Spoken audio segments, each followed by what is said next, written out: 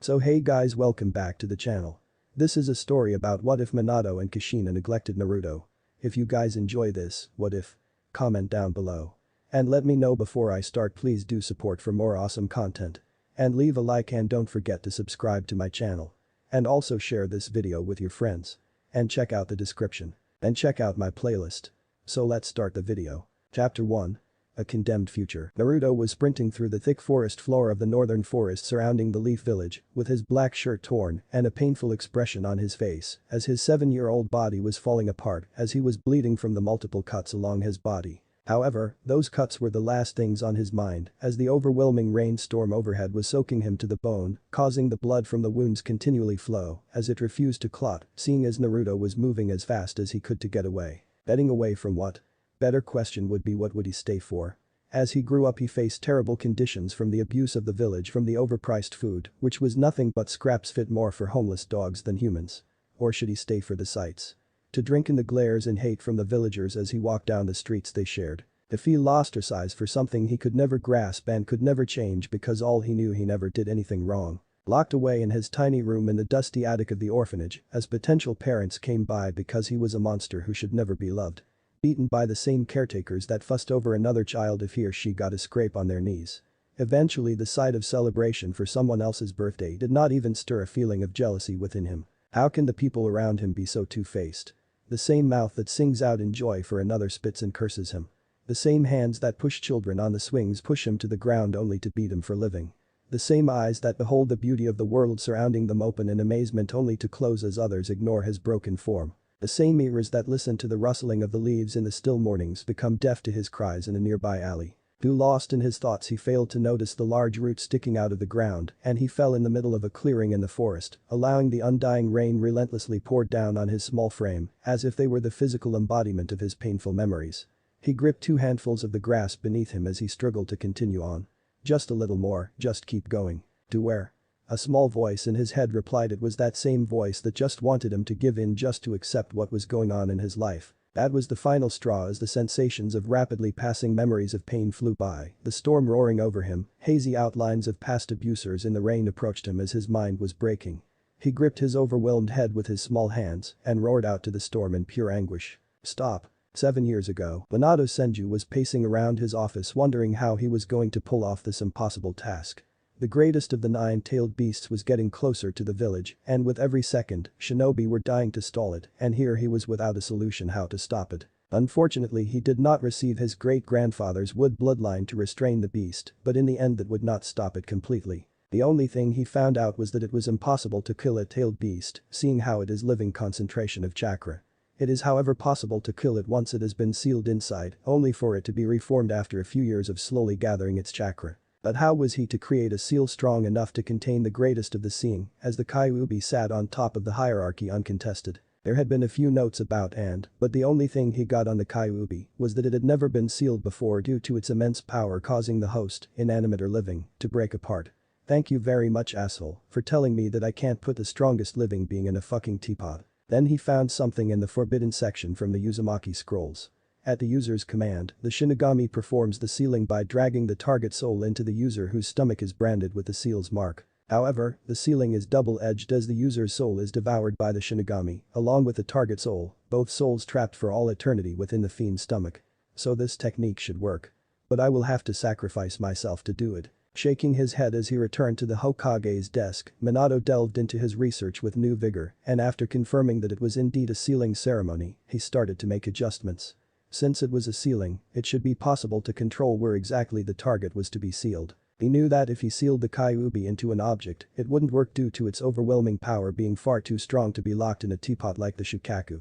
If an animal was used, the Kyuubi would take control over the animal, since no animal has the mentality required to keep it at bay, nor the chakra to enforce the seal holding the Kyuubi back. The only possibility was a human. Ideally, he would seal it in himself, then drag them both to hell, but he wasn't sure if the Kyuubi had so much power that would allow it to escape the Shinigami's clutches. Any other adult was out too, seeing that an adult's, even a child's chakra network, was too small to handle the immense chakra. It would have to be someone with unset and growing chakra coils. The only thing that could handle the sudden influx of chakra was an infant. Minato felt a sudden pang of pain. He would not have hesitated for a second to sacrifice his own life, but to drag an innocent life into this. Especially since he knew that only 2 babies would be born in time for the sealing, his own. How could he even consider taking someone else's child? What could he say? Sorry, but I couldn't bring myself to sacrifice my own child even though I'm the Hokage, sucks to be you. Yeah, like I could be so cruel as to do that to a parent. Kushina was pregnant with twins and her water had broken a few minutes ago. He was going to have a son and a daughter. And he would have to seal the Kyuubi into one of them. Even if another mother gave birth early, Minato knew that he couldn't ask anyone to give up their child if he was not willing to give up his. So the only bitter question was which one to seal it in. Seeing how he would be splitting the Kyuubi between himself and his child, he decided to choose giving the power to his daughter, hoping she will be strong without having her father in her life. He spent the next 3 hours designing the seal that would hold the Kyuubi before heading to Kushina, his heart heavy. Kushina held her babies in her arms, smiling at both of them. Naruto looked just like his father with his tuft of blonde hair and crystal blue eyes, while I was her spitting image with purple eyes and red hair. They were crying, and honestly she couldn't blame them, as she could feel Kyuubi's dark and ominous chakra in the air. SHH, it's okay. Don't worry, daddy will find a way to save the day, that's what your daddy does best. Naruto, it'll be fine.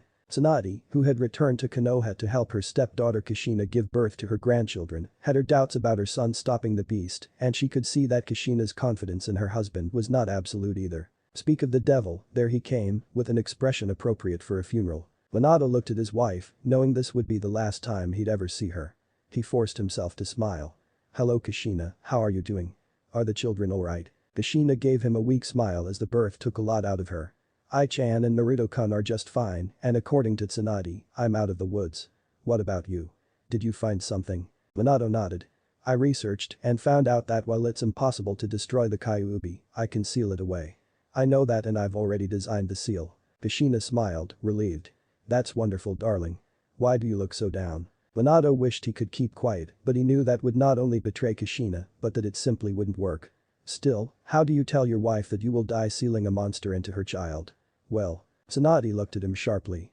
There's a catch, isn't there? She had always been sharp and as a medic, reading people was child's play. Yes. There are 2. Kushina looked at him. What are they? Minato gulped. For the sealing to work, I need to sacrifice my life. Tsunade felt a sharp pain strike her heart while Kushina's eyes widened as tears brimmed her eyes. No. She whispered. Tell me it's not true. Minato glanced at her. I can't. To seal the Kyuubi, I need to summon the Shinigami. Kushina sobbed. It's not fair. After all we've been through, after all we've lost, after the war, now that we finally came this far, it just ends like this. Now that we finally have children, will they ever know their father? It's just not fair. Tsunade looked at her son as she whispered her next sentence. Was that the other catch? Minato couldn't look her or Kushina in the eyes. No. He finally whispered, his voice sounding as if he had been gravely injured. Kushina was not really paying attention. After this news, what could be worse? Tsunade asked. What is? Minato stared at the floor, his voice trembling. The only thing that can hold, that could hope to keep the Kyuubi at bay, is. He paused, having to gather all his strength not to break down in tears. Is an infant. Kushina stared at him, wide-eyed. Then she pulled her children closer to her chest. No. She stated, her panicked voice steadily increasing in volume. No, you can't. Not them. No. I won't let you. Not our children. No. Minato slammed his fist into the wall, tears now running down his face as well. Do you think I want to do this? He shouted, before taking a deep shaky breath. Kushina, I've looked through every possible source. I've searched everywhere. If I seal the fox in an object, the object will break. If I seal it in an animal, the fox will take over. If I try to take it down with me, it may escape me because of how much chakra I would have to pull in myself. And nobody with set chakra coils could possibly survive the sealing. There is nobody else. Kushina. He grew quiet, small sobs escaping his lips. There is nobody else. Tsunade hesitantly patted his back trying to comfort her son in his last moments. Tears streamed down her face as yet another person in her life was going to die and she could do nothing to prevent it from happening. This once again showed her that the title of Hokage was more of a burden and a curse than anything else. Here stood a man, a loving husband and fresh father, who had to not only sacrifice his life in his best years, but damn his own child to house a demon. After nearly an hour, Minato left the room with Naruto, and a broken heart. He knew that he had to do it, but that didn't make him feel any better about it. If anything, it made him feel worse. Minato stood on Gamabunta's head, staring at the fox who destroyed his life and the village. He sighed. Are you ready for Gamabunta? The large toad snorted humorlessly. I am not a miracle worker, but I will do what I can. Thanks. Tell Jiraiya-sensei to get you a large bottle of sake, my treat. Minato stated. The toad nodded. Well then, let's go. With a mighty leap the toad charged the possibly most dangerous beast on the planet, using his sword to deflect an oncoming tail. As Gamabunta was defending against the Kyuubi, Minato had already readied his Hirishin to flash away the beast and was flashing through the last hand signs as Gamabunta took to the skies with another massive leap and landed on top of the 9 tails. Minato go. Minato had already finished his signs as he jumped off of Gamabunta and onto the head of the and flashed to the forest away from the village. Staring down the beast, he summoned a ritual altar for Ai and placed her down as he guarded Naruto. Minato flashed through the seals for the Uzumaki. Shikifujin. He felt like his chest was encased in ice as the Shinigami's arm shot out of his stomach, grabbing the Kyuubi who was desperately struggling, while Gamabunta kept it from escaping as a brightly glowing inscription formed on both Ai and Minato. Kyuubi was now helpless as the Shinigami was ripping his chakra and his soul out of his body. Damn you fourth. Minato slowly turned around and looked at the Shinigami, who was also looking down at him. Are you prepared? The deity asked. Minato opened his mouth. Eye images began to flash before his eyes. His village. His wife. His son. His daughter. The images changed. He saw his hopes for the future. First he saw his village, glistering proudly in the sunlight. He saw Kushina smiling at him in front of their compound. He saw his children growing up, first as children, then young teens. He saw himself and Kushina giving them advice on the shinobi life. He saw them, now older, at their weddings. He saw himself hand the Hokage hat to his children. He saw his grandchildren sit on his lap while he told stories of long past wars. He finally saw himself, now as old as Sarutobi, laying in a bed, surrounded by his precious people, peacefully closing his eyes. Unlike many shinobi, Minato's ideal death had never been to die in a brilliant display, fighting an equal if not superior foe like his great-grandfather, or facing unbeatable odds to buy his comrades time like his great-granduncle. He wouldn't mind going that way, mind you, but his dream had always been to die peacefully of old age with a smile, surrounded by his loved ones. It wasn't fair. To have everything stolen from him just when life had finally started to look up. He could stay tough, but facing a true demon, Minato, knowing it would make no difference, chose honesty. I'm not ready. This statement, while seemingly so easy to make, was the hardest thing Minato had ever done, including choosing to use his children. He gave up his ego, his pride, his image as the fearless confident leader, and revealed his true self. A man who was afraid to die with so much left undone. Where was his courage? His resolve to offer his life as the Hokage. The iron will and passionate love for his village that made him run into more than one hopeless situation with guaranteed death. Where was that passion that had driven him in the library to search for a solution, no matter the cost to himself? Gone. Vanished under the cold gaze of a demon that stripped away all falseness, who could not be deceived. The Shinigami looked at him, his inhuman face betraying no emotion. Then. Very well. Minato blinked. It couldn't really be that easy, could it? What? The inscription on his stomach suddenly disappeared. He was confused until he heard a poof behind him. Naruto was now on a similar ritual altar as I with Minato's old inscription. Naruto. What are you doing? Your soul is still mine, however, because I am not taking your soul now. I will also not take the Bijuu's soul, so rather your other infant shall have it sealed with him. With that said, the Kyuubi's chakra was sealed within I while his soul lived on, sealed within the deity who looked at him with soulless eyes that froze any outcries in his throat. I am dead. Everything dies. It makes no difference if I take you now or in 100 years. Eventually, you will die, and as our pact, your soul will be mine. I am patient. I can wait. With that, he vanished, leaving a baffled, slack-jawed Minato behind. Minato quickly ran over to his children only to find I peacefully resting as Naruto was crying. A red haze covered the bright red seal on Naruto's stomach as his naturally smooth face grew whisker marks, signifying the sealing of the Bijuu's soul. No, not my son. Minato whispered as he looked onto what he believed was his now possessed son. Damn you, Shinigami. Take me instead. Choked sobs escaped his lips as he went to hold his son, but pulled his arms away. No, he is no longer my son. It's all my fault. Minato then walked over I and picked her up as Kushina rushed over with Tsunade and Hiruzen in tow. Minato-kun. You are alive. She slowed down, wondering what was wrong when she noticed the whisker marks on Naruto. Naruto, my baby. Minato, what happened? Kushina rushed over to pick Naruto up off the altar when Minato wrapped his arm around her waist. Kushina. It was my fault. I was a coward and now our son what was our son bears the Kyuubi's soul. He said with a shaky breath as he could not even utter the words himself. Kushina began to cry into Minato's shoulder and held on to her daughter for the life of her when Tsunade came from behind and wrapped her arms around the crying pair and offered her condolences. "So shall this pass." That was what Jiraiya said when Dan died, but I was too filled with grief to understand what he said at the time, but I understood later. It means that both sad and even happy times will pass, so no matter how you feel now, time will change over time. And it's all my fault. It will all be okay. Meanwhile, Hiruzen Sarutobi was headed over to Naruto as he stole his heart to kill his successor's child. He lifted his large bow staff to crush his head when he was stopped by a sudden yell. No. But unexpectedly it was Minato who stopped him, not Kushina, who was looking away and ready to let her ex-child die. "We do not know what will happen if we willingly kill them. It could terminate my contract with the Shiganami and kill both of us," Minato said as he called over a silver-haired Anbu to hand Naruto over. "Minato-sensei, he is yours." "No, Kakashi is not my son. My son died because of my mistake putting this thing in an orphanage." His name was Naruto Uzumaki. Kakashi bowed his head and swiftly picked up Naruto and proceeded to give him to a nearby orphanage. Kushina, and I have to address the village about what happened." The reunion had been shocking and heartwarming, lasting nearly an hour before Minato decided he couldn't leave his villagers in the dark any longer. He took his daughter in his arms and smiled.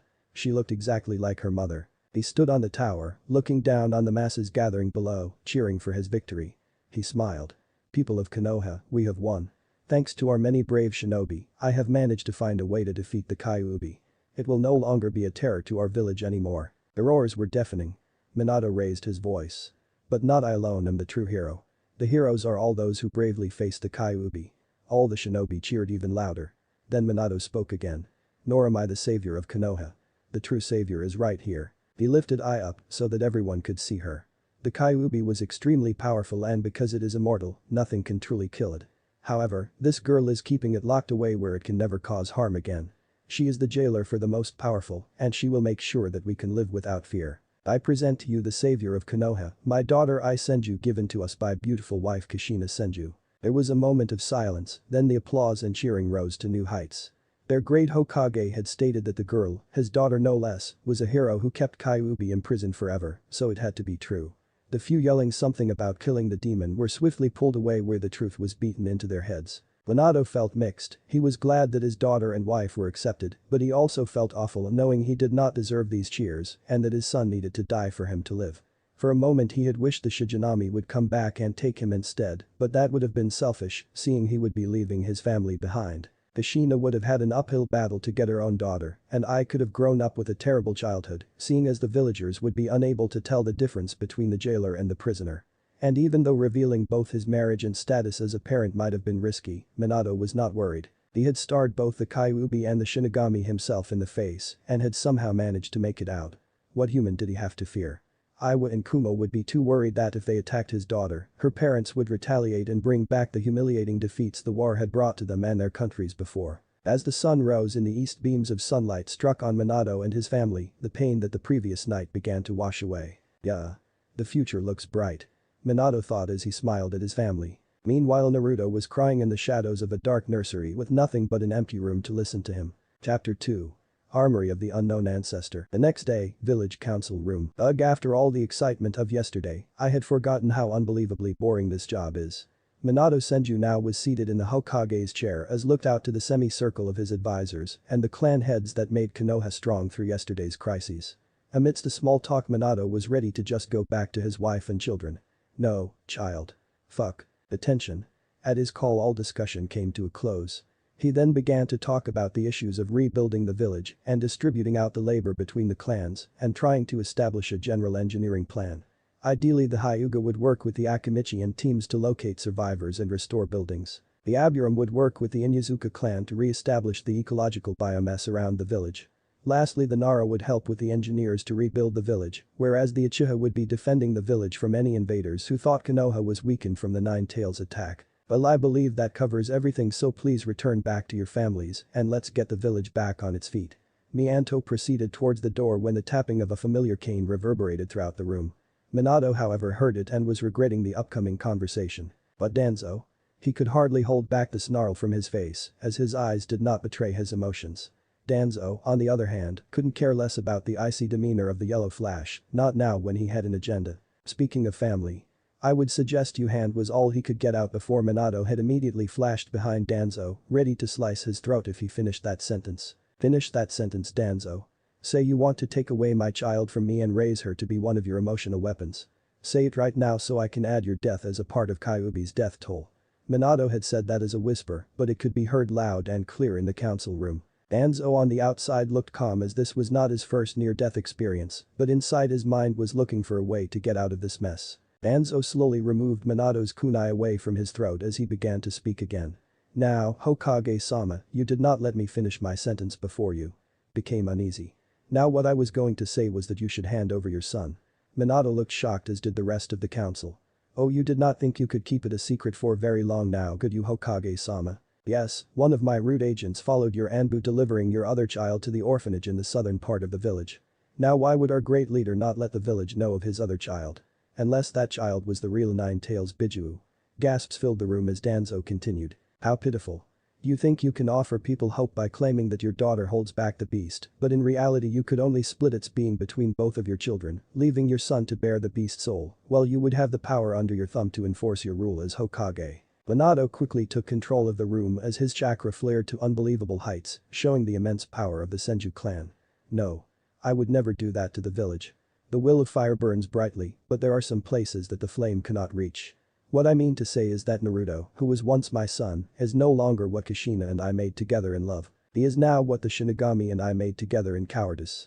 No one in the room could even take a breath as the full implications of what the Hokage said were digested. Minato turned toward the council with tears streaming down his face. It was my fault. I failed to understand them. I failed to protect the village. I failed to protect my family.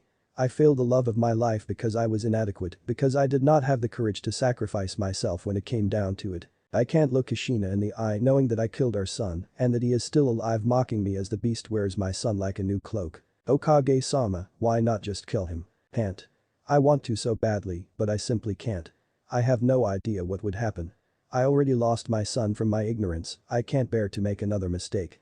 Theoretically, it would begin the revival of the because once the is dead the soul will escape the body and begin to reform and absorb chakra until a few years later it is at full power and we would have another invasion on our hands. Minato turned his back to the council members and walked out the door, but as he was going to close the door behind him, he stopped to say some parting words. There are times as a parent when you realize that your job is not to be the parent you always imagined you'd be, the parent you always wished you had. Your job is to be the parent your child needs, given the particulars of his or her own life, and nature. I know that I will never be perfect, but god damn it, if I won't love my daughter that much more and defend her from whatever cruel life throws her way. Most of you all have children so I know you must feel the same way, so hold them as you would the whole world, because to them you are their whole world. He left leaving an emotional council as all the members bowed their heads thinking about their little ones. After the love for their children passed, only their hate remained. Hate for the world that their little ones will face. Hate for the pain caused to their Hokage who was just as much of a man as they were. Hate was born from this immeasurable love for their children, and Naruto would be the scapegoat that would bear it. 7 years later, the blunt force of a kick jarred young Naruto's senses when he was slammed through the door of his tiny attic room. Your dinner time is a monster. Don't come downstairs until you have learned your lesson. Naruto however could only nod as his vision was still blurry from the heavy blow. After the door closed, Naruto pulled up to the cot along the far side wall and pulled away the chunk of wood that was covering his super secret project. Naruto slowly pulled out the knife he stole from the kitchen moments ago and began picking away at the hole in the wall. Hours passed as the metal knife began to dull and Naruto's glassy eyes began to close in his weak state until he finally caught a glimpse of sunlight peering through the tiny hole in the wood. That's it, just a little bit more. He began to rapidly widen the hole any way possible to where he could see the sun begin to set behind the Hokage mountain. One day I will get out of here and find Hokage-sama, he will save me. Naruto whispered as night fell and he replaced the wood chunk covering the hole and collapsed into the cot. He simply was too weak to maintain any continuous labor as the caretakers always gave him the minimum necessary to grow and not starve. This all started about the age of 3 when he noticed how he was treated terribly. Once he could walk he was basically on his own. He would have to sneak food to eat later, stay away from the other kids, and never go outside. He learned that last one really quickly when one day last year he thought he would go outside and play with the other kids at the park. 1 year ago, as he began to run toward the park he failed to notice the hostile glares and the whispers of the people around him. Isn't that the demon boy? I heard he was locked away at the Konoha Correctional Facility. We have to tell the others that he has escaped. Quickly the street dispersed as Naruto made it to an empty park. Where is everybody? A 6-year-old Naruto yelled out, wondering if they were playing hide and seek. We are right here, demon boy. He turned around to see a mob of civilians with any weapon they could get their hands on, ranging from torches to wooden bats. Now Naruto realized what was going to happen, since he could feel the negative emotions rolling off the crowd. He knew. He knew but couldn't move. Come on, move, please move. The previous years of abuse began to forcibly rip through his mind, making his legs clamp up, rooting him to the ground he was standing on. Naruto then remembered a story he overheard one night in the orphanage after dinner. This is a story about a hero that saved the Hidden Leaf village from an attack by a vicious beast. Who truly risked his life defending the village, a noble man with a burning will of fire. A true story. One that will never be forgotten. He never hesitated despite the approaching threat. He fought to the end. To protect what was precious to him. This is a story of a hero we all love. Hokage-sama defeated the Nine Tails and sealed it away in his own daughter to save us all. In the words of the Sandaime Hokage, a hero bears longing, brings hope, even if you walk into the jaws of death, even if you're faced with crisis, let your will burn ever brighter, fight for those who believe in you, that's what a hero is. Even as days pass, and the past is replaced by the future, that name will remain as solid as rock, leaving its traces in the new age. A name is once more inherited in this world of chaos, that's what a hero is. A new wind carved into history, its name is me. Naruto roared as he sprinted past the mob and headed toward the large tower in the center of the village. He had no idea why, but it just felt as if the hero of that story was in that tower, ready to save him from his pain. His bare feet were hitting the ground as fast as he could, he smiled looking at the tower now coming into view until the first rock whizzed by. That name will remain as solid as rock. The next rock slammed into the back of his head as he stumbled, leaving its traces in the new age. The crowd pulled out their bats and began to swing down on his small frame, leaving large welts. The name is once more inherited in this world of chaos. The crowd cheered as they hurled insults, calls of demon and curse you Uzumaki rained down on him. Naruto looked toward the tower to see a figure in white standing on the edge of the tower. My hero. That's what a hero is. The figure slowly turned around as Naruto was pulled deeper into the mob as he could no longer see beyond the faceless abusers. A new wind carved into history. The bat delivered a mighty blow to his lungs as all the air left in them was spewed onto the ground with blood. Its name is. Naruto could not even blink before the last blow cracked his skull, however he could finish the story since it was ingrained in his heart. Minato Senju. Naruto's body flailed about as the blows did not stop even after he lost consciousness. It did not stop until the Anbu came and dispersed the crowd. They delivered the boy to the hospital to make sure he did not die. After that Naruto came to in his attic room with bandages from head to toe and a throbbing head pain. He did not, however, give up because one day he was going to be a hero just like Minato Senju. He was going to become something the village could not ignore. Present day. The day is the day I find Hokage-sama and I get out of here. Naruto thought as he woke up from his night of clearing out the hole in the side of the wall. Now to get the rest of the stuff. Naruto quietly tiptoed to the door and slightly opened it to look for any of the caretakers nearby. Seeing none he silently crawled along the hallway, making sure that he was as low as possible to avoid being seen by the bottom floor through the stair railings. He made it across without being detected and he opened the door to the coat room. Nice.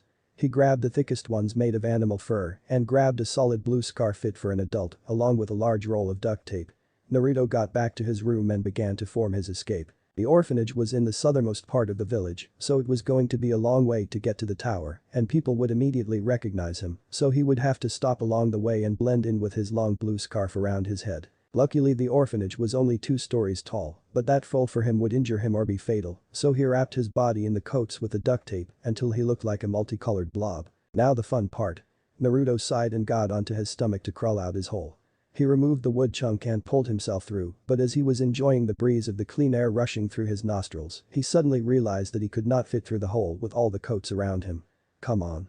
Come on. He gripped the side of the walls, ignoring the pain of the splinters shooting under his fingernails, and squeezed through the hole without the coats, thanks to the light rain that began to fall. He fell but landed in the large pile of leaves right under the hole he made. Wow, what luck, looks like this will work out after all. What stinks is this rain though. Storm clouds began to form overhead as Naruto started his journey to the Hokage Tower. Along the way he noticed that there were people jumping from rooftop to rooftop, going at speeds his 7-year-old mind could not even imagine. He saw them head to the tower wondering how they were doing it. He, however, was running out of energy, so he sat along the road when he noticed a cute Redeed with vivid purple eyes around his age, being led by an older Redeed clone. But Ka-chan, I am going to be a ninja soon. I can walk down the street by myself. the little girl said indignantly as she was trying to squirm out of her mother's firm grip and walk alongside her, avoiding the growing puddles. Ai-chan, we have to get out of the rain before we get your new clothes for the academy wet. Naruto at this point however had heard enough. He was not affected by this show of motherly love, but by this academy, where he could learn how to become a ninja just like the Hokage.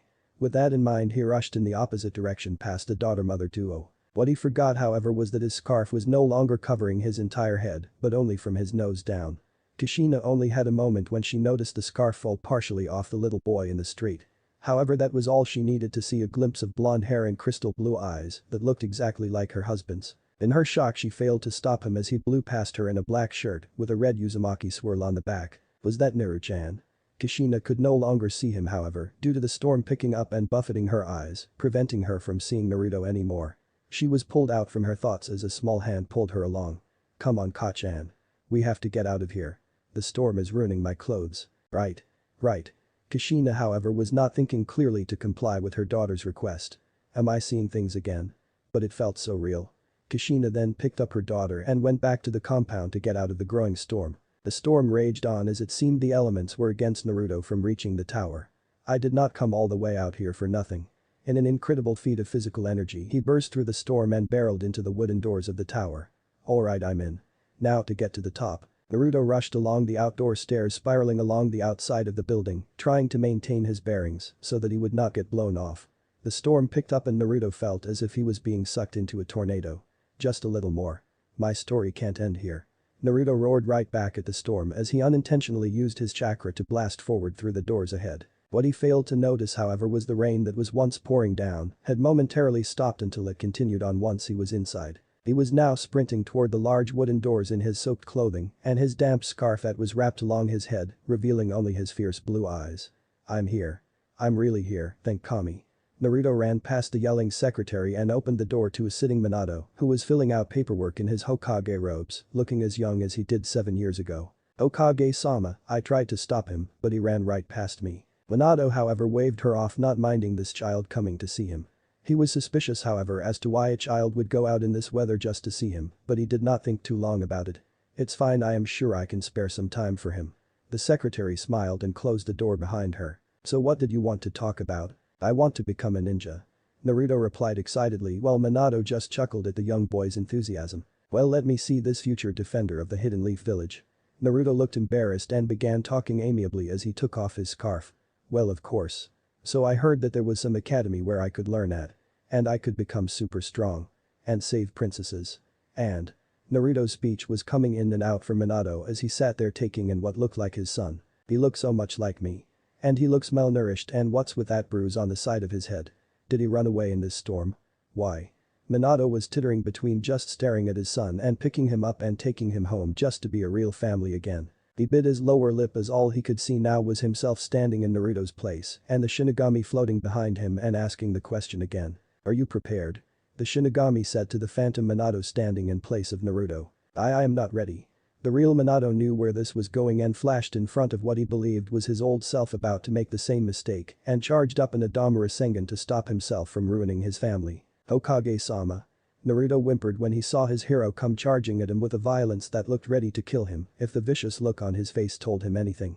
At that moment Naruto knew whatever belief he had in this man was stripped away at the sight of a giant swirling ball of chakra ready to kill him. He knew that it was now true. No one liked him, no one truly cared. I guess this is where my story ends. I never was much of a hero anyways. Naruto closed his eyes and fell forward, intentionally falling into the path of Minato's giant Rasengan, but rather than landing on the deadly he fell into the arm of Minato. He looked up at him with soulless eyes as Minato could not believe what he was about to do, nor could he believe that Naruto was going to kill himself. Good thing I stopped him because I could have killed myself in the process. Yeah, that's it. Please. Please just kill me. I am too weak to resist. Please, Hokage-sama. Naruto whispered to Minato as his world collapsed around him. Minato could not look at his son and pulled Naruto away from his arm as he walked toward the window to look out at the village. Do you truly want to be a ninja? Naruto Uzumaki. He said after a few moments, just saying his name was foreign to his tongue. Yes, now more than anything. I don't want to be weak. I want to be something, anything other than what I am now. I want to be a hero. Something the village can't ignore. Naruto finished as his body was trembling from all the memories of his weakness flying by in his mind. Minato looked down at his feet wondering what he should do. I don't know. If I let him go to the academy he could just be using this as an excuse to gather power and attack the village as my son. But. Minato turned back around and looked at Naruto, who was on his knees, crying his eyes out, whispering please over and over again. He could not stand to see Naruto like that, he could not stand to see his son groveling at his feet like a dog. The academy starts in a month's time. I will make sure you are signed up for it. Don't be late. Naruto looked up at him with tears in eyes and swore he would become something great. You won't regret this, Hokage-sama. Naruto then ran out of the room, excited that he would be starting the academy and becoming a ninja so soon. I hope I made the right choice. However, an Anbu agent who lost his family in the Kyuubi attack heard everything and left to get his friends and right the situation. Leaf Village Street. Whoa. I'm going to be a ninja.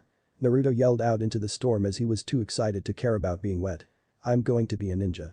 Ninjas don't care about being wet. Naruto continued his way to the orphanage until four blurs prevented him from going past them. As he got closer he recognized the figures quite easily as he just spoke to the blonde one only moments ago. Hokage-sama, what's going on? Shut up, demon boy. I only refused to kill you in my office so your blood would not stain my floor. But what about the academy and me becoming a ninja? Naruto cried out. That was all a lie now, do what foxes are good at and run. The other Anbu jumped into action as they threw shuriken at him and the Anbu just smirked at the horrified face on Naruto. I knew it was too good to be true. Naruto, however, could only mumble what he said since he was too busy dodging lethal weapons. He ran north trying to lose them in the forest. Leaf Village, Northern Forest. Naruto was now sprinting through the thick forest floor of the northern forest surrounding the Leaf Village, with his black shirt torn and a painful expression on his face as his 7-year-old body was falling apart and he was bleeding from the multiple cuts. However, those cuts were the last things on his mind as the overwhelming rainstorm overhead was soaking him to the bone, causing the blood from the wounds to continually flow as it refused to clot, seeing as Naruto was moving as fast as he could to get away. Getting away from what? Better question would be what would he stay for? As he grew up he faced terrible conditions from the abuse of the village, from the overpriced food, which was nothing but scraps fit more for homeless dogs than humans. Or should he stay for the sights? To drink in the glares and hate from the villagers as he walked down the streets they shared. To feel ostracized for something he could never grasp and could never change because as far as he knew he never did anything wrong. Locked away in his tiny room in the dusty attic of the orphanage as potential parents came by because he was a monster who should never be loved. Beaten by the same caretakers that fussed over another child if he or she got a scrape on their knees. Eventually the sight of celebration for someone else's birthday did not even stir a feeling of jealousy within him. How can the people around him be so two-faced? The same mouth that sings out in joy for another spits at and curses him. The same hands that push children on the swings push him to the ground only to beat him for living. The same eyes that behold the beauty of the world surrounding them open in amazement only to close as others ignore his broken form. The same ears that listen to the rustling of the leaves in the still mornings become deaf to his cries in a nearby alley. Tears streamed down his face from the memories of his childhood, only to be lost in the uncaring rain.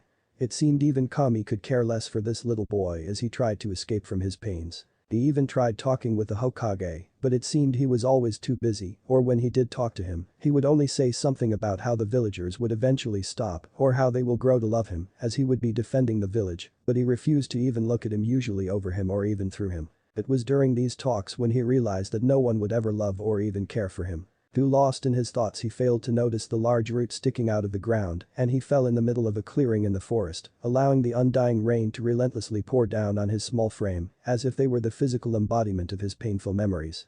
He gripped 2 handfuls of the grass beneath him as he struggled to continue on. Just a little more, just keep going. To where? A small voice in his head asked. It was that same voice that just wanted him to give in, just to accept what was going on in his life. That was the final straw as the sensations of rapidly passing memories of pain flew by, the storm roaring over him, hazy outlines of past abusers in the rain approached him as his mind was breaking. He gripped his overwhelmed head with his small hands and roared out to the storm in pure anguish. Stop. Then the unthinkable occurred, the rain suddenly froze midair as if someone had hit the pause button on a movie. Naruto looked wide-eyed at the immobile rain and reached out to touch a large raindrop when a sudden loud rumble of thunder broke him of his trance. He jumped back as the rain then continued to pour down on him with such intensity that it made it nearly impossible to see and with such speed that it began to hurt him as he continued to run away, seeking shelter from the storm. Naruto could not see and was too tired to continue walking, so he collapsed face first into the soft grass. Well, it should have been soft, but it felt as if he hit his face on concrete. Oh, what was that? Naruto rubbed his face to get the water out of his eyes and removed the dirt covering what seemed to be a solid concrete circle, like a sewage drain cover, with a strange symbol in the center. This looks weird, maybe it's covering something. Naruto's small fingers wrapped around the edges and he moved the concrete covering slightly with all he had. He noticed that it was covering a hole that led to a tunnel underground. I wonder what's in here. Well, whatever it is, I need to get out of this storm, so I'm going in. He put his arms behind his back as he tried using his legs to push the rest of the cover off until a few seconds later, there was enough space for him to fit in. Naruto jumped down and rolled when he hit the bottom, which was about 8 feet from the top of the hole. He continued on into the darkness until the tunnel widened and candles flickered on as he walked to the center room, where a large scroll was sitting on a table next to a weird-looking sword. Whoa, that armor looks so cool. Naruto ran towards the mannequin wearing armor emblazoned with the Senju symbol worn over a simple black suit with a distinctive white fur collar. This armor was constructed from numerous blue metal plates, formed into multiple protective guards along the body, in particular. Chest, waist, groin, lower behind, shoulders and upper arms. This clothing was accompanied by sandals and a hapuri engraved with the Konoha emblem, in the place of the more traditional forehead protector. Naruto did not know it, but in his weakest moment, he found the armory of his unknown ancestor. Chapter 3. Becoming Stronger. Naruto spent a few more seconds examining the armor until he went over to the table with the scroll and the sword. He decided to wait to open the scroll until he explored the rest of the area, so he looked around and noticed there were 3 doors on each wall surrounding the main room. He went past the table with the scroll and the sword and straight into the room behind it, only to find a small bedroom for one with a large closet and a nightstand with a lit candle on it. Well, that wasn't as exciting as I thought, but it's way bigger than my old room. He closed the door and looked to his left and then his right to see which door would have something cooler behind it. He then just shrugged, knowing it did not really matter which door he opened, if so he headed to the one on the right to find what he guessed was the training room. The room was weird to say the least. There was white tiled floor with holes in it, surrounded by water on all sides in trenches forming a sort of moat. He also noticed that there were 3 training logs in the front of the tiled floor, set in a staggering pattern. He decided to take a closer look, so he took off his shirt and jumped in the trench in front of him and swam a short distance to the floor. It was not until he hit the first tile that something went wrong. The poles began advancing on him and he began to move to get out of the way when they continued to move in a set pattern, so he was able to avoid them quite easily. Ha, is that all you got? He would immediately regret his words when the floor underneath him began to rumble and water began to shoot out of the holes, randomly keeping on his toes. Come on, I didn't really mean it. Things got serious when he slipped and the hole nearby shot out and skimmed his arm and created a small gash along his arm. He recognized how powerful the water coming out of the holes was, so he quickly decided to get out of there. He bolted toward the exit when the other half of the training floor folded up, making a wall pointing all the holes at him, ready to jet the highly pressurized water into his back. I can't reach the door in time. I need to do something. Naruto turned to face the wall when he noticed that the jets of water were already on their way to kill him. I hope this works. Naruto roared out at the incoming jets and slammed both of his hands together, interlocking his fingers which pulled the water from the nearby trenches to create a water wall preventing the jets from attacking Naruto. That was awesome. He dropped his hands and watched as his water wall fell and the floor readjusted itself. He decided that he had enough excitement for the day and headed out of the training room. Shaking his head to get the water out his ears, he put on his torn black shirt that was lying next to the entrance to the room. I really need some more clothes. Naruto walked across the room towards the last room only to find the mother lode, figuratively speaking. Look at all these scrolls. Naruto was now giddy and ran to the cabinet with clear glass doors and several shelves of scrolls. He took a handful and pushed all the other notes on the desk nearby off to the side. He opened one to find Suiton. Water Dragon Bullet. Naruto was excited since it sounded really powerful, but realized he had no idea how to even attempt it. What is elemental manipulation? Wait, 44 frickin' hand signs, I don't even know why they are animals anyways. Naruto huffed, knowing he was going to have to learn all the basics before he could try to learn the more advanced techniques. Now where was he going to learn all this stuff? Suddenly he got it. The library. But I can't go out like this. Let me see if there is something in the bedroom. Naruto entered the bedroom to find the closet only to open it up and find nothing but a rack of long-sleeved black shirts with white fur collars. This is seriously all he wore. Sigh. What was I going to expect, a closet full of clothes for a 7-year-old? Naruto closed the door and began to walk out the armory when he remembered that he had not read the scroll in the main room yet. He approached the table and began to unravel the scroll, only to find what would shock him. This will most likely be my last message to pass on, seeing as we are entering the peak of the war. I plan to take my team along with a few extra ninja I can trust in. If I can't tell anyone before I die, I want Seru to become the next Hokage. Saru, if you are reading this, protect those that love the village and those who believe in you. Nurture those to whom you can entrust the next generation. Likely at the end of the next mission you will be the next Hokage. Saru. Take care of the hidden leaf. To anyone else that has found this place, friend or foe to the hidden leaf, know that if you came here for power, you will not find it, for my power never came completely from my own skills, but rather built upon the principles of a clan of water wielders greater than I. The Uzumaki clan and the Senju have always had close ties, seeing how Nai-sen got to marry Mito Uzumaki. Nai-sen was always a fool, considering the first time they met, he had to make a wood-style joke that did not go well with the elders, but somehow he made her happy, so I guess he came through for the clan in the end. Thanks to this marriage the clans came closer together, however, the clans were naturally too different to exchange due to the fact that the Uzumaki's bloodline was activated in only a few people at the time, and only I in the clan could follow in their footsteps thanks to my unnaturally high water affinity. However, only Nai-sen was able to manipulate wood, and few in our clan had a unique skill to share with the Uzumaki, so the treaty was just a show for a peace that had been there decades before. However, it was unfortunate that none of our clan learned the Uzumaki seals. So those who come here in search of power will find themselves empty-handed with nothing other than my material possessions that are useless to me now. Know that my soul lives on through the techniques I created alongside the Uzumaki, and those who wield their great power will become strong in body, but to be strong in the mind one must realistic by nature, a logic-based personality that leads him to believe firmly in laws above anything else, in terms of keeping peace and order, must be strong-spirited and passionate like the water they wield. Tobirama Senju. Naruto just stared at the scroll in his hands as rage built in him. What happened when the Senju and the Uzumaki were close? Then why? Flashbacks of Minato charging at him with his Rasengan, and the day he was beaten in the street and seeing his hero turn away from him when he needed help the most. The countless times he wished he could escape from the orphanage. At night after he made the hole and he collapsed, feeling like when he would meet Minato, he would save him from all his pain. Then the lies he gave in his office only to chase him in the storm and try to kill him. Is it because I'm a demon? Is that why they abandoned me? Is it because I was weak? Was it because I was worthless? Naruto grabbed the sword of the Thunder God and charged it, ready to destroy the scroll and anything in reach. He stopped just inches away from the scroll, lightning was crackling violently, ready to destroy anything in its way. No. No. This is how I will grow strong enough to shove back. The greatest revenge is massive success and being greater than they could ever be and taking what he loves dear. Naruto put the scroll on the table and balled his fist, swearing to himself to outdo any Senju through the powers of the Uzumaki and the soul of Tobirama, guiding him through his personal techniques.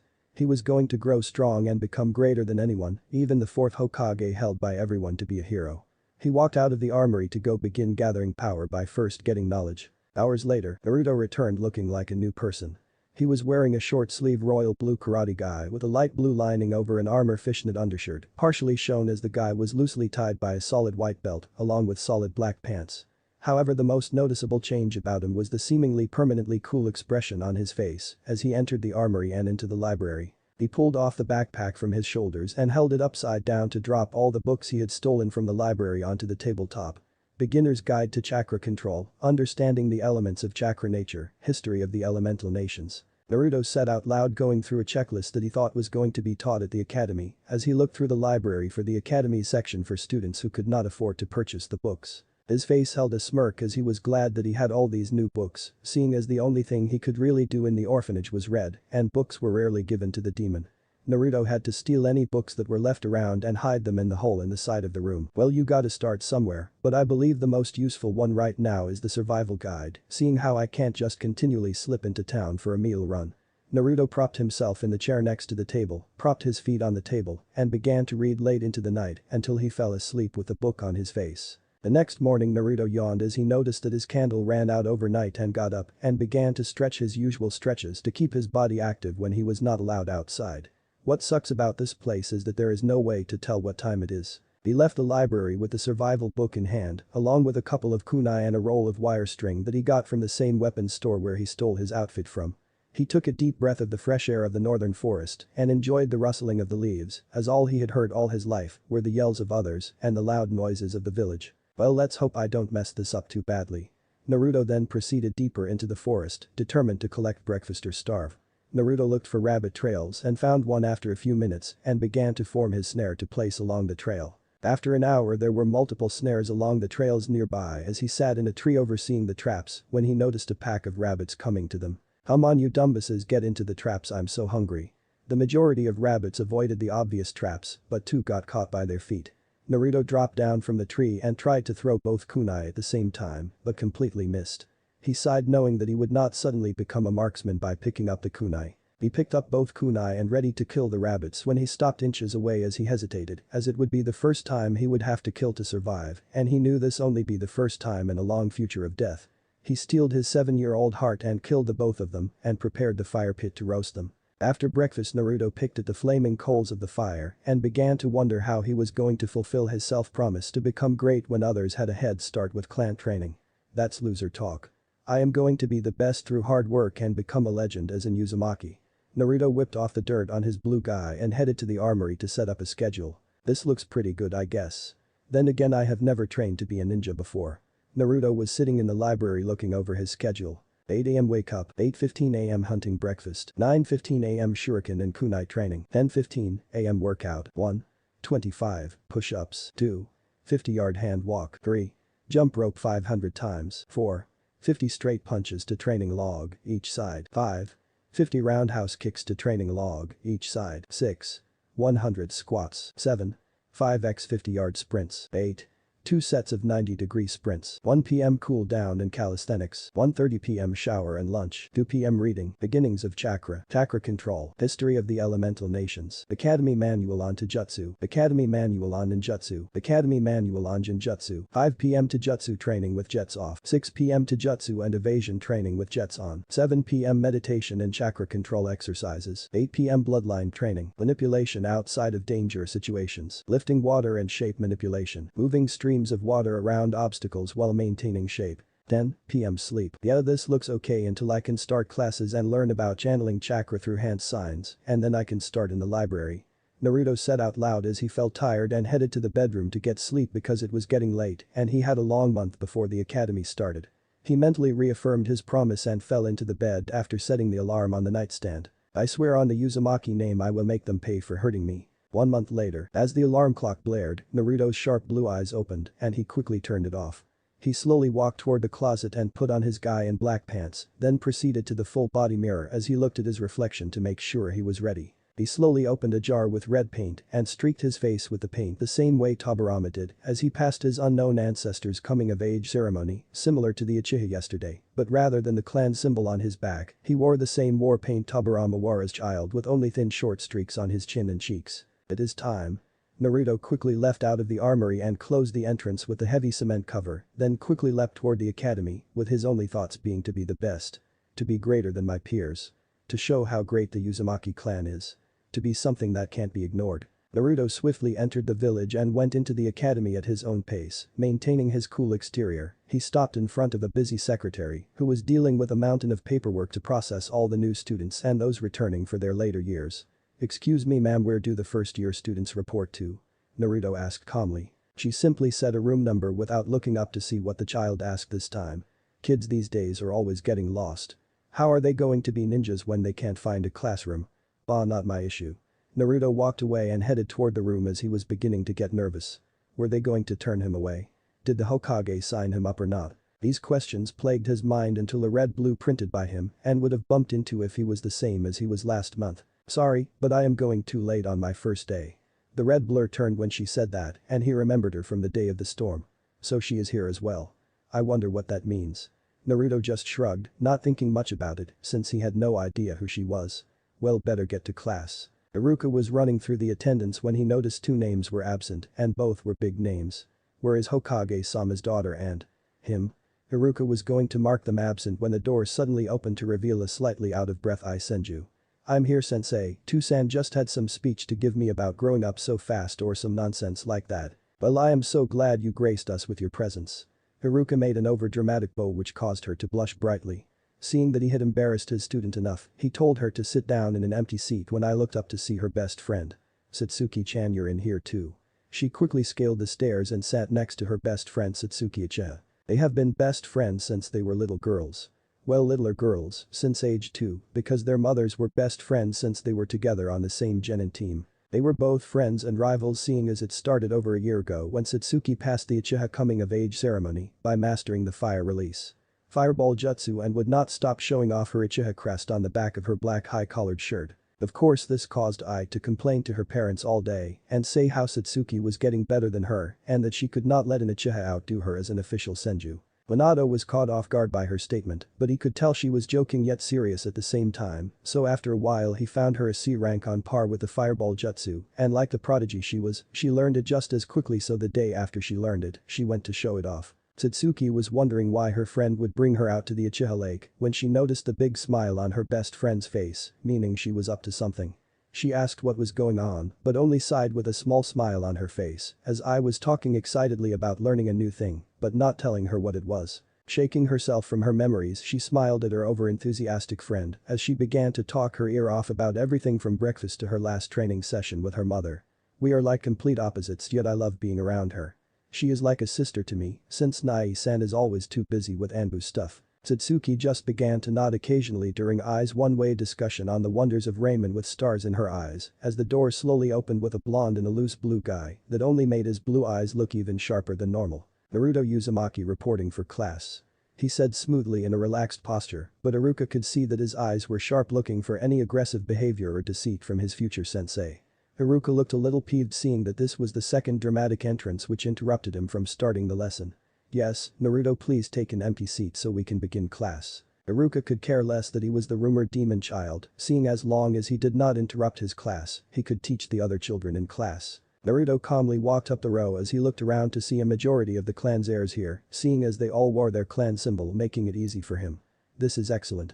I will become the best of the best here no matter what it takes. He looked to the top right row where the Redeed that he had seen before was pointing to the empty chair next to her as the dark-haired girl next to her refused to make eye contact with him, but he did not think much of it. Is this seat taken? Naruto asked, and before he took it the dark-haired girl spoke up. HN. As if a commoner such as yourself could sit next to elites like us. Naruto gave an icy look to the girl who was looking out the window while the Redeed was berating her friend for being mean to the new classmate, but even she held her doubts of a non-clan ninja. Don't listen to Satsuki-chan, she is just being mean, please sit next to me, there really are no other seats. My name is Ai Senju, and my emo girlfriend is Satsuki-cha. Naruto, who was facing a speaking Iruka with his hands interlocked trying to avoid speaking to them, began to grip his hands tighter together at the mention of the Senju. The first step to becoming better is to soundly defeat and dominate their rival. What luck that they are best friends as well. Naruto just grunted in response like an Uchiha, drawing a raised eyebrow from both girls, but they ignored the blonde boy until Satsuki decided to speak up again. What's with the red war paint? Are you trying to copy the Nidaime Hokage? Yeah, what's with copying my great-granduncle? Iruka however seemed to intervene as he said they were going to begin ranking the students by a sparring tournament to begin with, then a kunai accuracy test to test how far along the class was before they begin the year. You will see soon enough. Was all he said as he walked outside towards the sparring grounds. Meanwhile the clan heiresses could not suppress their interest in the blonde. As soon as they all were outside, Iruka began calling out matches, however it would be until the clan matches that they would pick up.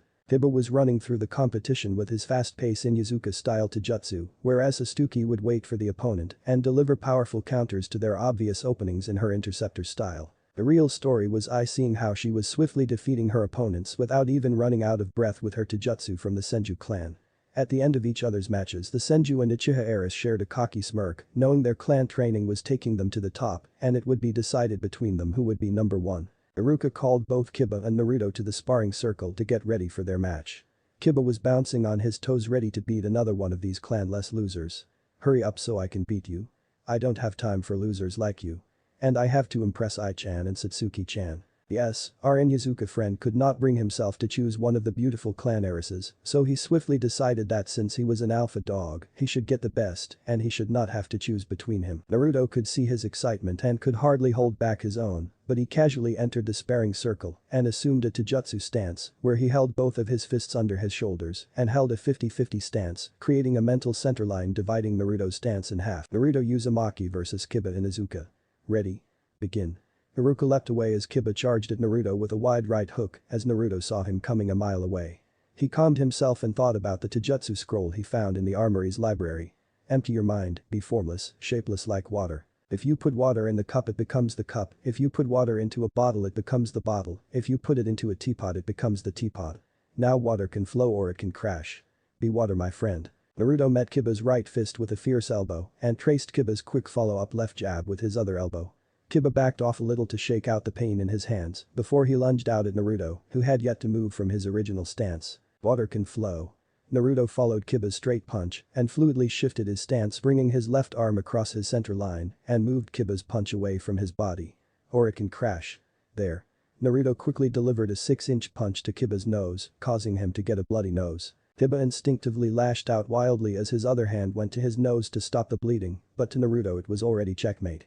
He dipped under Kiba's wild punch and delivered a rapid series of blows to Kiba's stomach, causing him to hunch over. Naruto finished the fight by crouching down and delivering a powerful back kick to his jaw, sending him flying backwards and landing on his face to taste both defeat and the dirt. Winner. Naruto Uzumaki. Iruka yelled out to bring the other students out of their trance at Naruto's elegant display of taijutsu. That stance and poise was top-notch. I have never seen it before. Naruto left his stance and headed back to the tree near the circle to wait for his next match. As he walked back, only one thing was on the Uchiha and Senju Eris's mind. He never moved from his original spot. This will be a good fight. The anticipation was in the air for them as they were excited to fight this mysterious blonde. Naruto could feel all eyes on him since he just soundly defeated a clan heir even though he was a non-clan student, which should not have been possible. This is what I wanted, it feels great, the fear and the anticipation for another fight. I am getting chills just waiting for the next fight. He did not have to wait long as Iruka called out the next match. Naruto Uzumaki vs Satsuki Uchiha. Satsuki grunted to Ai's encouragement and prepared to show her peers just how an elite defeats an opponent. They both faced off in the center when Satsuki decided to get into Naruto's head. You should give up now. There is no way you can defeat an Uchiha elite, especially a clan heiress. Naruto looked blankly at her, causing her to get angry at him. You know you never answered why you have the Nidaime Hokage's marks. Everyone looked at Naruto, even Iruka was interested in why Naruto was wearing the iconic war paint. He just sighed and assumed his stance, as did Satsuki in her interceptor fist. Show me the full power of the Uchiha clan, and if you force my hand I will show you the reason why I earned these stripes. Satsuki was angered by his statement because he basically said he was above the clan and that she only might force his hand. I am going to beat him to a pulp for dishonoring my clan. Ready? Begin. Satsuki rushed at Naruto at a much faster speed than Kiba, so he had to move from his spot or risk being taken down too early. Satsuki quickly got inside his guard and delivered a swift punch to his gut, followed by an elbow to the back of the skull, leaving Naruto flat on his face. HN. I knew you were all talking. Iruka-sensei calls the match and he won't be getting up anytime soon. Just as Iruka was going to call the match in her favor, he heard laughing from the previously thought knocked out boy. Haha, you really thought that it was over? Come. Now I know how soft your blows really are. As soon as he finished that sentence, she rocketed with rage in her coal eyes toward Naruto, and Naruto sped right at her as well to begin a flurry of punches in the middle of the sparring circle. I can't keep this up much longer, I must show him the power of an Uchiha elite. Satsuki quickly disengaged and began hand signs for her before Iruka could stop the match. Snake, ram, monkey, boar, horse, tiger. Here it is. Satsuki-chan, don't. I yelled out, trying to stop her friend from seriously hurting her classmate. Fire release. Fireball jutsu. Satsuki released a large orb of roaring flame directly at Naruto, but when Iruka was about to jump in, Naruto began to hold a hand sign. This is it, come on Naruto. Tiger. Water release. Gunshot. Naruto released a similarly sized orb of water to meet Satsuki's fireball jutsu, which created a large steam fog in the sparring circle. Satsuki was in shock, not from her using deadly force, but from the surprise that this no-name classmate could match her. Naruto decided to capitalize on her hesitation and sprinted across the steam fog and delivered a sweeping move to get her off her feet and went down to punch but held it right in front of her face. Satsuki was looking right into Naruto's eyes when she noticed something. Those eyes. They are full of anger. At me? No, they are not for me, but for who then? Naruto got off of her and proceeded to walk off, leaving a stunned Satsuki being helped up by Ai. Don't worry about it, Satsuki-chan, you could not have known he could use water. I will get him for you the next time we fight. Satsuki shook herself out of her thoughts and nodded to her friend and bumped fists with her. Yeah, you better beat him or you will give the Senju a bad name and we might not get ramen after school today. I suddenly got emotional at the thought of losing her ramen, but got serious at the end and gave her a confident smirk, showing Satsuki she had no plans of losing. Alright, last match. I Senju vs Naruto Uzumaki.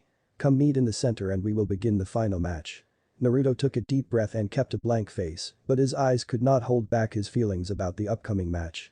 I can't get caught up in my emotions or I will lose this match. Now I only have one more gunshot in me left and maybe enough chakra for my other if I can serve the gunshot. Well, no use thinking about it, now it's time. There is no way I am going to lose. I have to defend Satsuki and my clan name.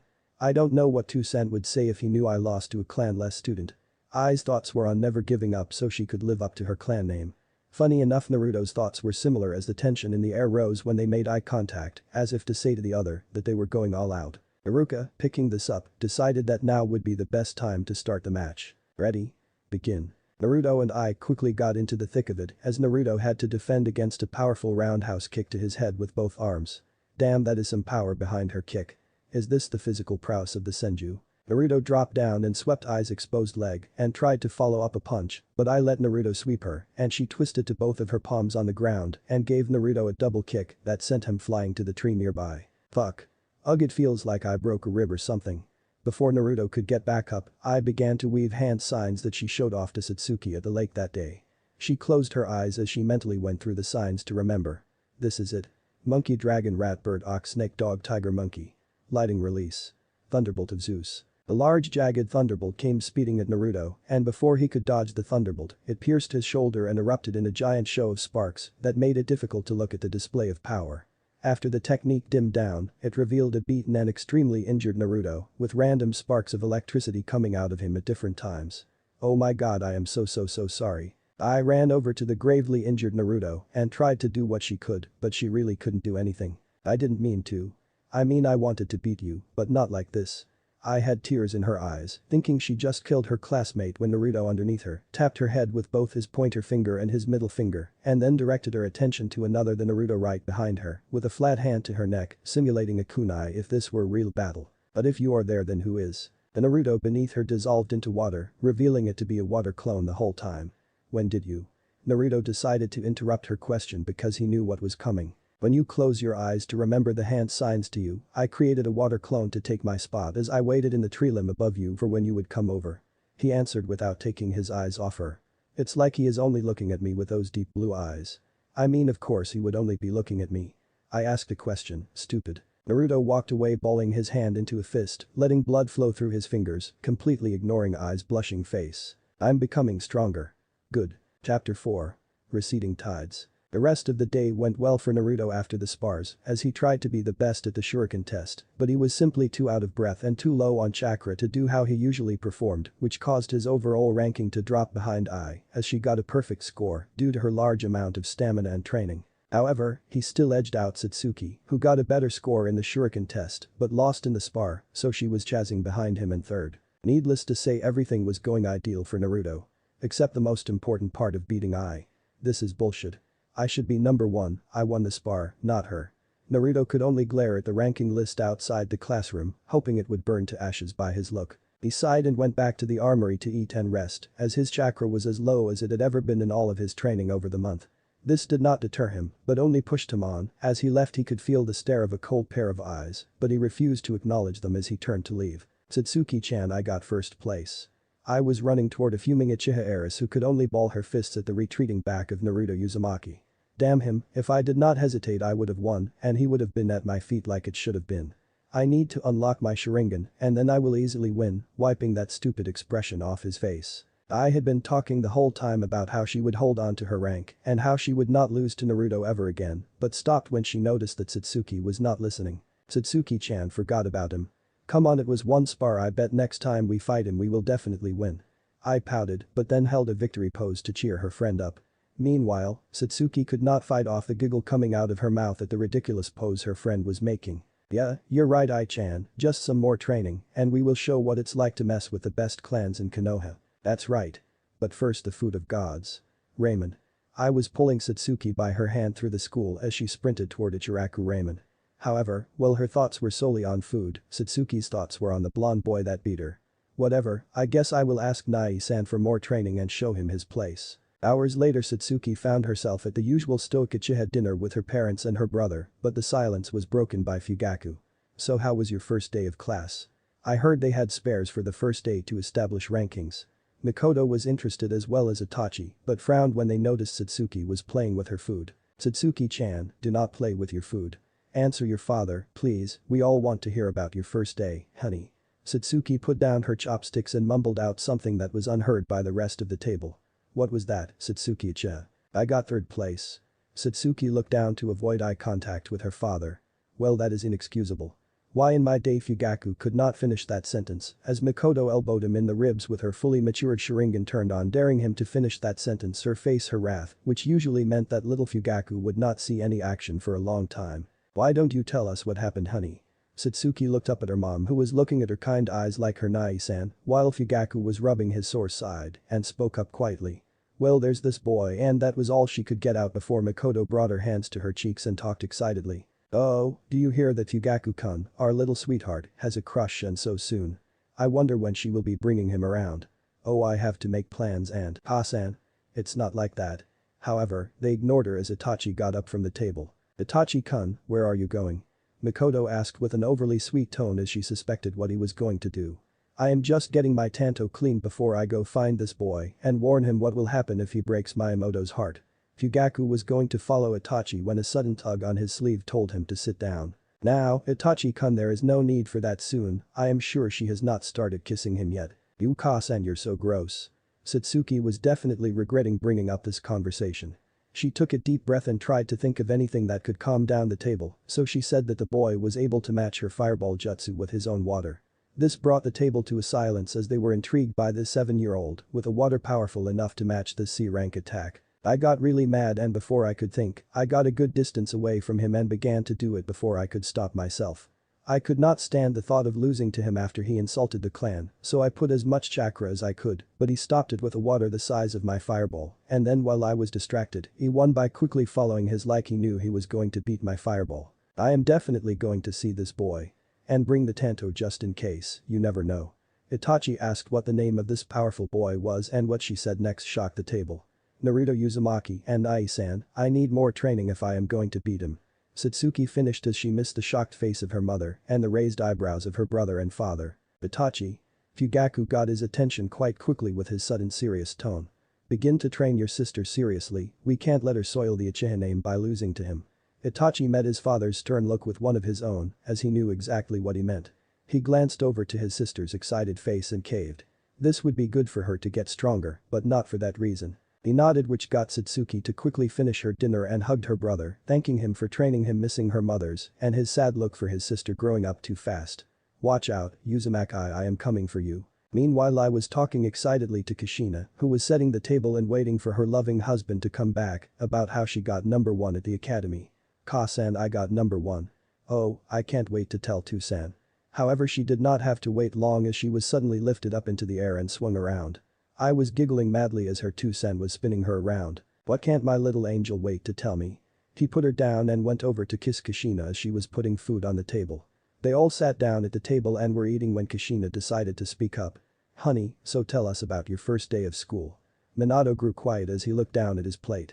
Yeah, it would have been his first day as well. Kushina, sensing his sudden sad mood, squeezed his hand under the table and gave him a small smile, which was returned as if to say, they still have I. Well, I got number 1 in school today, but I lost my spar to this dumb boy. Kushina now turned to her with a sly smile and began to tease her. My, Ai-chan, it's so soon for you to like boys. I guess I'll have to have Minato-kun draw up a marriage contract for you and this boy. Minato quickly picked up on this and sighed very dramatically. Oh, my sweet angel will soon leave me all alone for a boy, so I guess I will stop making my special raiment. I suddenly grew wide-eyed and waved her hands incessantly, as if to stop Minato from not making his special raiment. Tu-san, please don't stop making your raiment. I won't leave you for Naruto. At that name, all the laughing stopped so quickly that I thought she did something wrong, so she tried to backtrack and spoke up. Yeah, Naruto Uzumaki was the name of the boy who beat me, he was so good. I mean, I need to train harder to beat him so I won't lose to him and fall for his tricks. How was I supposed to know I hit his water clone and not the real him? But Kiba and Satsuki-chan lost also, so it wasn't just me. I will train so hard that I will give our clan a good name and beat that no clan loser. I finished as confidently as she could, fake as she thought her parents were mad at her losing to Naruto, but she had no idea how deep she hurt her parents by bringing up their lost child. An image of the Kyuubi was behind their small child, as if it was smirking over its new vessel. Minato's hand tightened around Kushina's until he heard his daughter whimper out his name, and he looked up to see his daughter looking scared at his sudden rage. He quickly went around the table as I began to cry into his shoulder, mumbling about how sorry she was for losing her match and that she would try her hardest next time. Minato slowly rocked her, saying that it was okay and that he wasn't mad at her for losing. He mentally cursed himself as he knew that I could sense his negative emotions. He had no idea she could until one day when he was depressed thinking about Naruto while she was 4. Minato was in the main bedroom mopping while looking at the picture of him and his pregnant wife smiling for the camera with a signature at the bottom saying, "Looking forward to twins. Twice the joy. Twice the love. Twice the blessings from above." He would occasionally look at this picture trying to overlook the sadness with the happiness of their expecting faces. He was brought out of his thoughts when his little girl came into the room and he put the picture away and whipped away tears in his eyes. "Honey, what are you doing here?" He picked her up onto his knee and she pouted and brought her hand to his heart. "Tusan, why are you always so sad?" Minato tried to hide his shock as he questioned his daughter as to how she knew this. "Tusan, I can feel your sadness just like I can feel Kasan's confusion when she doesn't know I'm losing." Minato knew at that point she had inherited Mito Uzumaki's negative emotion sensing and felt as if she should begin her training, so he told her how impressed he was and told her that he was going to train her to be a ninja. I, of course, forgot about her father's depression and ran around the house cheering about becoming a super ninja just like her dad. Minato could only bite his lower lip and think about what I said. Kushina's confused. "Oh shit." Minato quickly rushed over to the kitchen and found Kushina cutting her palm with a knife she was supposed to be cleaning. He wrapped his arm around her waist, giving her a hug from behind and whispering to her that he loved her so much and for her to listen to the joy of their daughter. Kushina, however, could only stare at the cut she gave herself and let tears fall from her eyes. "Pieces of me are just gone. My name. My clan. My baby. I want to go away." As she started to move she felt Minato's strong arms holding her, however to her they felt like ropes and she struggled to be free to the point she was screaming to be free. Minato, however, just held her as her beating fist slowed down to nothing but a series of taps and finally she passed out from another of her episodes. "I can't let I see Kushina like this. I will leave her with Mikoto to see if she can help her again." Minato could only thank Kami that Mikoto was around to calm his wife down during these episodes. It was like she was the only one that could help her when she was dealing with the aftermath of an episode. So Minato quickly formed a shadow clone of himself and left in a flash to the Uchiha compound. I came into the room only to see her smiling father and asked where her Kasan was. He picked her up onto his shoulders and carried her down to the training room, telling her that Kasan just needed to get some groceries for dinner for tonight. I eventually fell asleep under her 2 cent slow rocking and all the energy she expended today from the excitement of the first day, so Minato carried her daughter to her bedroom as Kushina followed right behind, smiling at Minato's gentleness. He laid her down gently on the bed, gave her a kiss on the forehead and went to the main bedroom, giving Kushina time alone with Ai as she normally did. "Kasan." Ai's eyes slowly opened to look at her mother, who was illuminated in the moonlight of the clear night. Kushina pushed some of Ai's hair behind her ear as if to non-verbally tell her to continue. "Is Tusan mad at me?" she said as she lifted the blanket to cover herself from the response her mother would tell her. "No, baby, we love you so much we could never be mad at you. Can you tell me another story about the Mizukantamura clan?" Kushina gave her a small smile as she began to tell her stories of old. When I was growing up she would always ask her mother to tell her stories when she was sad, so Kushina told her stories of the Uzumaki clan, but would instead call them the Mizukantamura clan, which means water controller, so not give away her heritage. Not because she did not want to tell Ai that she was in Uzumaki, but for her to forget that she was in Uzumaki, because now that infamous name was held by the demon that was once her child. Kushina, as much as she wanted to, could not bring herself to tell Ai that she was one of these powerful Uzumaki because she never unlocked the bloodline and the name would associate her with the terror her old clan's members caused because they were held as gods of water and were feared by all until they were eliminated thanks to a collaborated raid of Kumo and Iwa ninja. So she distanced herself from her clan's powerful past by keeping them as only bedtime stories to impress her daughter and eventually make herself believe they were only characters in a child's story because raw power like that is too fearsome for reality, like the stories of Madara and Hashirama. Because power like that would tip the scales of the ninja world again like the days of old and she hoped that her ancestors were the last of these gods. She could only pray that neither of her children got these powers to corrupt them. Because the world does not need more gods but families. Meanwhile Ai had fallen asleep during Kushina's retelling of the Mizukantamura clan, preventing a tsunami on a defenseless farming village, while in her mind, it brought back the story of the most fearsome of the Uzumaki, summoning a tsunami to drown that same farming village, because they provided for another clan during the time of the clan wars. But that was the Uzumaki, not the Mizukantamura. That power was for childish stories of superheroes, not for war stories of monsters. The power of a god was for the rotten corpses of old, not for the living of now. Kushina still held her fears that one of her children could have inherited this corrupting power. She brought her head to Ai's heart and could only pray that Ai did not receive her clan's power because she could not bring herself to lose another child to a dark power. Naruto-chan. Please don't lose yourself to the power of the clan. Please. Naruto jolted out of bed when he heard a voice in the armory, or so he thought, as he leapt out of bed to check out the rest of the armory. He eventually found himself in the training room and felt sudden rage clamp his heart at the plea of the ghost. He manipulated the water to surround a training log and closed his hand into a fist which caused the water to destroy the training log into nothing but splinters. His ice blue eyes were cold enough to phase blizzards as he stared at the shattered remains of the training log. The fearsome power of the Uzumaki was alive in Naruto as he held the necessary rage to manipulate the raging torrents of this power. The power of a raging god of water was slowly building in him like the tides of the ocean, receding before the great tsunami. And that tsunami would drown the Senju and all that stood in his way. Chapter 5. Genin at last. 7 years had passed since that first day, but as they say, the more things change, the more things stay the same. However, for Naruto, things only got worse. As soon as Iruka got his teaching assistant Mizuki during his 4th year at the academy, his scores took a sudden dive and he refused to go to the Hokage for help, so he did it the only way he knew how. He got rid of him. Of course it was not hard as expected to get a private audience with Mizuki, seeing how he quickly agreed for a late-night training session to help him improve his scores. Needless to say, it did not go as expected. Naruto was standing in his usual garb similar to Tobirama as he waited for Mizuki to show up. However, he did not have to wait long as Mizuki showed up in full gear as if ready for a fight. Naruto could only act shocked as he began his monologue. Mizuki.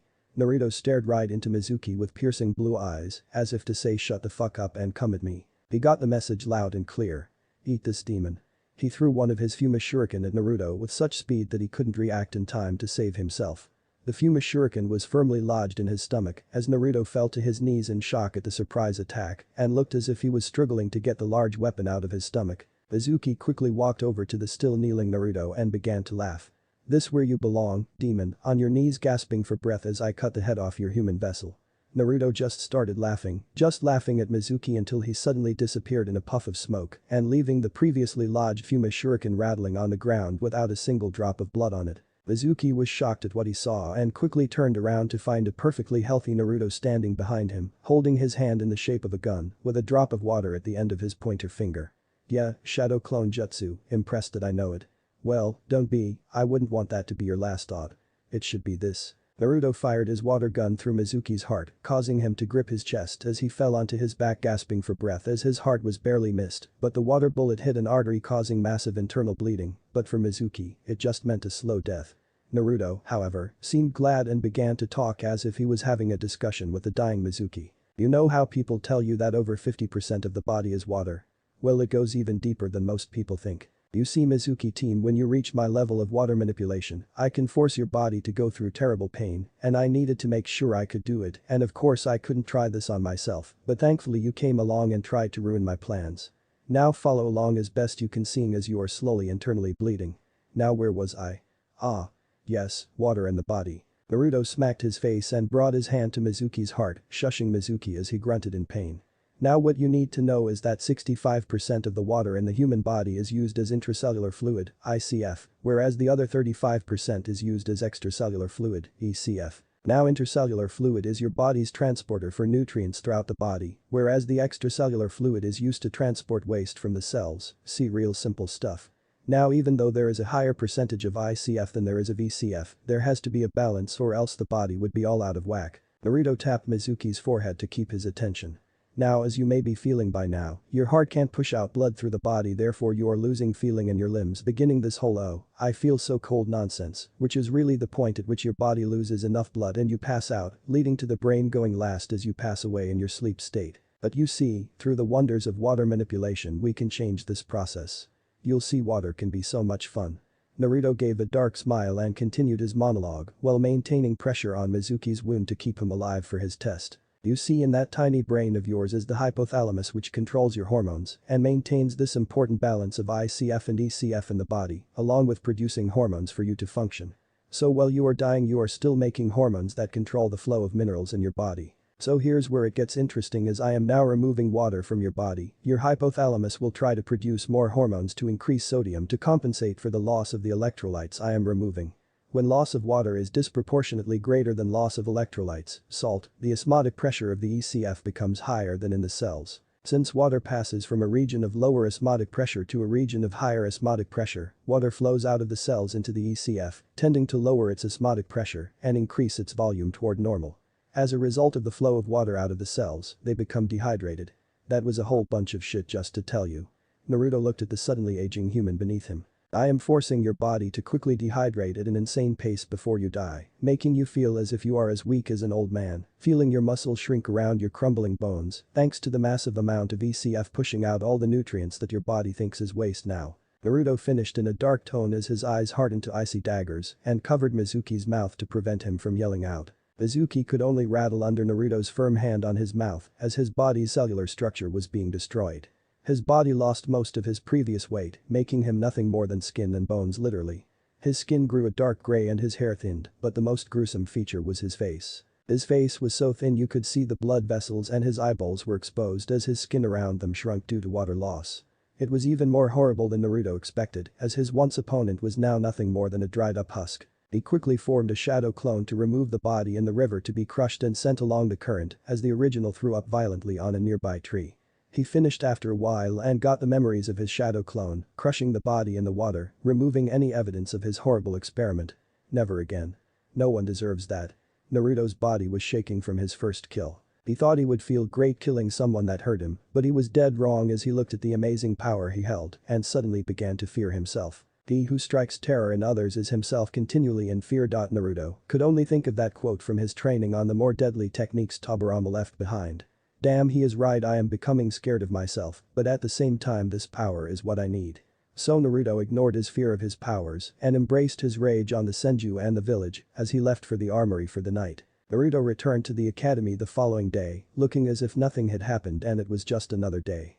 The search for Mizuki was fruitless after 4 days, so the Hokage simply declared him missing, however he still had his doubts that Mizuki could have just disappeared. That was the end of Mizuki, so that led to Naruto regaining the top spot in the class, however, his title would be challenged that year by the emergence of his rivals. During the years of training with Itachi, Satsuki showed her unbelievable potential as she absorbed Itachi's training quickly and was able to unlock her Sharingan, reaching her second Tomo state, making her more troublesome, as Shikamaru would say. When this happened she would not stop using her Sharingan in every match, obliterating the competition in the weekly tournament spars that is, until she fought Naruto again with them on. Now I will show you the power of the Uchiha. Satsuki charged at Naruto as quickly as she could knowing she was leaving herself exposed but exchanged defense for speed, thinking that the Sharingan would be able to compensate. Foolish Uchiha. Naruto quickly ducked under Satsuki's opening jab and delivered his rapid series of punches to her stomach and chest to the 11-year-old Uchiha heiress. Satsuki quickly went to the ground holding her stomach in pain as all the fanboys were in complete outrage that Naruto would hurt their angel. You think that just because you have your Sharingan that it makes you invincible? Don't be foolish, you may be able to see where my hits will land but won't be able to react in time. Iruka declared Naruto the winner as Satsuki just gripped the dirt glaring at Naruto's receding back. Damn him. I will put him in his proper place. Satsuki quickly got up brushing off her fanboys and got up to walk back inside the classroom when she looked back making eye contact with Naruto's blue eyes that seemed to look at her as if she was a piece of art he was appraising. She quickly fought down the blush on her face and tried covering it up with an angry snarl, but it was too late. Naruto had already seen it. However, Satsuki's budding feelings were the last of his concern as he stared at Ai from behind thinking of what she just showed in the last spar of the day against Kiba. It seemed that the Mokuton was alive again in the youngest Senju. Naruto could only be worried and excited at the same time. Now his enemy had received the legendary bloodline of Hashirama and was getting better at it as it seemed that it was not the first time she had used it, meaning she had kept it a secret for quite a long time. However, I am far above both of them for the time being. Now if only I could do something about Arashi. Flashback. Okay class, we are receiving a new student, so please be kind to him. Now where is he?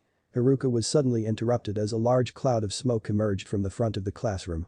Ah, but the better question is who am I? Said the voice shrouded in the smoke until it cleared to reveal a boy around their age with dark brown spiky hair, tanned skin and brown eyes with a long thin staff that looked more like a pole than a staff. However, the most interesting thing about him was the large monkey he was standing on.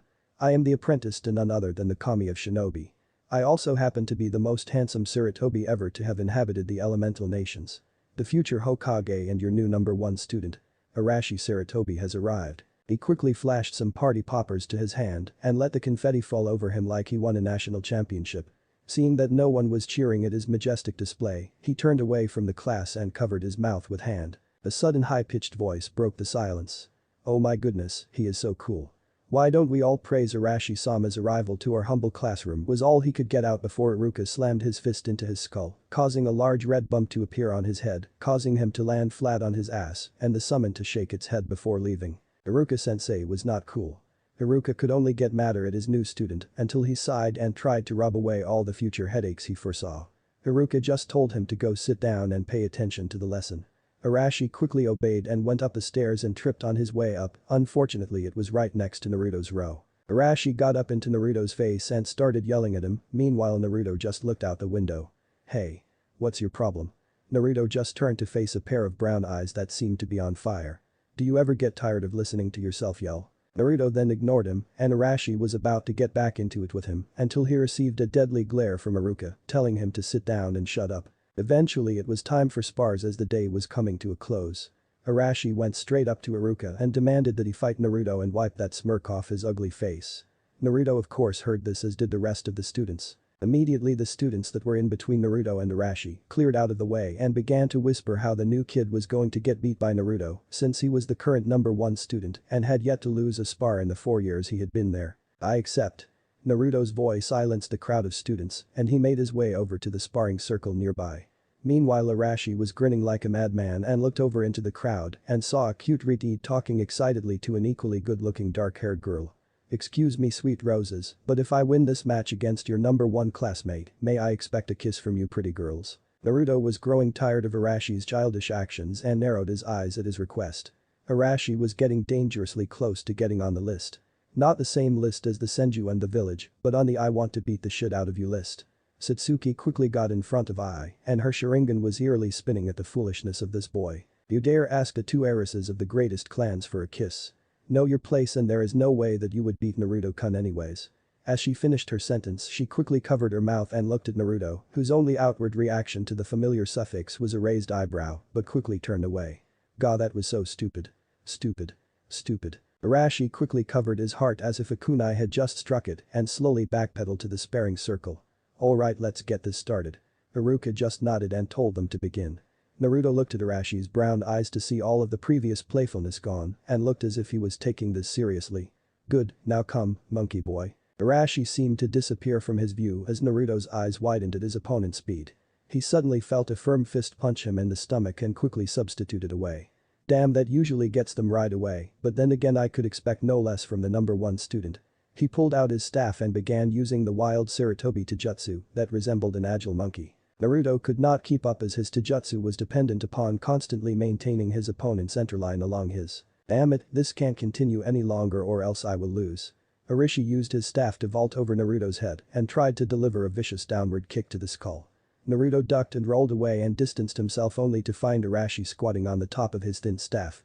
His body control and speed is incredible. I need to limit them both right now.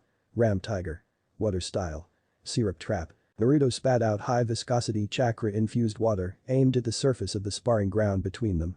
This stream of sticky liquid formed an adhesive trap, immediately inhibiting Arashi's mobility, seeing as his staff was now stuck in the syrup and he could not come down until he dealt with the now sticky training ground. Nice, but no dice. Arashi quickly formed signs that Naruto knew were for a fire, but he had no idea which one, since it did not appear to be the fireball jutsu. This should dry up the field real quick.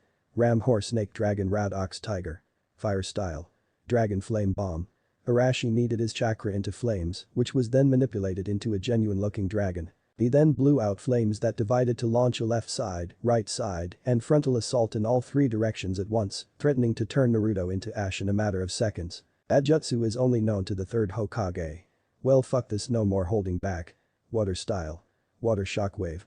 Naruto quickly slammed his hands together and formed a spiraling vortex of water as tall as a twister. The vortex then proceeded to explode from the top into the form of a wave.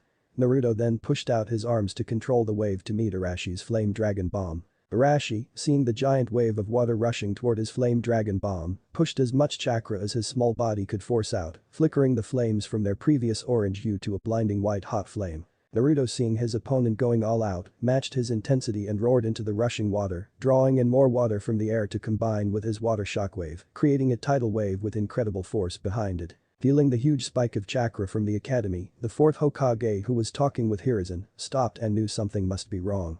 Hiruzen suddenly worried as he sensed that it was his apprentice charging up enough chakra for the only thing he taught him that would be required for this amount.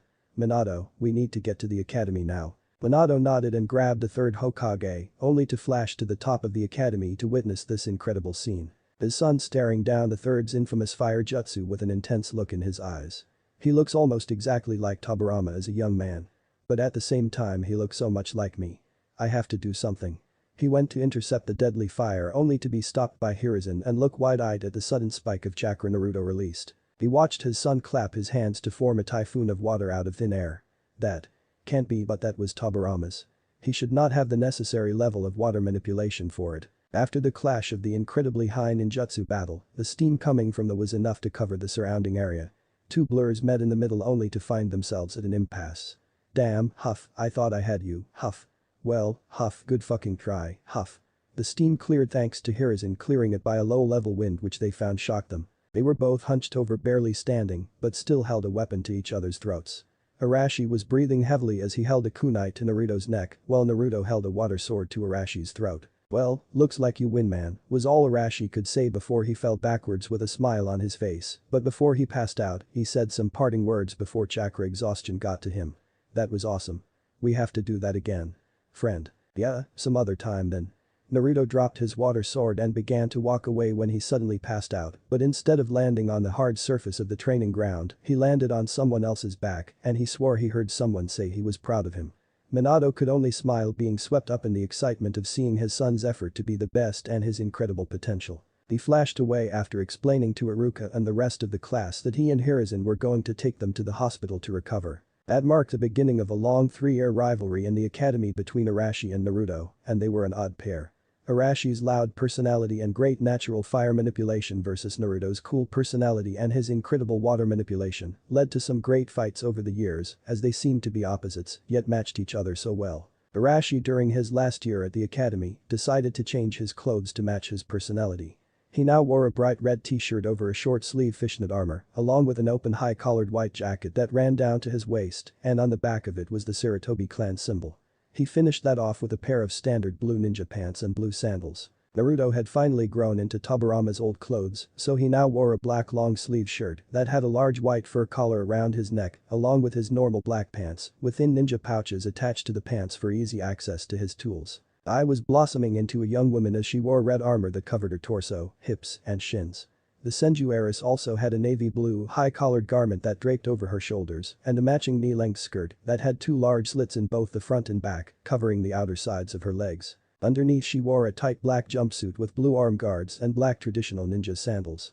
Everyone else wore what they wore in Shippuden before the war arc. Finally, the academy was coming to a close as they were all now 14 and ready to go be Hidden Leaf Shinobi and Kunoichi.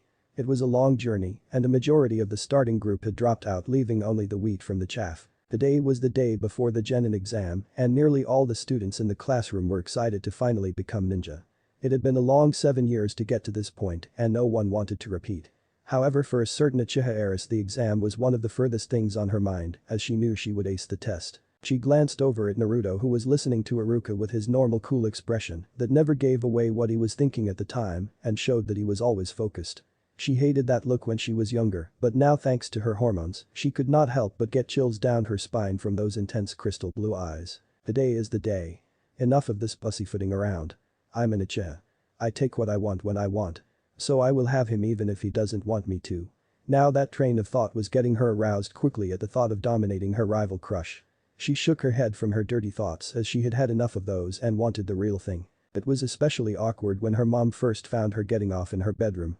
Mikoto was going upstairs to tell Satsuki that dinner was ready, just as she was about to knock on the door to get her attention when Mikoto heard strange noises from inside, so she thought Satsuki was in trouble. That could not have been further from the truth, as Satsuki's mind was swimming in pleasure as she was getting off to the photo of last year's top student, which was Naruto again, as he was standing under the shade of a tree with his ice blue eyes staring into the camera as the wind blew his blonde hair as if he was watching her in her bedroom right now. She was too into it when Mikoto began to lightly knock on the door and was close to finishing as she dove deeper with her thin fingers and spat out the pillow she was biting on to avoid being heard. Oh, Naruto-kun. Deeper, Naruto-kun.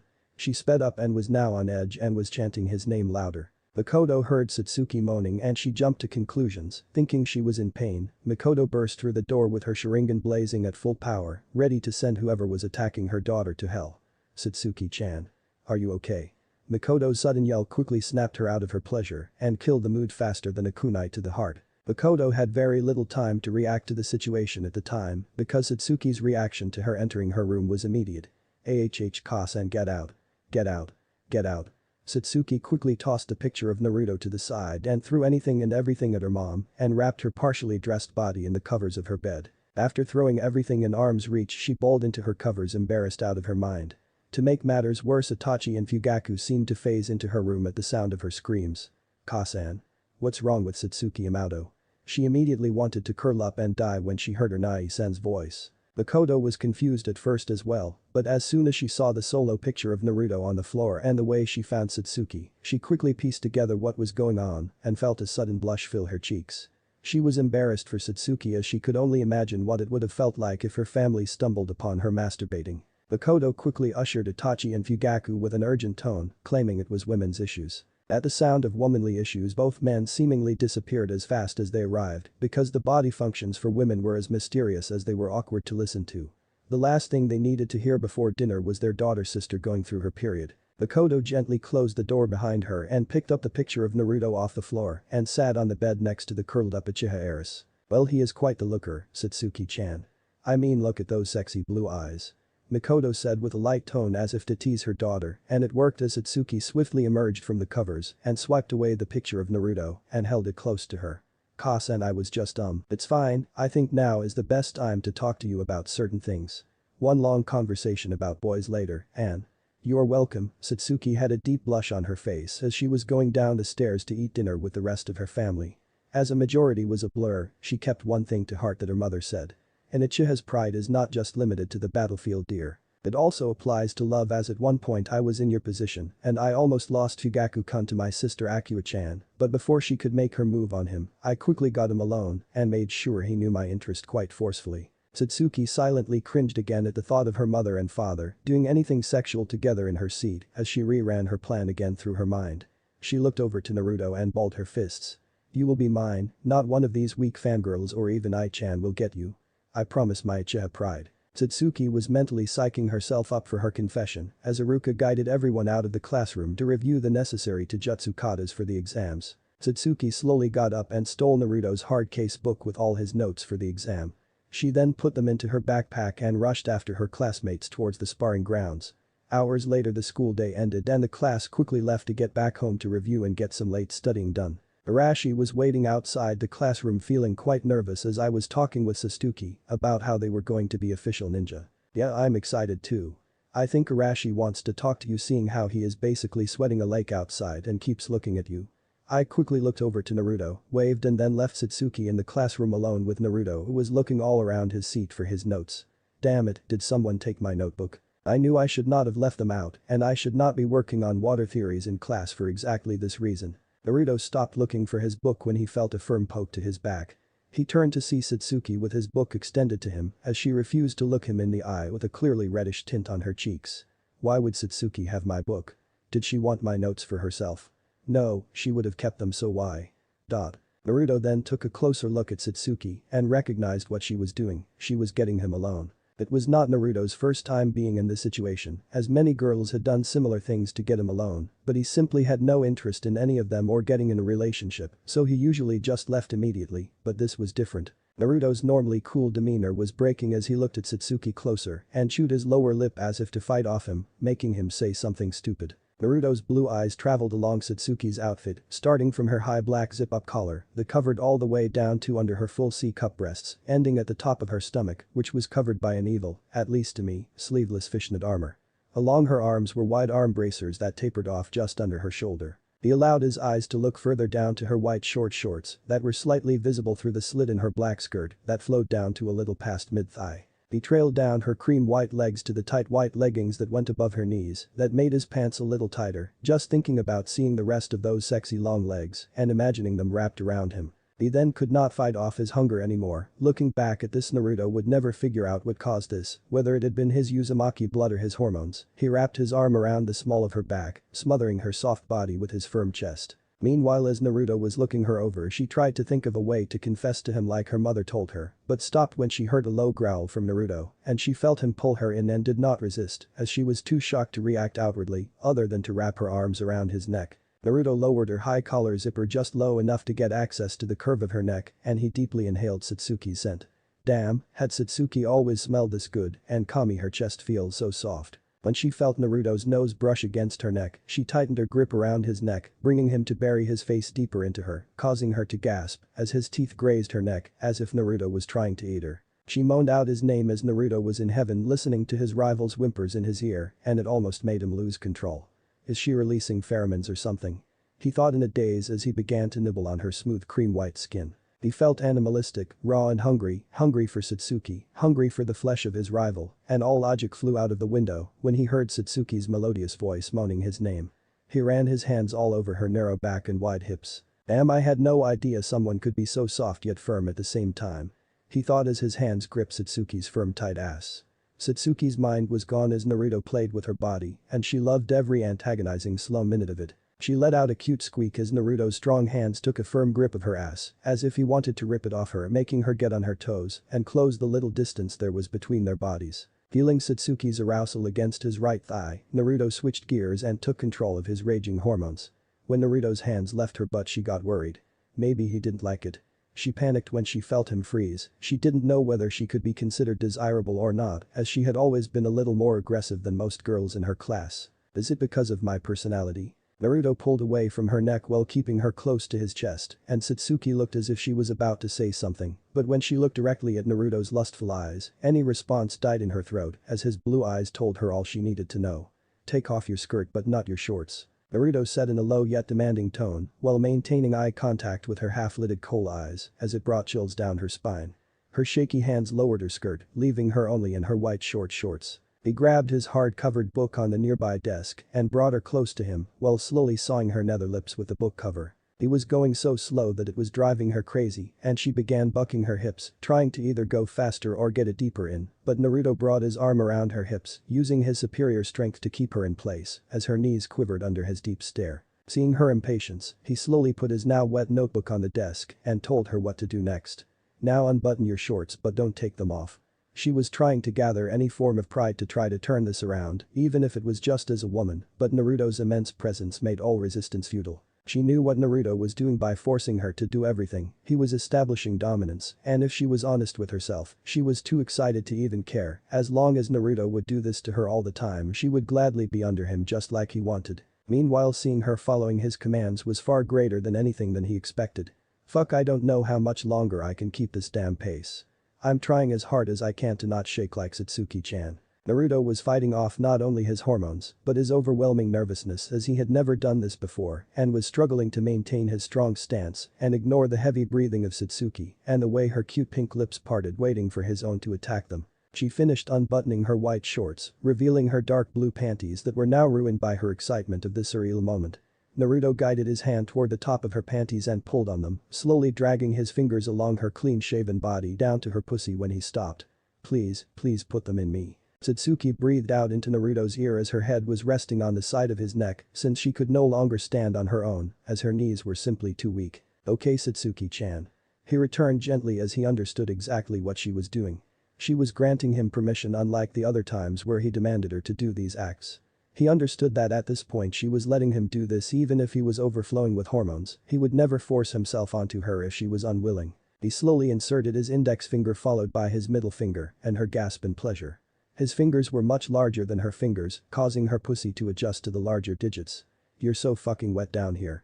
It's like your pussy is trying to suck in my fingers. Your pussy is so naughty, Satsuki-chan, I think I will have to teach it a lesson. His dirty talk was working as she constricted even tighter around his fingers as she weakly tried to respond to the dirty talk, but the pleasure of Naruto's fingers exploring her was too much for her to form a sentence. He slowly curled his fingers into a come here motion and began to rhythmically stroke her G-spot. Satsuki was seeing wide as his random stimulation was getting to her, so she easily missed when his arm left her hips. Naruto brought his other hand and lowered her shorts to where all of her panties were exposed. He softly laid his palm onto her pelvis, trying to find the area right above where his fingers were stroking her G-spot. "Satsuki-chan, come for me," he said in his familiar low demanding voice as he pressed down hard on her G-spot from both inside with his fingers and from the outside as he pressed his palm down on it. All her muscles suddenly tensed and all she saw was white as she came hard on Naruto's fingers. As she fell down from her heaven, her body completely collapsed against Naruto as she felt limp. Her world was slowly coming back together as she felt Naruto slowly removing his fingers from her. "I love you so much, Naruto-kun. Even before this, you just had this strength that others just did not have, and it wasn't just your physical strength, but your indomitable will that made me fall for you." She finished as she tried to pull herself together enough to look into his softening blue eyes. "Satsuki-chan, I before he was forced to say something, I's loud voice was coming down the halls. "Satsuki-chan, where are you? Arashi-kun is taking us out for ramen." "Shit. I can't see Satsuki-chan like this, especially with me here." Satsuki understood Naruto's sudden panic but felt too weak since this was first real experience and it felt as if she just performed 5 ranks in a row. "Naruto-kun just left me here. I will deal with her. See you tomorrow." She finished with a sad smile as Naruto could not hold back his worry about leaving her so soon. His guilt was building, so he did what he could. He quickly readdressed her and sat her down in a seat, making sure she looked as if she was sitting there the whole time. He propped her arm under her chin and opened his notebook to a random page to make it look as if she was studying. "Thanks, Naruto-kun, now go before Loudmouth finds you." He looked at her for a few more seconds before he silently sunshined back to the armory. "Oh, there you are. Why are you still studying, and is that Naruto's notebook?" She slowly got up and stretched to get the blood flowing to her limbs and told her that he left it here and so she was going to see what was inside for extra studying. I quickly agreed since the longer they were talking the longer she would be apart from her ramen. "Yeah, I plan to do some extra studying with this notebook." She followed I and could not keep her torrent of emotions from running through heart but thought that no matter what she was madly in love with Naruto and that was all that mattered even if she had her doubts about why he did not respond to her heartfelt confession. Fuck. Fuck. Fuck. Naruto was on a rampage in the training room of his armory as all the water in the room was moving around violently and crushing whatever Naruto's raging eyes were on. Fucking Senju. I mean, god damn it, she was so gone. Naruto stopped as he cried a river of tears at the thought of how wrapped around his finger she was. He stopped his train of thought and lay down on the floor looking up at the ceiling as he thought about Satsuki and what just happened. What am I really angry about? Was it the fact that she did not do anything for me? Was it the fact that we were interrupted? Or was it the fact that I was unable to tell her I love her? Fuck me. I can't get caught up with her. I need my revenge, and that includes killing I eventually, her best friend's sister. I can't have it both ways. However, Naruto's mind ran through that moment about what just happened. This way she felt so soft in her arms, her sexy whimpers egging him on to do whatever he wanted to her, the way she was desperately trying to finish, but him controlling her to go at his pace. Fuck. I need to work this stress off. Naruto left the training room to do some stress relief and then prepare for tomorrow's exam. He knew deep down that he was wrapped around Satsuki's finger just as she was around his, but he would have to try either to keep it a secret or ignore it for as long as he could until it burst. He slowly walked toward the academy looking around at the changing leaves on the trees around his armory. The leaves look great, but they just aren't the same anymore and eventually will lose their hold on the tree and be lost into the wind. Naruto inhaled the cooling autumn wind and sped toward the academy to finally become an official ninja. And one step closer to destroying them. When he finally entered the room he threw his hand up to catch the incoming projectile, his notebook. "HN. Don't look so lost. You left your notes here yesterday. I guess you were just too worried about trying to beat me and I-chan that I bet you even forgot to bring your kunai pouch." I giggled at her friend's joke while Arashi was cracking up at seeing his friend being humiliated as it was such a rare moment. Naruto refused to say anything like he usually did but he slowly walked towards Satsuki while maintaining fierce eye contact that was bringing her flashbacks of yesterday. Damn it, what is he doing? Why is my heart racing already? He is just looking at me. After the intense private session she could not get away from I and Arashi fast enough to continue where they left off with his notebook. Naruto seemed to know this as he slowly got in front of her face and passed by her face and whispered into her ear, making sure nobody could hear him other than Satsuki. "You didn't happen to drop my notebook into a lake by accident, did you? 'Cause I think it's still wet from whatever you could have done to it." Satsuki brought her head to the desk trying desperately to hide her blush as deep as she could into the wood. He lightly chuckled seeing her reaction and continued on to his seat and prepared to take the exam. The rest of the class could only speculate what he told her to make her react that way, but their musings were cut short as Iruka walked into the classroom. "Alright everyone, I just want to wish everyone good luck and I will start explaining the rules of the exam beginning with. Naruto could care less and just wanted to get this over with. The day came and went as it ended with the final ninjutsu section. Naruto walked into the final exam room and Iruka threw a kunai that phased right through him, revealing him to be a clone. The real Naruto was standing on an X on the floor and waited for the trio of kunai flying at him and substituted with the provided log in the room. Iruka looked up from his huge stack of paperwork to see an angry fourth Hokage. Man, Naruto is good at singing. Alright, get out of here. I already know that if I ask you to do the 2 required personnel, you will ruin the room for the rest of the students. Naruto picked up the black banded head protector and walked out while Iruka had some parting words. You know, when you first arrived to the class I thought you were going to be a horrible student just based on your reputation coming in. Just to let you know, I am happy that I had you as a student and I hope you go far as a ninja. Naruto did not turn around to look at Iruka but paused to listen and continued on his way when he was finished talking to him. Iruka was yet another person that happened to worm his way into Naruto's heart as he saw him for him, not the demon child. The academy was amazing for him, where he felt as if he could do anything he wanted and was not judged like in the village. But that was then and this is now. He went back to his armory to eat, train, and sleep to prepare to meet his new sensei. Finally he was a genius at last. Now it was time to shake the ninja world. Chapter 6. Hatred ignored but not forgotten. Minato Senju was in his full Hokage robes as he peered into the third's glass orb using the telescope technique to overlook the now genin students as they finished their exam. He was sitting in a small room surrounded by a few that wished to become sensei for a group of genin. Well, that's that we now have all the clan heirs becoming genin at the same time.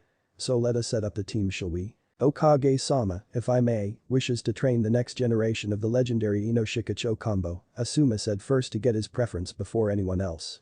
Minato nodded, seeing that no one else really cared. Alright, we still have quite a few.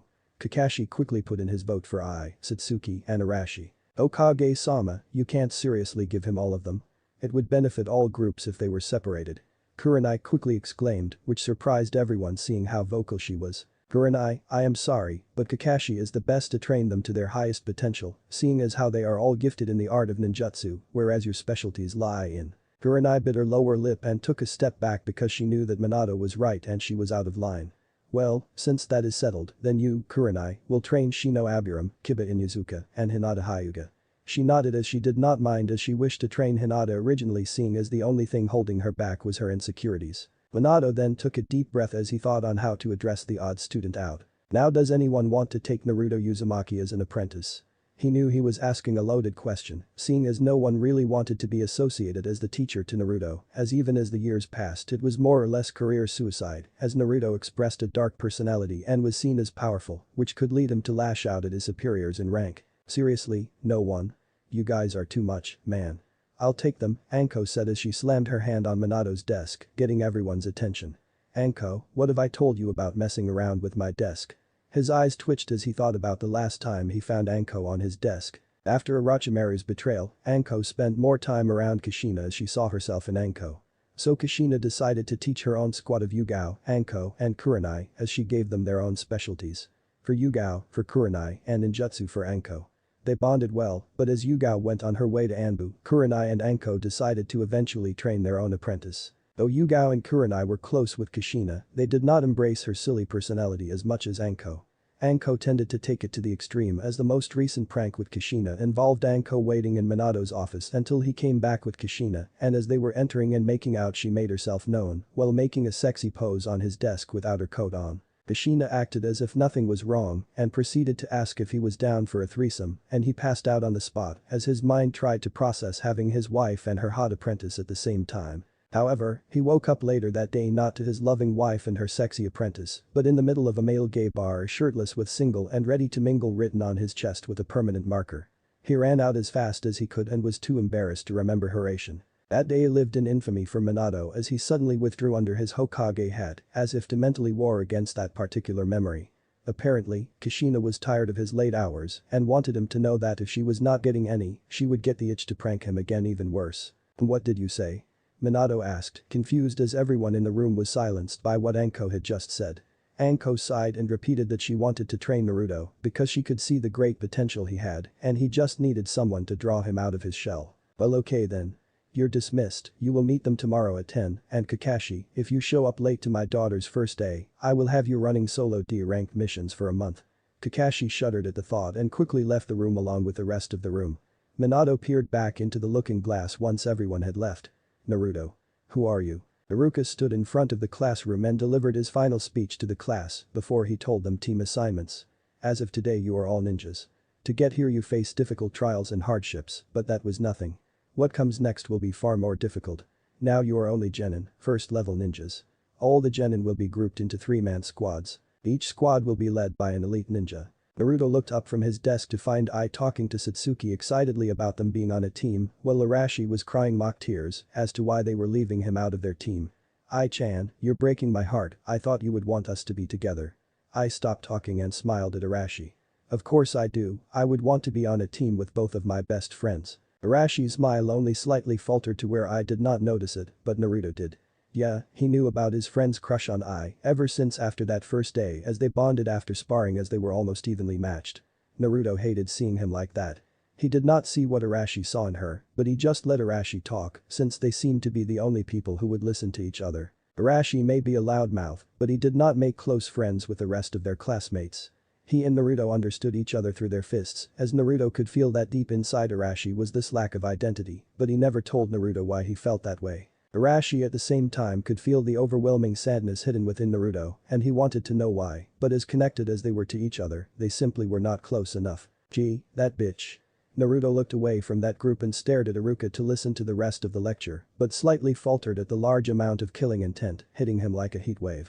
Satsuki was pissed, so pissed, in fact, that she almost turned on her 2-Tomo Sharingan just to glare holes into Naruto's skull. How dare he not even talk to me about what happened for 3 whole days. Naruto Uzumaki almost felt like whimpering from his seat as he could feel Satsuki ready to pounce on him like a tiger to rip his face off. Kami, please see me through to the afterlife. I don't know what to say to her. How can she blame me? I don't even know what to do. Iruka indirectly saved him by continuing his speech. We want each squad to have a balance of strength and abilities, so that's how we set them up. I will now announce the squads. Iruka ran through the list as Naruto only caught the last few. Team 7 will be Arashi Sarutobi, Ai Senju, and Satsuki Uchiha under Kakashi Haddock. Arashi and Ai were cheering from their seats, whereas Satsuki had a small smile on her face, knowing her team was the best possible team. Well, the second best team. Team 8 will be Shino Aburam, Kiba Inuzuka, and Hinata Hyuga. Team 9 is already a set team, therefore Team 10 will be Ino Yamanaka, Shikamaru Nara, and Choji Akimichi. Now go forth and defend the village with your wills of fire. Naruto slowly pulled his head up from his desk to level a stare that could freeze hell over right at Iruka. Why do I not have a team? I did not spend 7 fucking years here not to be a ninja. Naruto was about to get up and be violent when Arashi stood up. Hey. Iruka-sensei, what about Naruto? He should be on a team. Naruto looked over at Arashi with a strange look. No one's ever defended me. Not that I need it, but Arashi. Arashi gave his own glare to Iruka, thinking that not putting Naruto on a team was bullshit. Iruka looked sheepish as he looked over the sheets in his hand to find any notes on Naruto until he found a small sticky note on the last sheet. Oh, that is my fault, Naruto Uzumaki will be trained under Anko Mitarashi. Naruto had never heard of her, but just hoped she was not going to try and stunt his growth. He did not have to wait long as a female figure broke through the room as a large drape covered the section where Iruka was standing and had on it. The great Anko Mitarashi, the most kick-ass sensei around. Alright, which one of you brats is named Naruto Uzumaki? I'm going to be your sensei. Are you ready for the real genin test? Good.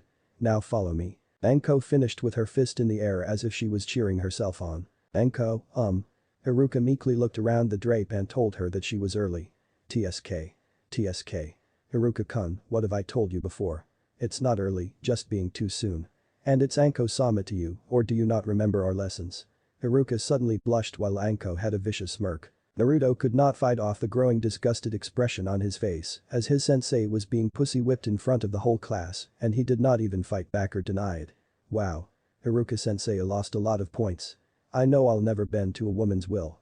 Gee, what a joke. As Naruto finished that thought, he could not ignore the sudden chill down his spine, while Satsuki could not help but enjoy the scene unfolding in front of her and silently took notes along with the rest of the girls in the class. What worried all the males was the loud clicking sound of a pen amplified tenfold as all the girls pulled out a notebook and started writing on their own small notebook. Naruto started to ask if they could go when he was shushed midway of asking a nearby girl who was still writing notes while pushing up her glasses and taking a sip of her pumpkin spice latte. Honestly, I cannot go anywhere on campus without finding a girl with fake glasses and a pumpkin spice latte like WTF. The sound of scribbling ended, and after the sound of a multitude of pens clicking closed, did Naruto begin to ask again if they could go. Anko just yelled out to follow her and sprinted out the window to land onto a nearby building with Naruto following right behind her. They stopped right in front of the forest of death and Anko began to speak. Okay, let's get the air cleared here. Obviously you can guess nobody wanted to train you, but do not think for one fucking second that I'm some chump that got stuck with you. I asked for you specifically not because you were the #1 student or because of your potential, but because I can easily see how angry you are. Naruto could only ball his fist as his sensei said what he was thinking, but got angry at her because it was as if she was saying she understood him. You cannot possibly understand my pain. Naruto's glare came out at full force as Anko understood why he was glaring. She sighed and berated herself for being so blunt because it was not helping. I don't need you. I became this strong on my own and I will become even greater. So I'm going to train with the only person good enough to train me. Myself. Naruto turned around and walked away when Anko suddenly attacked him, but it turned out to be a shadow clone. Anko felt a kunai to her throat and only chuckled. She grinded her ass on Naruto and he could not help but weaken his grip on her. She took that opportunity to move the kunai away and lay a smackdown on Naruto, whose taijutsu was useless against the infamous Hibi style, as Anko could be moving in a straight line while at the same time altering her center line, preventing Naruto from getting into a rhythm. Damn, first Arashi and now her. My taijutsu is useless if my strongest opponents know how to beat it. Time to show her my true strength. The water dragon. Naruto backed off and charged the air around him to form water and held up the bird hand sign, slowly pushing his connected hands out aimed right at Anko. This is the difference between us. Water style. Water dragon jutsu. Anko's eyes widened at the incredible sight of water from the air shaped into the form of a dragon, while Naruto simply used one hand sign. But that's impossible. That's an air ank and requires over 40 hand signs. She could not think any further as the elemental dragon roared out and barreled toward her. Naruto walked toward the defeated and soaked form of Anko Mitarashi, lying helplessly on the ground of the training ground. This is the difference between us. You could not possibly teach me anything other than how to be a slut. Naruto could not finish her monologue as he was suddenly dragged underground violently with only his head revealed. The Anko he was insulting poofed away, revealing it to be a shadow clone, while the real Anko right above him was completely dry with an extremely wide sadistic smile, however that smile was not what worried him. It was the group of snakes hissing out ready to pierce his throat with their long fangs dripping in poison. Now what was that, Naruto-kun? Something about me just being a slut.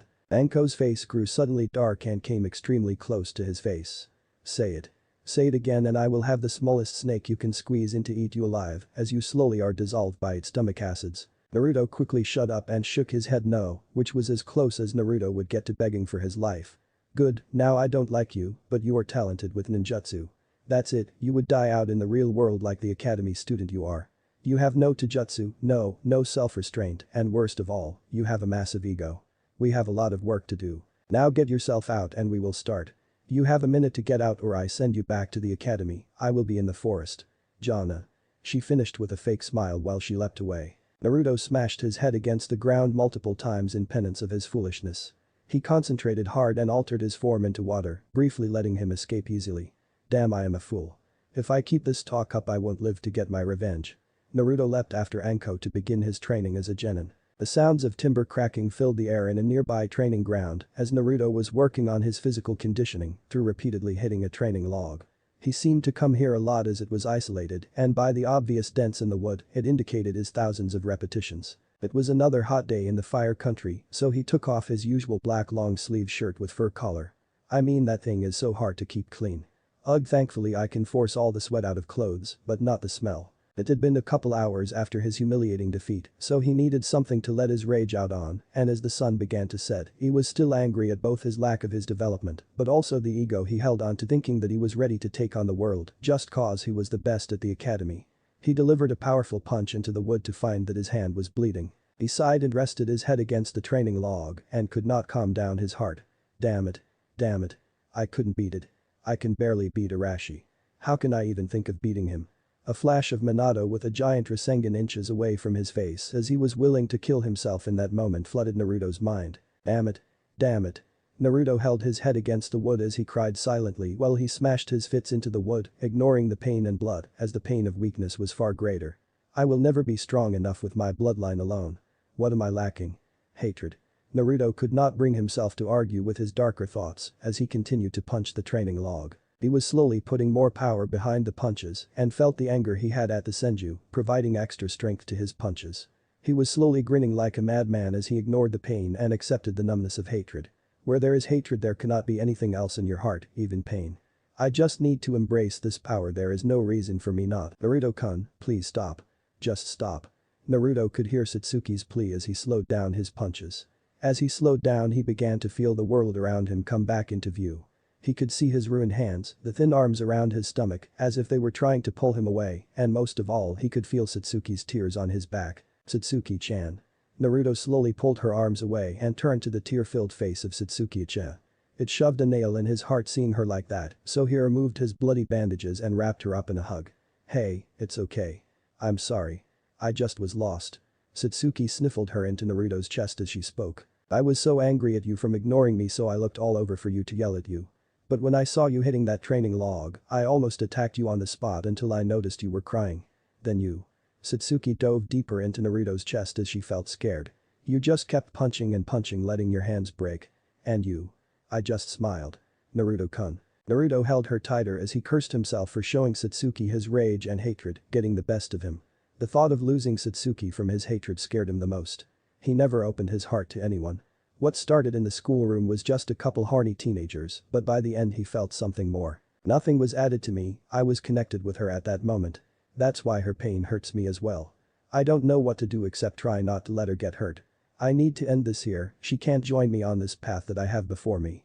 Naruto loosened his grip on Satsuki as he took in a deep breath to do something he would regret in order to do what he needed to. Satsuki-san. I don't think Naruto stopped as Satsuki's head came up so quick and her now 3-Tomo Sharingan told him he would die painfully if he finished that sentence. You will not break up with me over this shit. Satsuki nailed him right in the stomach and followed with a thunderous back kick to his face. Naruto could feel his nose bleeding and the sharp pain in his back as he hit the log really hard. Before he could get up, Satsuki straddled his waist and bit his shoulder hard enough to draw blood. Ah.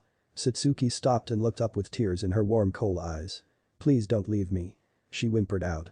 She looked away in shame. I know that I am not the most feminine or the best looking, and I'm pushy and she could not get any more words out as Naruto gently pulled her chin towards him and kissed her gently. Satsuki's eyes widened before she closed her eyes and melted into the kiss. After a while Naruto tried to get his tongue into her and Satsuki would not let him, so he pinched her ass and she squeaked, which allowed Naruto to enter, but only for a moment as Satsuki immediately pulled away. Naruto, what are you trying to do? Satsuki was beginning to doubt that he cared for her and was only trying to use her. Do you even care about me? Naruto just looked at Satsuki, just lost as he did not know what to say. I am just doing what I instinctively feel. How am I supposed to handle this? Satsuki-chan, I don't know how to treat you like the home you are to me. I don't know how to use my body to express this to you. Satsuki was bright red as she heard Naruto's compliment and especially the thing about using his body to treat her like a princess. She shuddered as she imagined Naruto doing her every whim. That's my problem as well. Sigh. I don't really know how to be romanced, but we are moving too fast and Satsuki looked at Naruto's confused blue eyes as he truly was simply a teenager that was trying to be the right man, but did not know how. It's so sweet that he thinks of me that way and he really wants this to work out. Damn, why can't I think about how normal frilly girls do this? Satsuki made a cute pouting face as Naruto tried so hard not to take her right then and there when he stopped himself. Fuck, this is a lot of work, I mean why can't I just… Naruto began to grind himself under her, trying to please both of them at the same time when Satsuki instantly wrapped a hand around his throat, suddenly choking him, forcing him to stop really quickly. Satsuki turned her fully matured Sharingan on and came close to his face, but Naruto was doubting it was for another gentle kiss. You said I was a princess, well then you are going to treat me like one. She tightened her grip around his throat as she continued. I like sushi, so you will take me out later tonight and show me how much you want me without this. She grinded her butt on Naruto, teasing him, but Naruto could not enjoy it as Satsuki refused to let go of his throat. Tonight, don't be late. She got off and noticed that Naruto had a bulge in his pants, so she decided to be extra cruel. She slowly turned around and walked away from Naruto while she made wide hip movements, drawing him into her sexy swing movements before she disappeared via Shunshin.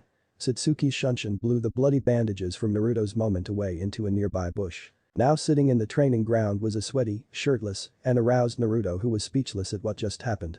That went so differently than I thought it would go. Fucking hell, she has a hell of a grip. Naruto was rubbing his neck trying to remove the phantom pains in his neck. After a while he realized what was going on as he noticed what just happened. I just got whipped. Else she just demands shit and leaves me still hard like what the fuck. Naruto just sighed and went over to pick up his shirt that was lying on the side of the training ground. As Naruto slid his shirt on, he could not help but smirk.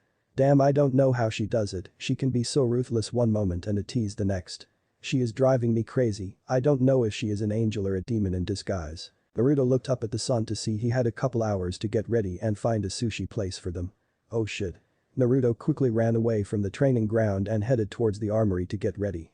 In his wake were the bloody bandages that tumbled out of the bushes, only to be stopped by the ruined training log that almost looked like a shrine as the sunset let darkness fall upon them. Those bandages would not be moving on as that log would hold onto them for the whole night. Chapter 7. For my friend. Satsuki arrived in her room and was trying to calm her rapidly beating heart as her thoughts went back to that kiss. I had no idea I had that in me. What was I thinking of choking him like that? But that was so hot. Satsuki was lost in her own world when she heard Makoto coming into her room. Satsuki-chan, it's almost time for dinner. Are you even listening to me? She looked at her mother and then flopped onto her bed, trying to shake the mental image of what just happened. Until she remembered what her mother just said. Kaa-san, what did you just say? Makoto just reminded her of how they were going to celebrate her success as a genin today with a large dinner. Dinner? Oh crap. Satsuki flew off her bed and ran straight into her closet, turning her Sharingan on as she threw clothes out like a boat engine spewing out water, causing Makoto to drown in all her daughter's clothes. Oh. Where are you? Satsuki was searching her closet for something specific as Makoto was lost as to why she would be acting like this for a family gathering. Satsuki-chan, what are you looking for and why are you doing this? Satsuki slowly pulled herself out of the closet with some tears threatening to fall. Ah-san. I just want to go on this stupid date with Naruto-kun. But. I don't know where the dress I-chan and I picked out. Makoto could only smile at her daughter as she was reminded that even though she was a kunoichi, she was still an inexperienced teenager. Oh Satsuki-chan, Makoto began to cry fake tears. Oh, you're already going to leave your poor Ka-san, Tur-san, and Ai-san for a boy. My heart just can't take it. Satsuki could only sigh in anguish as her mom was not helping her at all. Makoto stopped after a while and told her that she knew where her dress was, so she left and got it for her. Satsuki ran to get another shower to clean up and be ready for Naruto, but could not help but fear how the date could go. How much trouble could this be? How can this be so hard? Naruto was pacing around the armory trying to think of what to wear, how to act, where to go to eat, what not to do. Basically Naruto had no idea how to handle this. I don't know, just TSK. I am just going to treat her like a princess. Fuck, what was I thinking? I don't even know how to treat a girl in general, and here I am struggling to even get my shit together. Naruto tried to think of anyone who could help him until a happy brown-haired boy jumped into his head. Ugh. Arashi. Well, at least he should know something, right? Naruto left the armory and dashed to the Sarutobi district. He arrived shortly to a humble ranch house surrounded by a grove of trees where a few monkeys were swinging about having fun. Naruto reached the door and knocked tentatively. When no response came, he turned around and began to berate himself for coming out here. The door opened to Arashi wearing pajamas, and around his mouth were loose pieces of rice that were stuck there thanks to the rice ball in his right hand. Naruto. What are you doing here, man? Arashi was extremely surprised to see Naruto here, as all the times they spared over the years there was only one time he was at his house when Naruto basically had to deliver him here as he was too exhausted to walk from his killer. Naruto gave a deadpan expression and then pointed to his mouth. Arashi looked confused for a second until he quickly wiped his mouth clean. Naruto started talking about how he was going out on a date, but before he could say with whom, Arashi had already wrapped his arm around Naruto's shoulder and talked his ear off about how he came to the right man. Naruto, my friend, don't worry about it, I will make sure you sweep this blind girl off her feet. She is not blind, Arashi. Arashi looked shocked. You mean she saw your ugly face and still wanted to go out on a date with you? Incredible. I would never. Arashi was now eating the floor as Naruto delivered a swift blow to him. Ex-classmate. He sighed and reiterated how he had very little time before he had to go. Arashi got up and told him he was going to teach him all he knew since he was a pro. Is I still not your girlfriend yet? Arashi slumped and just dragged a chuckling Naruto through the estate, mumbling how it was so hard to get her attention and other nonsense. Naruto was nervous as he approached the Uchiha clan estate and was mentally running through all the tips Arashi gave him. Naruto looked down at himself to make sure he was clean and checked the bouquet of flowers in his hands. Okay, her house is the biggest one on the right. Oh, here it is. Okay, don't fuck this up, Naruto. Naruto approached the door before he felt a sudden influx of chakra enter on his own and sighed, letting the begin thinking it was some Uchiha test. That bastard is late. When I get my hands on him. Satsuki was getting angrier as time went by past 8 until she felt multiple bursts of chakra outside her house. What she found made her laugh. Naruto was standing in the middle of the street knocking on an imaginary door and bowing to no one while talking to the air. "Ah, Fugaku-sama, you look so good. I mean, your daughter looks hot. Wait, Naruto felt a gentle hand on his shoulder as he was broken from the. Satsuki was giggling at his suddenly confused face. What has never been before? Naruto shook his head and said he was looking for Satsuki Uchiha, not for such a beautiful raven-haired princess. Satsuki blushed but hit him on the head for being such an idiot. Ugh, damn, she still hits hard. Thanks for the tips, Arashi. That was sarcasm if you could not tell. Naruto gave her the flowers and Satsuki smiled, saying that it was thoughtful of him. She quickly put them inside and rushed them out of the Uchiha district, only to see a fully armored Itachi cleaning his tantos slowly. Satsuki broke away from Naruto, who was just staring at Itachi, with his ice blue eyes glaring into emotionally empty coal eyes. "Nai-san. Come on, stop trying to scare Naruto, and I know you were the one that put him under that," she pouted at her older brother as his staring contest was broken with Satsuki's yell.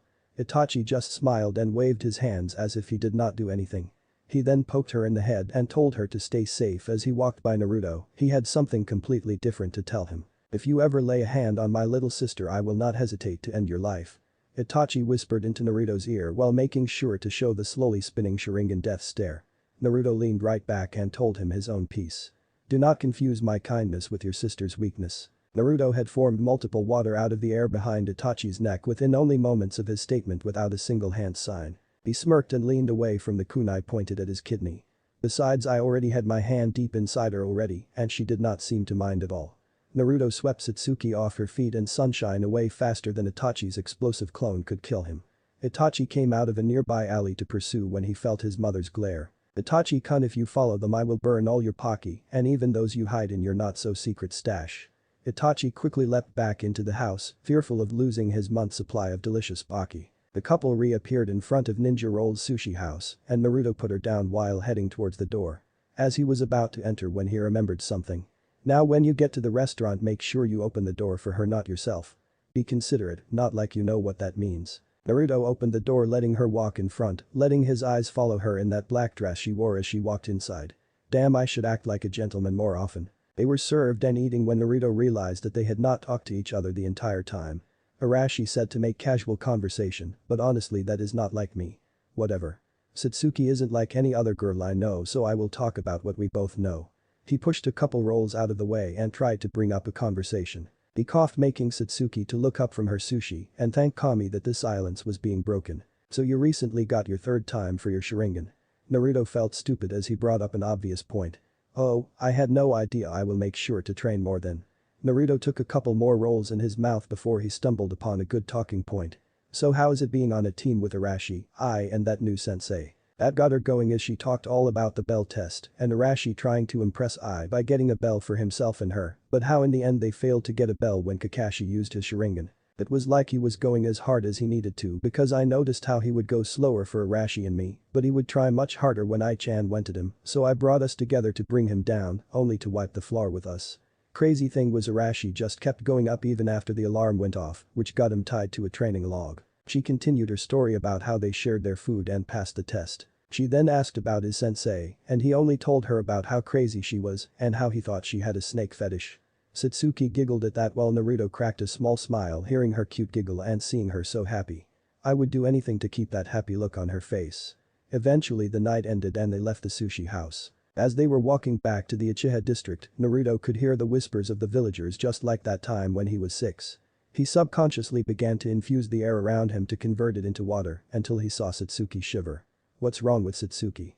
he asked with his previous rage at the villagers gone. Satsuki just looked up at him saying nothing, but Naruto noticed her rubbing her exposed arms, trying to brush away the cold of the fall night. "Here." Naruto gave her his jacket but refused to look at her, as if he was ashamed of handing over his things to help her. "Thanks." She replied in a quiet voice as she was not used to this kindness from Naruto, where he would not benefit from it. The rest of the trip was quiet as they enjoyed the lights and people of the village at night. When they got in front of her house, Naruto felt like he should say something. "Satsuki-chan. I had a good time tonight. I want to do this again." Satsuki nodded but felt a little awkward. "This is where we kiss, right? I don't know if we did it once, but that time was different." Naruto picked up on her hesitation and could not wait any longer to kiss her soft lips. "Satsuki-chan."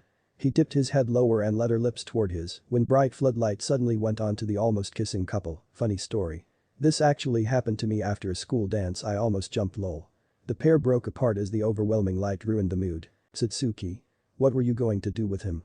The door opened to an angry Uchiha clan leader, outfitted in his full police chief gear with Itachi behind him, slowly cleaning his tanto again. Atu-sen was Naruto tell him. She hid behind Naruto as he was lost for words at this weird scene. We were yeah, I really don't know if any of Arashi's tips would help me here. Yugaku, I swear to Kami, if you don't turn off those damn lights and stop ruining Satsuki's first date, you won't be able to even enter the house for a week. Mikoto was charging at the father and son duo with a large pan in hand, ready to crack some skulls. Meanwhile, Satsuki shrunk further into Naruto's back. Well, there goes my tough Kunoichi image. My family is so embarrassed. Naruto could not handle this family moment and started to walk away. I'm leaving. He said in his default emotionless tone. As he was heading out, Satsuki could feel her heart breaking seeing him leave. She tried to call out to him, but felt the words die in her throat, so she sprinted by her family with tears in her eyes, thinking that he was leaving her for good because of her family. She ran up the stairs and slammed her door closed. Fugaku felt terrible for ruining his daughter's first crush, meanwhile Mikoto was ready to cry herself, feeling like it was all her fault and that Satsuki would never forgive her. In her room, Satsuki was wrapped under the covers and crying into her pillow when she heard someone enter her room. Leave. Please. Satsuki bowled even deeper into her bed and sniffled, trying not to cry. Naruto was standing at the edge of her bed looking at the once fierce Kunoichi, his rival and now girlfriend, crying, thinking he left her permanently. Damn it. I had no idea she would act like this. I just said I was leaving. Do I really mean this much to her? Naruto bit his lower lip hard, trying to ignore the overwhelming feeling of both happiness and sadness filling his heart. I am not alone anymore. I can't just leave and disappear anymore. I matter. I am not just a thing on the shelf to be ignored. He slowly walked over to her side of the bed and squatted down, only to start stroking her hair gently. Satsuki peered out of her sheets to see Naruto's caring blue eyes and gave him a small smile, only to stop and go back under the covers. I thought you left me. Naruto slowly pulled back the covers and wiped away the tears streaming down her face. I would never leave you, not for anything. Plus I think you owe me a goodnight kiss. Satsuki chuckled lightly and they began to kiss. They laid on the bed, Naruto on top of Satsuki, as their lips did not separate for a single moment. Satsuki's arms kept themselves wrapped tightly around his neck as Naruto settled to holding her closer at the curve of her back. The kiss went on for some time as they had completely ignored everything else that was happening and just concentrated on the feeling of each other's lips. Satsuki felt her fingers start combing through his spiky blonde hair as his hands started rubbing up and down her back. Naruto was slightly surprised as Satsuki decided to take the next leap and open her mouth. He eagerly accepted the invitation and began to greedily take her tongue with his own. Their tongues began to dance around and they both moaned as the warmth of their bodies melded together. Naruto was lost in the feeling of her soft warm body pressing tightly into his and wished that this would not end. However, Kami was a cruel mistress as the door creaked open, revealing a very placid Mikoto going to try and comfort her daughter, only to find someone else beating her to the punch. She could see, thanks to the light of the full moon, her daughter and Naruto heavily making out and moaning. She quickly squeaked and closed the door as her face flamed up. Why was Fugaku-kun never as romantic as him? After a few more moments, their mouths separated and revealed a line of saliva between them. They were panting heavily as Naruto lifted himself to look down at Satsuki's gorgeous form. Naruto's eyes hungrily traced her perfect body, starting with her small slender hands, long neck, perfect shoulders, nice pair of C-cup tits, narrow waist which flared out perfectly into her firm plump ass, finishing with her firm long legs that Naruto's eyes could not pull away from. His eyes met hers as they were both cloudy from being so lost in the moment. Naruto took a deep breath as he tried to regain himself, as he did not want to go any further and lose the one thing in his life that made him feel wanted. Satsuki-chan.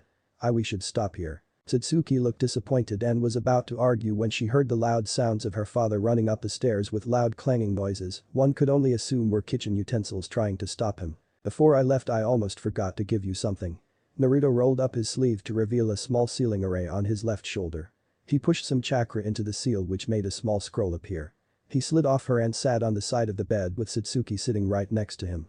Here, I thought I would get you a gift for you to know everything. She took the scroll from his hand and opened it to reveal another sealing array. Naruto looked nervous as the smoke cleared to a set of leg weights. I know it's not jewelry or something pretty, but they are really useful. I improved them by making the weight equal to the amount of chakra that is pumped into it.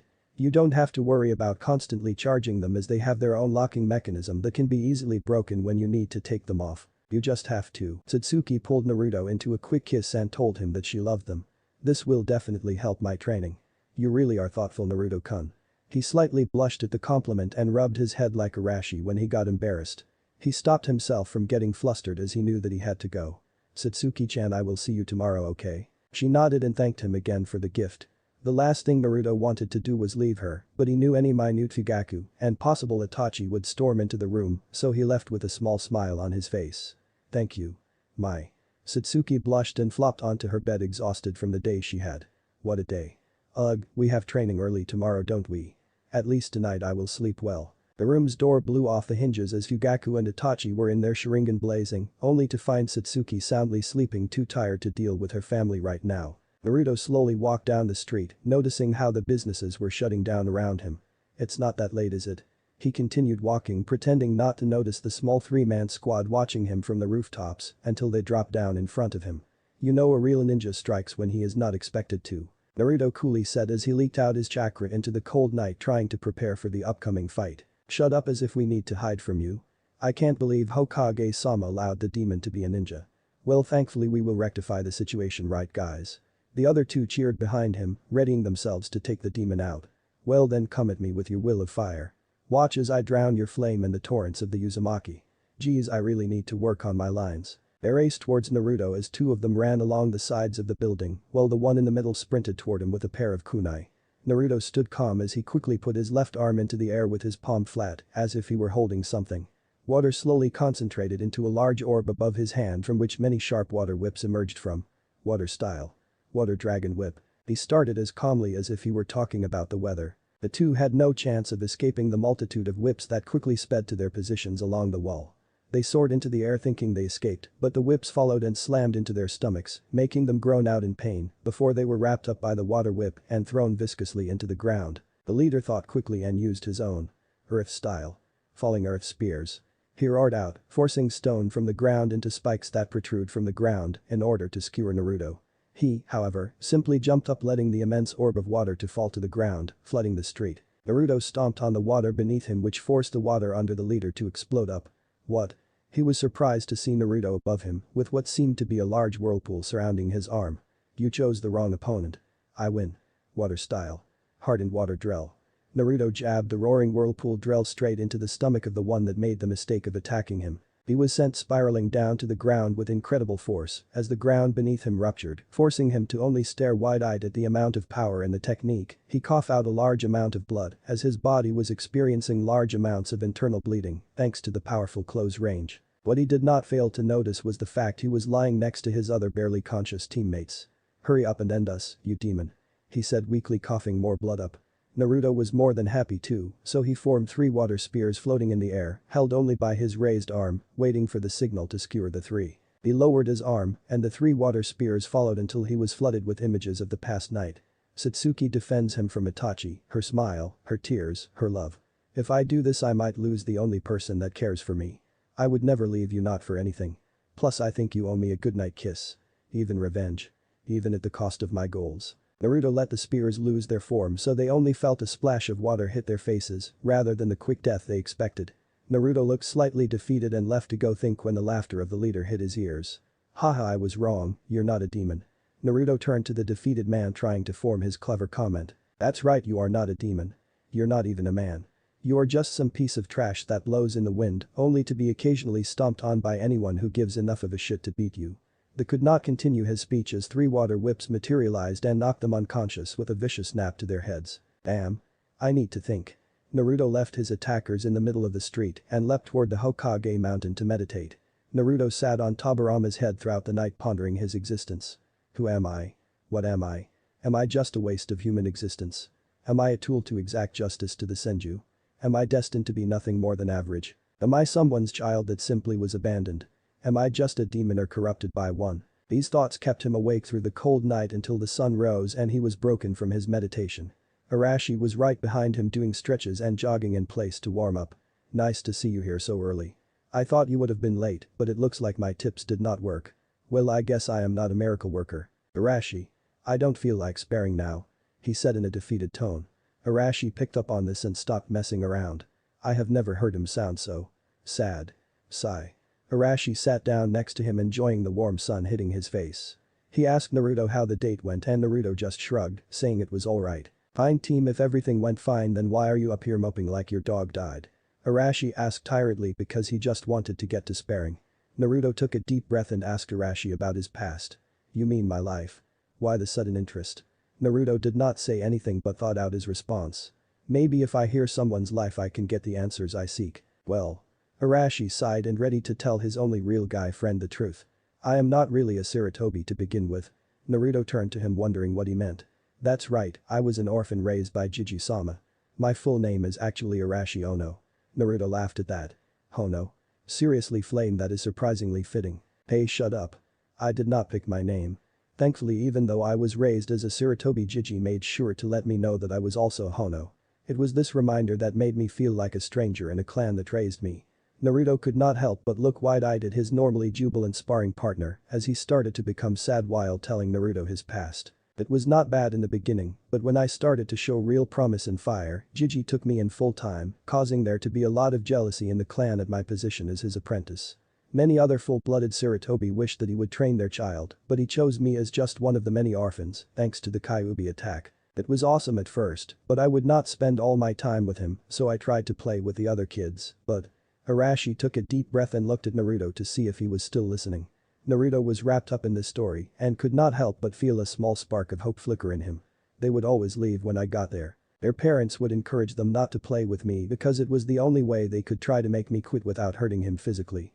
So I tried to play out this Joker personality to get friends, but that did not work. I wore a smile throughout all my training because I thought that if I was strong, I would get friends to notice me for me not as Jiji's apprentice, but that did not work. I was so depressed at 11 years old to the point I just did not really feel like training anymore, and I think that Jiji saw that so he enrolled me in the academy. You know that first day I showed up on top of the monkey summon? Yeah, well, I can't really summon monkeys. Naruto looked surprised outwardly, but he was not too surprised as he never summoned monkeys over the years during their spars. Yeah, not a real big surprise, but I could not sign the contract because I was not a full-blooded Sarutobi. Once I was old enough to be on my own, I was put into a house separate from the rest of the Sarutobi estate homes, as I could not live in the same house, thanks to his children having grandchildren making space limited, so they gave me the old house in the grove. Coming to the academy was the best thing in my life because it's where I met my first real friends and the love of my life. Well, I might not be the love of my life, but I do care for her deeply and I would give up anything to be with her. Naruto at this point felt as if Arashi was like a long-lost brother. We are so similar and yet we are so different. What happened? Why is he still smiling? What kept me going was my dream of being Hokage. I first wanted to become the Hokage to get attention, but then I met you, Satsuki, and others who gave me bonds and made me matter beyond just the title of the Sandium's apprentice. That's why I will never quit until I am strong enough to beat you and prove to you that I can be strong enough to defend my friends. Arashi. Well, that's enough about me, tell me about yourself, Naruto. Naruto sighed and looked towards the rising sun. I was always alone. An orphan locked away in an orphanage, never destined to become a real person, just a thing on the shelf to gather dust. Arashi looked as if he was going to interrupt, but Naruto lifted up his hand stopping Arashi's outburst. I thought being with Satsuki and becoming a ninja would make me feel like a man, but the truth is I don't really know what that means. You see, most little boys received comfort from their parents when they were crying. Well, that process never happened for me. I learned that tears were something I should never show, as the thing that caused me pain in the first place was not nearly as bad as my reaction to it. What I did know, however, was as the other children grew up that comfort also stopped for them once they were supposed to be big boys. It was just a regular day and this kid in the orphanage was crying about his hurt knee, but instead of getting a hug, saying that it was going to get better, all he got was a pat on the head and hey. You're a big boy now and big boys don't cry. He learned the same lesson as I did all those years ago, so what did he do? He subconsciously knew that he depended on these big people for everything and he needed approval, so he sucked up his tears and faked that he was fine to get a pat on the head and be a good boy. We got approval from stamping down the emotions of something that actually happened to us. It happened again and again until we became grown men living in pain as a definition of what it means to be a man. Naruto stopped his speech as he tried to distance himself from the memories of the orphanage until he felt Arashi's hand on his shoulder, signifying he was with him. So I figured out the crying thing and found my way in the world. I saw myself reflected in objects, not people, because no one was like me, only the things around me could understand, as I was ignored just as much as the floor people walked on. This became my code in life and it worked, and as the years passed I found myself okay, but still holding on to this hope that things would get better. What I wanted was not in my norm. To be locked away like a prisoner and ignored like an object on a shelf. No, it was over there. Naruto pointed to the village illuminated in the morning sun, which to him symbolized life, freedom, and a future. So to get there I had to literally break away from my code, walk through no man's land to get to where I wanted to go. In wanting to leave, it created a tremendous amount of anxiety and fear in those who made my code and forced me to live by it. It was much easier for everyone to pull me back onto my code than it was for everyone to accept that I made a decision to step off my intended path. So what did they do to get me back? They punished me verbally, physically, and emotionally. Verbally, I was scolded and told that things like me don't get to leave there. Physically, I was beaten at the age of 6 when I made my first escape, and all the time after that I was reminded never to leave again. So I almost quit until I heard the story of a hero, which gave me hope that he would save me from this hell, since he faced a true demon himself, but in the end that was a lie. When even both verbal and physical pain did not work to pull me back onto my path of staying a thing to be ignored, they emotionally attacked me. When my hero found out that neither words nor physical punishment stopped me, he casted me aside like smoke that did not even exist and left me. I can still remember the day when he lied straight to my face and left me to die later by the hands of the Anbu. Arashi was wide-eyed and was struggling to listen to his friend's past. How can I be his friend when I could never understand what he went through? I can't believe that I thought just because I spent time with him I was his friend. Naruto ignored Arashi's sad face and tried to finish his story. I lost my connection to the only person who I thought would help me. I almost gave up right there, but thanks to my bloodline and a new place to live in, it was enough to keep me living on. I thought that living away from all the pain would be what I wanted, but when I got there I found that it wasn't what I really wanted. I found myself, a 7-year-old all alone in a hole in the ground, with no one to matter to. I was nobody. I was not even something that people would think that was dead. For all of my trials and tribulations I found that this freedom was worse. I did not matter to anyone. So I set myself a new code to be something that could not be ignored and to lash out at my abusers when I was strong enough, but I needed more. I needed bonds, but at the time I did not know that, so I went to the academy just to grow stronger. I got rivals and a sparring partner in Arashi who spent time with me even if it was just to fight. However, I keep those ties loose though, so I won't be hurt again, but it wasn't enough and Satsuki-chan stormed right into my life, and for the first time in my life, I felt as if I reached a peace in my life as she fulfilled my need to matter, and I don't want to lose her now or ever. I would yell off this mountain and tell everyone that I love Satsuki, but I can't. I can't go through that pain again only for her to leave me and find myself alone again, knowing that all my pain was for nothing. She says she loves me because of my strong will, but the truth is that I would become nothing if I did not have her. I would end myself if that happened. Naruto stopped when he felt a strong grip around his shoulder and looked right into Arashi's fierce brown eyes. If you ever kill yourself I would bring you back to life just to knock some sense in you. You don't have to do this all alone. I'm your friend even if you don't see it. I will help you bear the weight of being alone with you. You are my friend Naruto Uzumaki, not just something to be ignored. Arashi stood up and looked down at his clenched fist that was on fire. Even if the path comes with pain, I will walk with my friends all the same. He finished promising Naruto he would always be there no matter what. Naruto was in shock and looked on as Arashi finished with a bright smile and a thumbs up as the sun was high in the sky, giving Arashi a warm glow. You're the second rock in my life, Arashi. As my friend you give me peace knowing I have you supporting me. Well, at least for now. Naruto thought back on his plans to lash out at those who hurt him, but did they really matter anymore? Maybe you will help me with that as well. Friend. Arashi held his hand out as Naruto accepted and was lifted up. Well, I think we should have another spar. What do you say?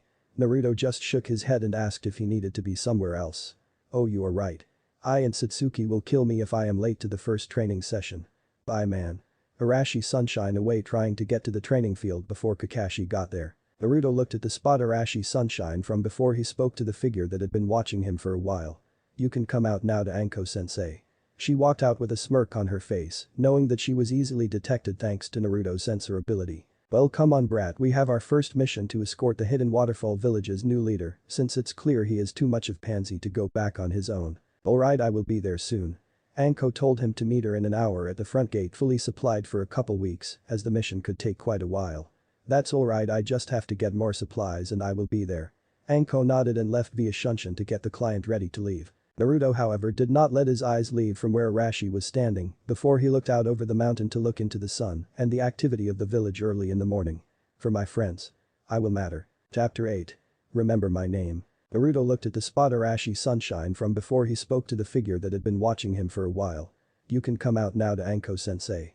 She walked out with a smirk on her face, knowing that she was easily detected thanks to Naruto's sensor ability. Well, come on brat, we have our first mission to escort the Hidden Waterfall Village's new leader, since it's clear he is too much of pansy to go back on his own. Alright, I will be there soon. Anko told him to meet her in an hour at the front gate, fully supplied for a couple weeks, as the mission could take quite a while. That's alright, I just have to get more supplies and I will be there. Anko nodded and left via Shunshin to get the client ready to leave. Naruto however did not let his eyes leave from where Arashi was standing before he looked out over the mountain to look into the sun and the activity of the village early in the morning. For my friends. I will matter. Naruto created a hand sign and sunshine to the one place where he could resupply his gear and hopefully run into the only person he wanted to see before he left on his first real mission. Arriving in front of the Uchiha district, Naruto walked toward the Uchiha's weapons shop to get his necessities and maybe run into Satsuki, seeing as she worked in the shop from time to time. Of course, if it was up to her she would rather not work there, but Mikoto and Fugaku insisted she work there occasionally until she began her missions. They entered the shop only to find Satsuki working, but with her were two Uchihas that were obviously trying to hit on her. Satsuki had a forced smile on her face as she was dealing with these two, who would always try to get her attention. Hey Satsuki-chan. The first one walked right up to the counter, ignoring the dark glare of Satsuki by taking that to be a clear sign to go ahead and work his magic. He suddenly stopped and started shaking for no reason. He stopped after a while and looked up at Satsuki's unamused face. Whoa. Did you feel that earthquake?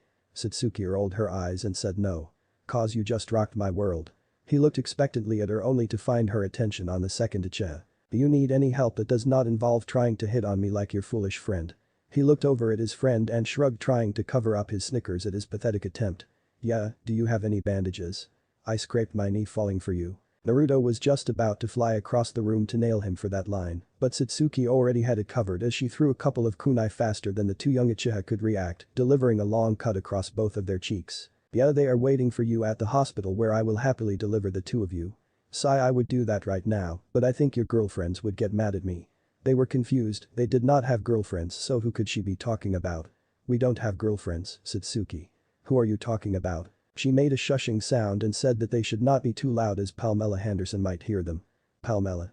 Satsuki just nodded as the two were confused until she gave the superior Uchiha smirk and was about to tell them exactly who she was talking, but before she could do so, Naruto appeared behind Satsuki in a burst of speed. Naruto wrapped his arms around her from behind in a possessive manner and dug his head in the crook of her neck, taking a quick nibble only for his mouth to turn into a smirk as he heard her quietly mewling under his sudden attack with a playful glare. The two who were watching the scene were going to jump him to defend her, trying to ignore the obvious enjoyment Satsuki was partaking in, but were stopped by Naruto's icy glare that was enhanced by his cold blue eyes. Shut up.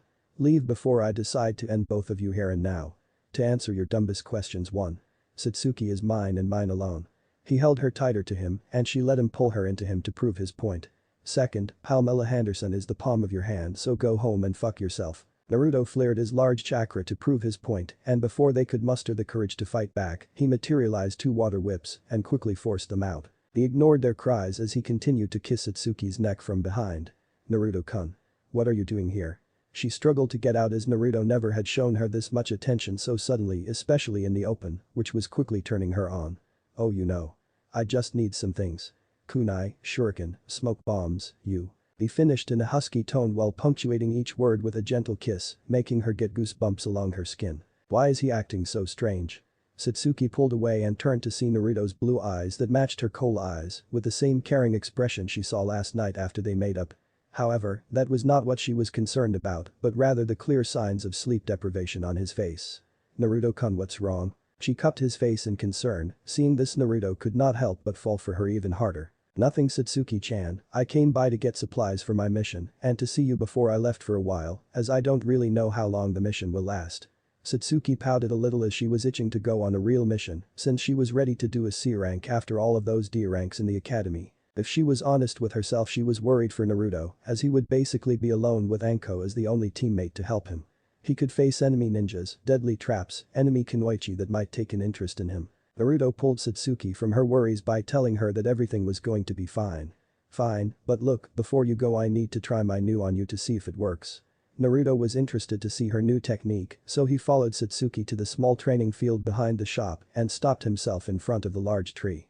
So how does this work? Naruto turned to Satsuki only to find her Sharingan blazing and her throwing shuriken with ninja wire attached. Incredible. A Sharingan windmill triple attack. She has gotten better. He thought about dodging, but he had a better plan in mind as ninja wire tightly bound his entire body to the trunk of the tree. Satsuki smirked and lifted the end of the ninja wire to her mouth and began to weave hand signs. Snake dragon rabbit tiger. Fire style. Dragon flame jutsu. The large stream of fire raced along the wire to the basically defenseless Naruto, aiming to turn him into charcoal. The blast of fire connected creating a large hole in the trunk as the power behind the was like a cannon and the tree was now caught in a storm of fire, leaving Naruto in the middle of it all. They subsided leaving only the burnt tree and the ninja wire wrapped around it, but where was Naruto? She could not think about it as long as she was swept off her feet and swung in the air. Nice job Satsuki-chan, you almost had me there. Naruto said as he went to another nearby tree to lie against the bark, bringing her to lie against his chest with his arms around her. Satsuki however was in a slightly sour mood as she wanted at least to surprise Naruto, but it quickly faded as she rubbed her cheek against the fur from Naruto's collar and yawned. Naruto stayed silent enjoying the feeling of Satsuki snuggling deeper into him and the breeze gently blowing her black bangs, drawing him into her sleeping face. Kami. She is an angel. Naruto looked up and took a deep breath basking in the warm glow of the sunshine hitting his face. This is perfect. I swear Satsuki-chan I will do anything to protect this. Naruto knew at that moment what he was defending now that he was a ninja. This village is not just buildings and people, it is her home and I will make sure to keep her safe. Naruto looked back down to the resting Satsuki and kissed the top of her head to wake her. Satsuki stirred but refused to wake up from her nap. I have to go. I need to report at the gate soon. She quietly groaned and slowly pulled away until she remembered something. Oh. Naruto-kun, I have something for you as I noticed you only have armor netting under your shirt to protect yourself. She pulled Naruto up from the ground and giggled as she saw him stumble slightly as he was dragged back into the shop. Come on. Both had a smile on their face as they returned into the shop to get him ready to leave. Naruto was now standing at the entrance to the Uchiha district with a backpack full of supplies and new white flak jacket based on the designs as it had multiple pockets for scrolls and other things, but instead of a red Uzumaki swirl on the back it was in black and since it was missing the high collar, his large fur collar could fit over the shoulder padding. Naruto thought it was great as it was both useful and fit the rest of his clothes as they were all black with the collar being the only thing in white. Naruto said goodbye and turned to leave until he felt Satsuki wrap him up in a tight hug. Look, just be careful out there alright. I don't want to lose you because you wanted to be a tough guy and don't open up a scroll I put in the jacket until you need to. Naruto smirked and told her he was tough enough for a C rank. He kissed her quickly and left in a shunshin for the gate, missing Satsuki's worried look that turned into a sigh. There is no way anything would intimidate him enough to quit once he has his mind on something. Road to the hidden waterfall village. Naruto, Anko, and Shibuki, who had ink black eyes, long, dark brown hair with gray pants, a green shirt, and ninja sandals, were now walking along the dirt roads leading to the village when a bird suddenly took flight. Naruto and Anko paid no attention to it, but Shibuki took it as if he was being attacked, so he hid behind Naruto. At least he would have if Naruto did not step away in disgust at his cowardice. This is the leader of the waterfall village. Pitiful, and his father was supposedly a hero. Chi. Naruto shook his head leaving the young Shibuki to try and act as if he was never scared in the first place. It was just a bird getting it together. We are almost at your village. He walked up to Anko who was smirking seeing how Shibuki was getting under his skin. Finally they reached a small overlook that gave a majestic view of a gigantic waterfall. I guess we are here. Come on, let's finish the last leg, Gaki. Naruto just nodded and silently sighed to himself. This was so boring. It feels as if I did more in D ranks than in this escort mission. Well, at least it looks nice here, but honestly, I just want to get back to the village and train more. Lord Shibuki. Lord Shibuki. Welcome home. Two small children ran up to the village leader as he stopped them from jumping on him. Keep some distance. Show some respect for your village leader. I am sorry that I don't have time to play with you. Shibuki stood with his arms crossed, giving an act as the village leader he was supposed to be. But that's not why we are here. We are supposed to clean the trash up by the shore. Mother is making us pick up every piece. Shibuki said that he understood and told them that he brought some help. These ninja here come from the Hidden Leaf village and have come to help. Don't worry, we will pay you for your time. Naruto narrowed his eyes and looked over to Anko who was smiling. Gaki, a little community service never hurt anyone. Of course this will be in addition to the escort fee, but it seems that our escort phase is over. I would agree, but you aren't going to do anything. Sigh. Whatever, it will be quick since they all seem to just be floating in the water. Naruto walked over to the edge of the shore, ready to get this mission over with. Thanks so much, ninja. The current can be pretty strong at the edge. Naruto held up half a tiger hand sign and began to infuse his chakra along the surface of the water like a blanket. This is good training. I have to try and expand the amount of water I can manipulate on my own without hand signs. Now feel the disturbances in the chakra field and at those points expel chakra out like a geyser, forcing the object up into the air with the water. Naruto closed his eyes and used his Senor ability to map out the large pool under the waterfall. Interestingly, there seems to be small chakra sources in the water as well. Well, here it goes. He forced his chakra to concentrate under the trash while maintaining control of the entire lake. Ha! He pushed his chakra through, but instead of a large display of water manipulation he got nothing. Lord Shibuki. Why is the ninja just yelling at the water? Shibuki was just as confused, but Anko knew what he was trying to do. It seems something is preventing him control over the water, but what could cause that? He seems totally fine. Naruto was also quickly reviewing what he did to see where he went wrong, but the answer decided to show itself. Hey. What's the big deal here? Are you trying to turn this pond into a water park? Everyone turned to the voice in the water only to find two otters holding paws while floating on their backs. It would have been a cute scene, but the angry face of the male otter kind of ruined it. I am just floating with my mate here, and some hotshot water manipulator is too lazy to pick up the trash by just walking into the water. By the way, Urki, any more chakra in the water and you would have blown the trash in the sky high. Naruto had a tick mark on his head as this small otter was getting in his face about his skills, but stopped when he thought about the implications of what just occurred. If he was right, then I would have wasted a lot of chakra just to get some trash. Plus. Naruto looked over at the summoning animal that was able to stop him. His water manipulation must be at an incredible level to stop me. He is dangerous even if he does not look like it. Rakatetsu. Leave the boy alone, he seems nice enough, he probably did not mean to, right? Even if he did not mean to, it almost took everything out of me to stop him. Rakatetsu narrowed his eyes at the sight of the young water master. He looks like the second Hokage of the Hidden Leaf. Is he a descendant? Two-Cent said he was the only one alive able to match our level of raw water manipulation, but he should be dead by now and he seems too young to be at his level. Unless he is one of them. Naruto matched Rakatetsu's inquisitive stare with his own and started forming his own thoughts on the small otter. Iron Sea Otter. Why would his name be that? I don't like this at all. Naruto was broken out of his thoughts as a messenger hawk soared in breaking the tense situation. Anko quickly took the message off its leg only to glance at it and smirk. Boy Gaki, make sure to play nice with the kitties and the plushy animals, I have to go. Shibuki, who did not want to be in the middle of this, asked why she was leaving. There is an emergency session of the Jonin Council, so I have to go. Naruto, when you are done here don't leave, I should be back by the end of the day, so fiddle with your thumbs or jerk off, I don't really care. Jana. With that, Anko sprinted away into the forest, leaving Naruto with his middle finger in the air to her back. Rakatetsu did not like the idea of being around Naruto, but had to ask one important question. Hey, boy, what is your name? Naruto looked back to the sea otter only to shoot back that he did not have to answer that. Naruto-san, please don't make trouble with the otters. They were my father's summons and they stayed after he died so that they could help defend the village. Naruto had enough and just ignored them and began to pick up the trash by hand.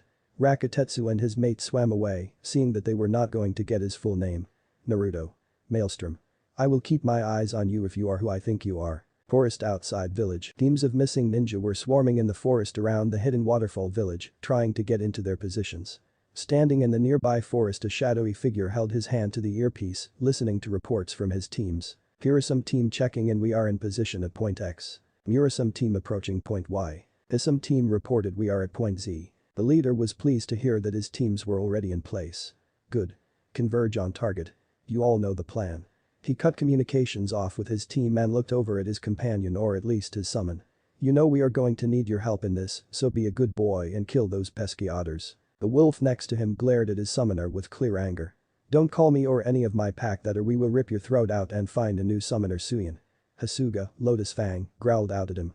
Hasuga was an all-white wolf with feral yellow eyes and black pupils that came up to Suyin's waist, which made him larger than a normal wolf. The figure turned to look at Hasuga, who was now identified as the Hidden Waterfall's missing ninja Suyin.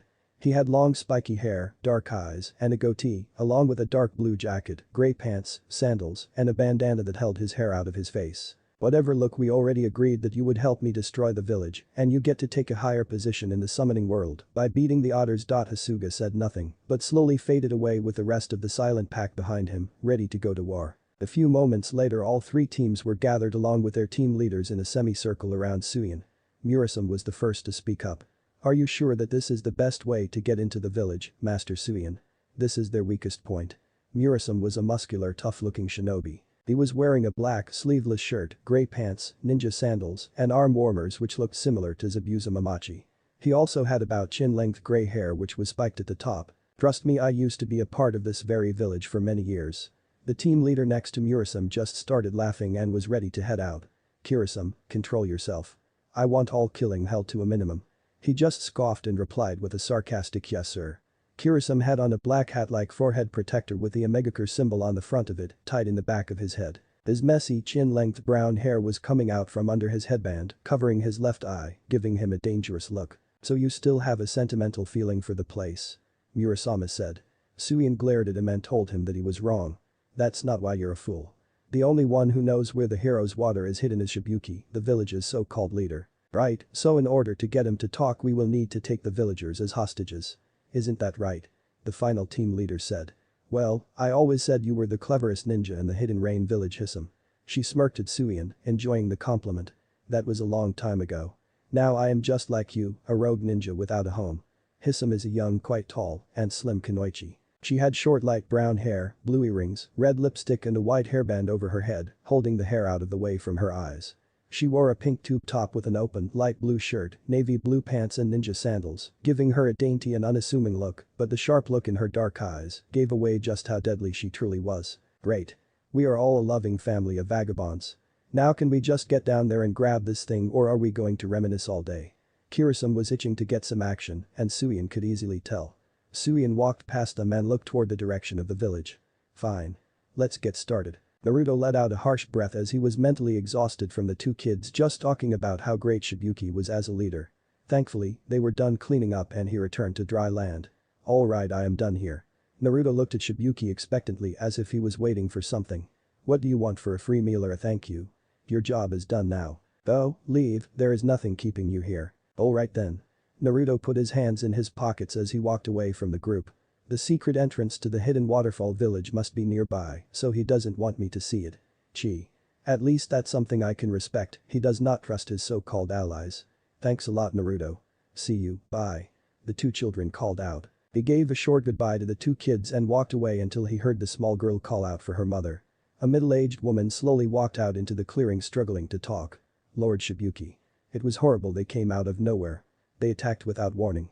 She passed out and landed on her face, revealing the kunai lodged into her back. Mother. As the two children and Shibuki rushed to the injured woman, Naruto closed his eyes, focusing his chakra. 4 chakra sources coming in from the waterfall right now. Naruto flashed in front of the group as a rain of kunai rushed toward them. He slammed his hands onto the surface of the water and called out his water style. Water barrier jutsu. The large wall of water erupted from the pool, stopping the hail of kunai. As the wall was going to fall, Naruto created a shadow clone. Ha. It's only one ninja, let's get them. One of the hired ninjas said as they were coming down from the air to fight him, but they would not make it to the ground. Well, alive at least. Henge. The shadow clone transformed into a giant windmill shuriken and was thrown viciously at the incoming enemies.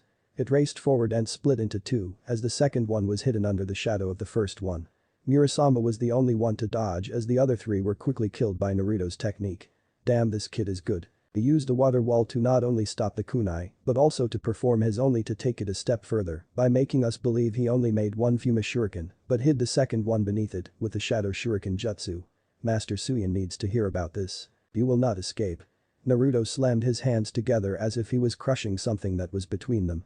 2 large drills of water quickly closed on Murasame's position, aiming to squish him. Shit. He barely was able to dodge the violent torrents of water by infusing chakra into his jump back into the waterfall to go report to his leader. Damn, I got all but one. He turned to see Shibuki in a ball on the ground shaking in fear. Lord Shibuki. He got up and waved the small boy off telling him that he was just excited. Okay, I will be seeing this mission to the end. He looked over the situation at hand. Okay. We need to move quickly as there are more of them out there. The enemy fled probably only to report back to his leader and tell him of my appearance. So the enemy will retreat for only a short time to gather and strike at the threat which is me right now. Fuck.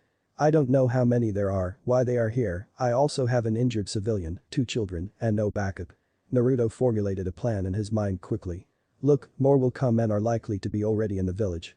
We don't have much time before they counterattack. He formed two shadow clones and had one carry the injured woman away while the other would provide oversight if they encountered any enemies outside the village. Shibuki nodded and led him to the side of the immense waterfall. So the entrance is behind the waterfall. I guess that's nice. Cliché but nice. Let me remain clear. You must never reveal the secret to anyone. Naruto just gave a slight nod so they could get moving already. When they reached the cave behind the waterfall they took cover behind a large rock until Naruto gave the all-clear sign. If you are coming, follow me. Shibuki dove into one of the multiple water holes in the cave that leads into the village. Once he dived into the water Naruto decided to say what had been on his mind. He is a coward until someone else makes sure everything is clear and then he suddenly is the second coming of the Sage of Six Paths. He scoffed and was about to dive when he received the memories of his shadow clones. So I was right, there are more, but at least it is one more down. Just a few minutes before, Naruto's shadow clone was finished treating the children's mother. Okay, she should be alright now, but she will be unconscious for a while, seeing as she lost a good amount of blood. The little girl cried into her arm as the boy next to her tried to comfort her. Don't cry, Shizuku. It will be alright. Lord Shibuki will take care of this, you'll see. Shizuku sniffed her nose but nodded nonetheless, trusting that her leader would take care of it. Naruto's shadow clone acted normal but sensed an incoming ninja trying to sneak attack from behind him. Only one chakra source. I have to get him off guard as I can only take one hit. I have to play this right. I'd be very surprised. Kirisum delivered a quick chop to the back of the surprised shadow clone, who was dispersed immediately with a shocked look on his face. His reactions are a little slow and he calls himself a ninja. He chuckled and approached the two defenseless children. He towered over the two threateningly only for him to fall over to the side knocked out cold. Naruto. But I thought you were gone. Shizuku asked the clone who had quickly moved out of his hiding spot when he saw Kirisum about to capture the children. No, he only took out the first clone thinking that I would be foolish enough to leave only one to defend you. The two kids could not help but be impressed by his strategy. Sacrifice one pawn to capture a larger piece. It is almost amateurish, which clearly shows the level of intelligence of this one. He bound Kirisum to a tree trunk with the supplies the original left with him in case of trouble. Thanks, Satsuki-chan. The original Naruto and Shibuki slowly emerged from the water on the lookout for any enemies. Naruto looked around and could not help but be amazed by the giant tree that was in the center of the village covering its own small island. Looking to the right and left he gathered a crude layout of the village. Okay, the village is split in the middle by the large river supplying the tree in the middle. They live primarily in small wooden huts, indicating a majority of this village consists of small families. Seeing no immediate danger, Naruto swam to the shore to get a closer look at the village. Shibuki however never left the water but instead dove and swam away from the shore. Naruto got on one knee and put two fingers into the ground, trying to push his sensor ability to the maximum. Breath. Okay. Shibuki's chakra is heading towards the tree, so he is probably trying to hide. There are 3 incoming enemies but wait. Naruto's eyes jerked up towards the top of the massive tree. What is this massive chakra source? It feels like he could not think any further as 3 hired ninjas swarmed him from the air. Do they ever learn? He clapped his hands together. Water style. Water shockwave. A large twister of water formed around him which connected with the 3 rogue ninja. A spiraling vortex of water fell, revealing a smirking Naruto in a ready-to-jutsu stance. Come on guys, I am just getting started. The 3 rushed at him with kunai in hand, so he took to the air and formed hand signs quickly. Tiger ox tiger rat water style. Water bullets. Naruto spewed out an unpredictable volley of small water balls which were controlled by his chakra, so they were not avoided. He nailed them in the chest, revealing the hidden kunai in each shot, so that took them down for good. Now too, Naruto could not move as he was suddenly bound by what appeared to be a thick rope of water held on both ends by Hisama and Murasama. You're not bad at all, kid. Hisama said as she was struggling to hold Naruto in place. You really did not think it would be as easy as last time, did you? Hisama then asked if they should finish him off only to be stopped by Suion himself. Wait. He appeared behind Naruto suddenly. I would say that he would be useful for negotiations, but you fools obviously can't tell he is just a clone. Isn't that right? Naruto just smirked before dissolving into water, revealing to the astonished Hisama and Murasama that he was a clone the entire time. Hisama closed her eyes as she ran over the fight in her mind to see when he got away. It was right at the beginning of the fight. He did not need such a flashy weapon to dodge the other ninja's attack, so when he performed the water shockwave he had already snuck away in the river. We were played like fools. She balled her fists and looked towards Suion and asked what they were going to do. Now we wait for Shibuki to come out with the hero's water.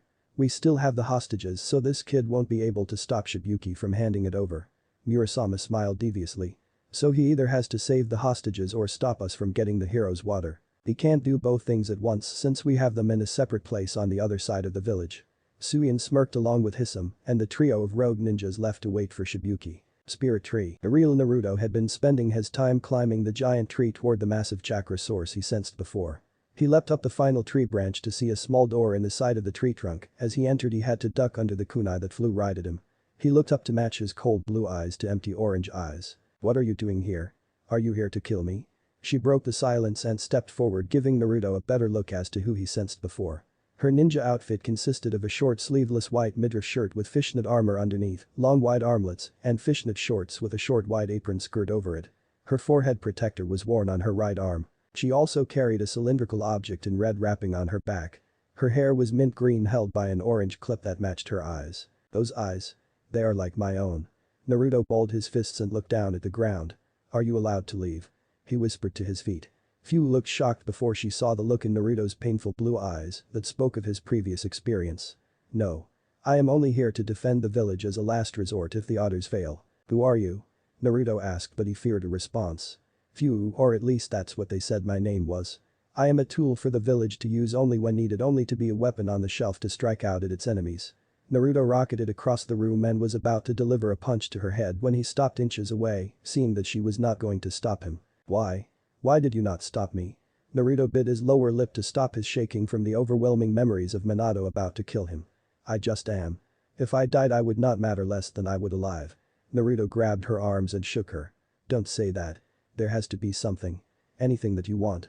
Fu looked down at the floor and whispered something that he couldn't hear. He asked her again only to hear what he did not want to hear. "Death. Just end it all. There is nothing for a monster like me." He slapped her right across the face. "Wake up. You felt that right. You are not a monster. There has to be someone that cares." Fu held her hand to her orange hair clip as she thought back to her childhood when Shibuki gave her that orange hair clip. There is someone, but it was a long time ago. Naruto let his arms drop as he did not know what else to say to her. He saw himself in her and it scared him. Was this who he would have been if he had never escaped the orphanage? If he had just accepted what he was told as a child? Accepting the lies and hate of others? If he had never met Arashi and Satsuki? He went towards the exit but stopped before he left. "You know, you remind me so much of myself." Naruto gripped the doorknob in his hand, hard enough to leave finger imprints in the wood. "I grew up having people tell me that I was a monster and that I was destined to live alone under the constant watch of others like a caged animal." Naruto turned to Fu, who was holding herself. "But I never gave in. I did not accept the path others set for me, so I fought against a tremendous amount of pain to find and make my own path, so I left the prison they kept me in." Fu looked up at Naruto, shocked that someone had experienced her suffering. "What was it like, this new path you were on? How did freedom feel?" she asked, hanging on to Naruto's words like a lifeline. He turned back toward the exit. "I hated it. I would have preferred my cage, as at least I would be watched even if it was for the wrong reasons." Fu gasped, wondering why he would feel that way when he escaped his pain. "I know what you are thinking. Me running away from the others only brought my pain to the forefront as I could no longer ignore it. I was lonely. Loneliness, true loneliness was what I tried to ignore, so I looked towards the hope of freedom to comfort me, but it did nothing for me. Before I escaped, if I died at least there would be those that would praise my death, but now that I was free I truly did not matter. Not even in death would I mean anything." Naruto crushed the doorknob in his hand into nothing but splinters. "So why are you here? Why did you not end it all by now?" Naruto looked back at Fu and threw the shattered remains of the door lock to the ground. "Because cages and freedom are both worthless. These locks that keep you here matter as much as the sunlight that hits your face outside. There is no difference if you're free or if you're locked away because you are still you. Nothing has changed except the environment that surrounds you. That's why true loneliness is not defined by the physical walls one is imprisoned by, but is defined by the walls that make the person feel as if he is trapped within himself.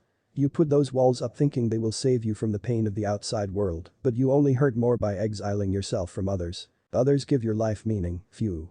I lived alone in anger until I met people who would eventually become my friends. They gave me a new life. I was not just something to be ignored." Naruto pointed to his headband as he said what came to his mind. "You know why I wear this headband? I did not become a ninja to protect the village that made me feel like a monster or its leader that treated me as if I were smoke. I became strong to protect my friends. I fight to protect those who keep me alive.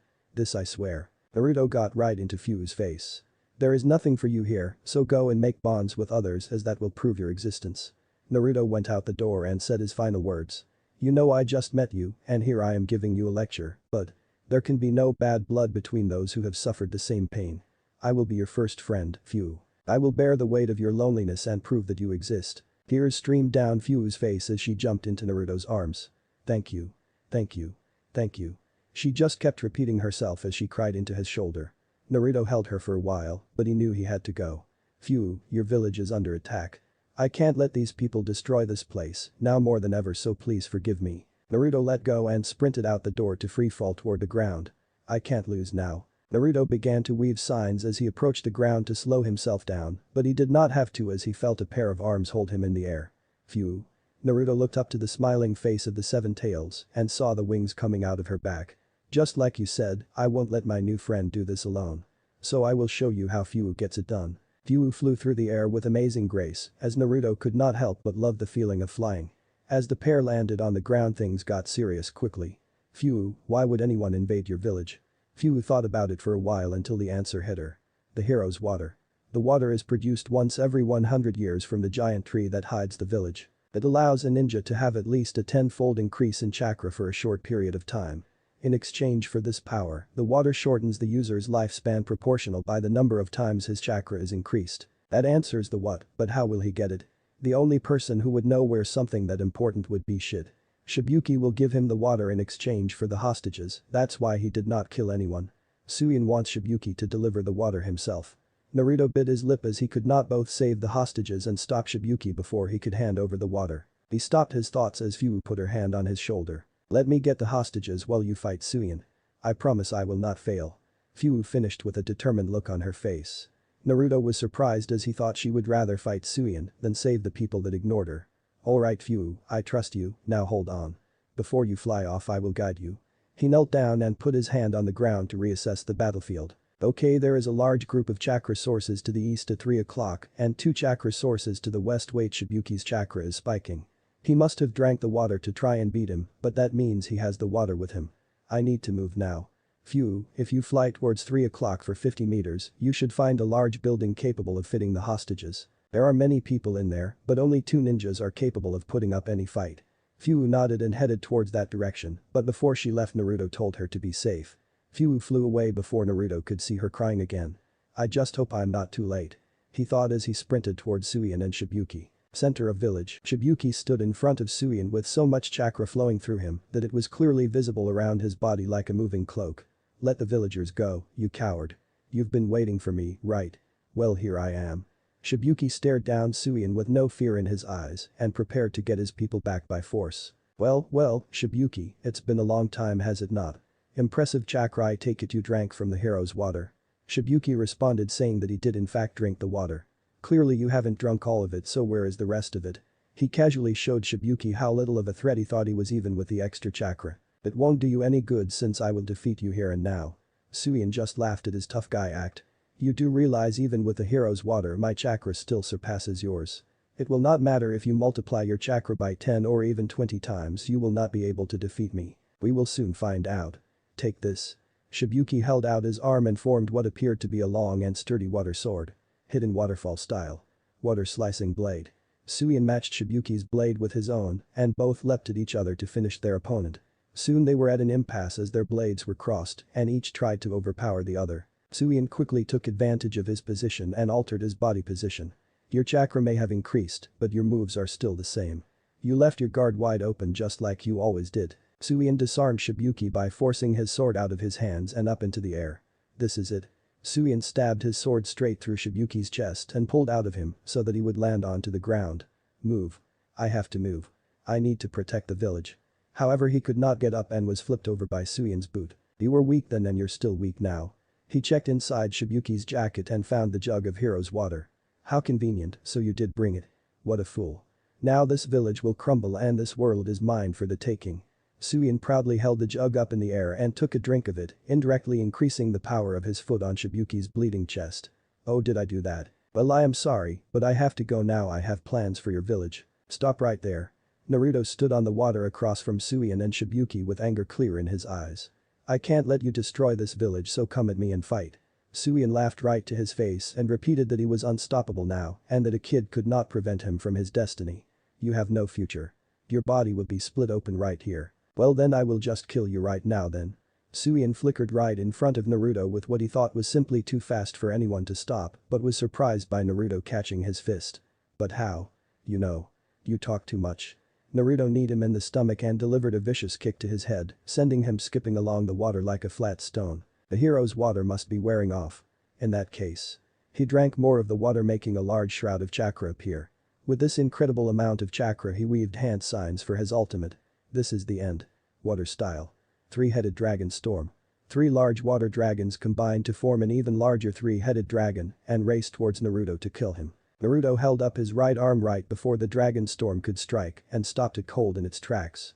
Suian could no longer hold up his final hand sign and dropped to his knees as he did not have the physical strength to hold them in place. People like you make me sick. You drink your strength out of a bottle and think that it is your own. Have a taste of your own medicine. Water style. 3-headed dragon storm. Naruto turned the large beast around and forced it to attack its previous master. Suian could not stop it and took the head on, sending him flying into the shore on the other side of the river. How? How could you turn my back onto me? Naruto looked surprised that he was still alive but decided to answer his question. That only consisted of water and your chakra which is a balance of spiritual and physical energy, so even though the hero's water gave you more spiritual energy, your body failed to match it. So in the end, as it was approaching me, it was falling apart since your chakra was failing to hold it together. I took over you by infusing my own chakra into it, overpowering yours, giving me control of it. Suian tried to laugh at his own foolishness as he was just lecturing Shibuki on how he had no idea how to properly use it when this kid from another village figured it out before he could. I guess that none of my will work now that my body is too weak to complete it. Naruto told him that it was over, but Suian had one more ace up his sleeve. His summoning contract. Naruto could only look in disbelief as Suian drank as much of the hero's water as he could withstand. What are you doing? The fight is over. Suian chuckled under his breath. No. I refuse to have it end this way. I may not be able to finish the fight on my own, but I will make sure this village falls with me. Naruto had no idea what he was going to do, but he knew it was something he needed to stop. Or dog bird monkey ram summoning jutsu. Kumkiga. A massive summoning seal appeared beneath Suian as the last of his strength left him. A massive smoke cloud was created and the sheer amount of wind that blew the smoke away began to push Naruto back out into the water. Naruto looked up and could only say what he thought. Oh shit. Outside manor, Fuwu finally reached the building where the hostages were held and peered through the window to see all of the villagers bound. She got the attention of a young man and signaled for him to close his eyes and get the rest of them to do the same. He quickly whispered Fuwu's plan to the others as they were tied together.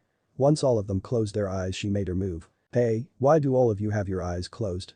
Murasama demanded and was about to kick one of them when Fu burst through the door and clapped her hands together. Dust style. Hiding in scale powder jutsu. Fu exhaled a large quantity of fine powder from her mouth, which due to its luminous quality, shined so brightly that it temporarily blinded Hisam, Murasama, and the others guarding the hostages. Fu jumped into action and quickly freed the closest group and left them with some kunai. Take these and free the rest of the villagers. They thanked her, but Fu did not stick around to listen as her powder's effect would not last long. She crouched and summoned her wings to quickly strike. She had taken down nearly all of the enemies by the time Hisam and Murasama could see each other again. You bitch. Fu finished the last of the hired rogue ninja and turned to the seething pair of missing hidden rain ninja. You will pay for that. Dragon tiger hair water style Fu saw him weaving signs along with Hisam and knew that whatever they used would not only hit her but also the villagers. She forced as much chakra as she could into her wings and rocketed towards them. Flying lariat. Fu connected her powerful lariat to both of their chests, sending them flying through the building away from the villagers. Both struggled to get up but they still had some fight left in them. Damn it. One more time. Hisam, come on. Water style. Wild water wave. Water gushed out of their mouths like a waterfall, but Fu already prepared her own to counter. And slash jutsu. She charged her wings with chakra and formed a large gust of wind in the shape of an X. Both met and the combined wild water wave overpowered her fan slash, but Fu was nowhere to be found. Where the hell did she go? Fu, however, gave away her position quickly as they found themselves looking up at a rapidly dive-bombing Fu. You're going out in a bang. That's how Fu gets it done. She spun her body rapidly and released dust from the red container on her back, creating a giant violent tornado of dust particles. Hisam and Murasama were using all of their strength to resist getting swept up in the dust tornado, but it was too late as Fu had already reached the outside of the tornado with dual kunai in hand. Scale blast. Fuwu created a spark from clashing the two kunai, which ignited the dust tornado and created a massive explosion, killing both of them, along with leaving a large scorch mark in the ground that would act as a reminder of Fuwu's heroic actions. The villagers witnessed this but did not say anything. Fuwu was ready to run away until one of the kids yelled out. "That was so cool." The villagers gathered around and talked excitedly with her, and eventually she was picked up and tossed into the air, chanting that she was a hero. "Naruto, you were right. People do make your life mean something, and I will do whatever to keep them happy." Fuwu smiled along with the villagers who were hailing her as a hero. Center of village. Oh shit. Naruto looked up to see a 60-foot white wolf with a serious expression on his face. Suion could not look up but relayed his final request. "Go destroy this village." He did not expect to be shaken off the giant wolf's head. "How dare you summon me for this petty task?" Kukiga was angered greatly by his now ex-summoner, as Suion was killed by the large fall. Naruto was unnerved by the sight of the massive wolf, but knew not to try anything. Kukiga looked down at Naruto, who was trying not to look terrified at the sight of the immense beast, and spoke again. "You, boy, were his last opponent I assume." At Naruto's slight nod he continued. Sigh. "Then I am sorry, but if one of the pack is slain in combat, then it is up to the pack to kill him. Defend yourself." Naruto's eyes widened at his statement and tried to move, but couldn't bring himself to. Kukiga seeing this just wanted to end this quickly, so he stomped his giant paw, forcing Naruto and many of the small huts around him to be lifted into the air. He could not breathe as he looked into the fierce eyes of Kukiga, but that feeling passed as sudden dread filled his heart as he started to fall back down to the ground, only to be grabbed in the powerful jaw of the royal fang. He was lucky as he landed on an outside tooth instead of inside his jaw, but it pierced him in the right lower abdomen, opening a gaping hole in his stomach. Hhhh. Naruto forced himself off the massive tooth and fell to the water below, losing his consciousness as the injury was too great. He was however able to prevent death by softening his landing in the water below. As he sunk into the ocean and the image of the wolf summon faded, he could not help but feel his own death approach. I guess this is it. Visions of his abusers rushed by him in the darkening river water. An image of Minato with an Adama Rasengan appeared in front of him, and he could not help being reminded of the first time he accepted death's embrace. But now it's different. Images of Fuwu crying, Arashi's beaming smile and thumbs up, and Satsuki's gentle sleeping face came into view. People depend on me. I can't die here. Naruto's blue eyes flashed open, but instead of the normal singular pupil, it transformed into a swirling whirlpool design. The water around Naruto began to swirl violently and darken even further, but Naruto simply did not have any more chakra left in him, so his eyes quickly faded back to their original singular black pupils, and the water turned back to normal. I am sorry, Satsuki-chan. Naruto had already passed out before a group of paws started to push him back up to the surface and into their den. Did another den. Ugh. Am I dead? Naruto held his aching side and knew immediately that he was still in the land of the living. But who saved me? He slowly sat up and found himself looking into the whiskered face of Rakutetsu. Wait, you saved me. Rakutetsu got mad and slapped him across the face. That's the thanks we get when we save your ugly ass. Your near-death experience did not enlighten you as much as I hope, since you are still a hotshot. Naruto was about to reply back when he noticed Rakutetsu's poor condition and how the otters around him were in similar or worse conditions. So when the village was invaded, the reason why you could not come was because the wolves attacked her. Naruto laid on his back trying to ignore the pain of the poorly healed wound, so he closed his eyes and tried to think of anything to help them win, but was interrupted by a small sea otter tapping his forehead. Hi. You dropped this in the water when you were dying and stuff, so I grabbed it. Here, take it. Naruto grabbed the scroll from the eager otter and immediately recognized it, as the scroll Satsuki told him not to open until it was necessary. Well, I guess now is as good a time as any. The scroll was opened and out it came 3 things. Bandages, ointment, and a note. Naruto quickly read the note and could not fight back the emotions it brought him. Come back to me in one piece. Love, your Raven. Satsuki-chan. Thank you. Naruto stood up ignoring the pain from his wound and shed his vest, Tobirama's long sleeve, and his armor netting. What in the world are you doing? You can't seriously expect to fight out there now that their boss is on the loose. It is impossible. Naruto ignored Rakutetsu's warnings and took a large amount of the Ichigo ointment and wrapped his stomach up to his chest in the bandages. I can't lose here, so we are just going to do the impossible. I have a plan, but to be honest it would only work in theory and I need you guys' help to bring down Kukiga. Naruto gathered another 5 sea otters besides Rakutetsu and followed his plan. Rakutetsu straight up told him that it would not work and would most likely take multiple tries to get it right. Look, we don't have time. We will get it right on the first try, I promise. Naruto stuck his fist out and Rakutetsu and the others also stuck out their paws to begin the plan. Naruto emerged from behind the large waterfall, letting the roaring water crash down on him, bringing him back some memories. Just like you said, I won't let my new friend do this alone. So I will show you how Fu gets it done. Fu. If you ever kill yourself, I would bring you back to life just to knock some sense in you. You don't have to do this all alone. I'm your friend even if you don't see it. I will help you bear the weight of being alone with you. You are my friend Naruto Uzumaki, not just something to be ignored. Arashi. I love you so much Naruto-kun. Even before this, you just had this strength that others just did not have, and it wasn't just your physical strength, but your indomitable will that made me fall for you. Satsuki-chan. All I cared about was proving that I meant something in life. What a fool I've been. I see the truth now. Phew, Arashi, Satsuki. If I don't have the courage to face this monster, then how can I ever hope to face him? Naruto raced towards the now attentive Kukiga. It seems as if he is still alive and now has new courage to face me. Good. Naruto had yet to reach him, but suddenly stopped and pushed his arms out slowly, as if he was pushing something heavy. Ahhhh.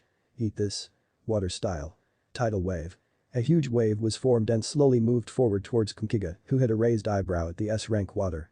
The tidal wave simply appeared as a huge wave of water, several stories high. Once the water reached its apex and crests completely, the huge wave came crashing down on Kukiga, delivering tons of water right into the royal fang, forcing him close to the waterfall that Naruto emerged from. The great white wolf was stunned but not done yet.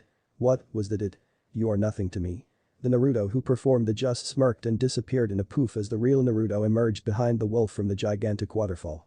No, this is it. Sitting behind the waterfall crossed legs were 3 Naruto shadow clones with 2 otters on each of their shoulders. They were cinching their chakra together through contact, as were bumping fist with the shadow clone next to them. Once the shadow clone outside finished its job, they all opened their eyes together, signifying that they truly were in sync as the otters on their shoulders also got the memories of the clone. They sprinted at the same time and rushed out head first after the original. Naruto widened his stance and readied himself for the final blow by lifting his right arm into the air. You see, I have a few things I need to protect as a ninja. Flashes of Fu, Hirashi and Satsuki came to his mind. So I will stop you right here. The shadow clones and otters emerged from the waterfall equidistant from each other and gathered such an incredible amount of water from the waterfall that it was as if the waterfall itself was wrapping around the 3, forming a giant trident with 3 massive drills on its end that matched the size of Kukiga. Collaboration Jutsu. Water style. Raging Uzumaki Trident. Naruto threw the massive SS ranked into the back of the royal fang, who could not defend himself quickly enough. The trident hit him square on and pushed him all the way to the center of the village into the sacred tree. Kukiga felt the weakest he had ever felt in a long time as he was about to reverse summon himself back to Mount Akami but stopped when he felt someone on his snout. Naruto glared down on the defeated summon and said what he needed to. I am Naruto. A member of the Uzumaki clan. Remember my name. Kukiga just smirked and disappeared, leaving Naruto up in the air to fall to the ground, but before he hit the hard rock below, Fu caught him. That was amazing, Naruto. How did you do that?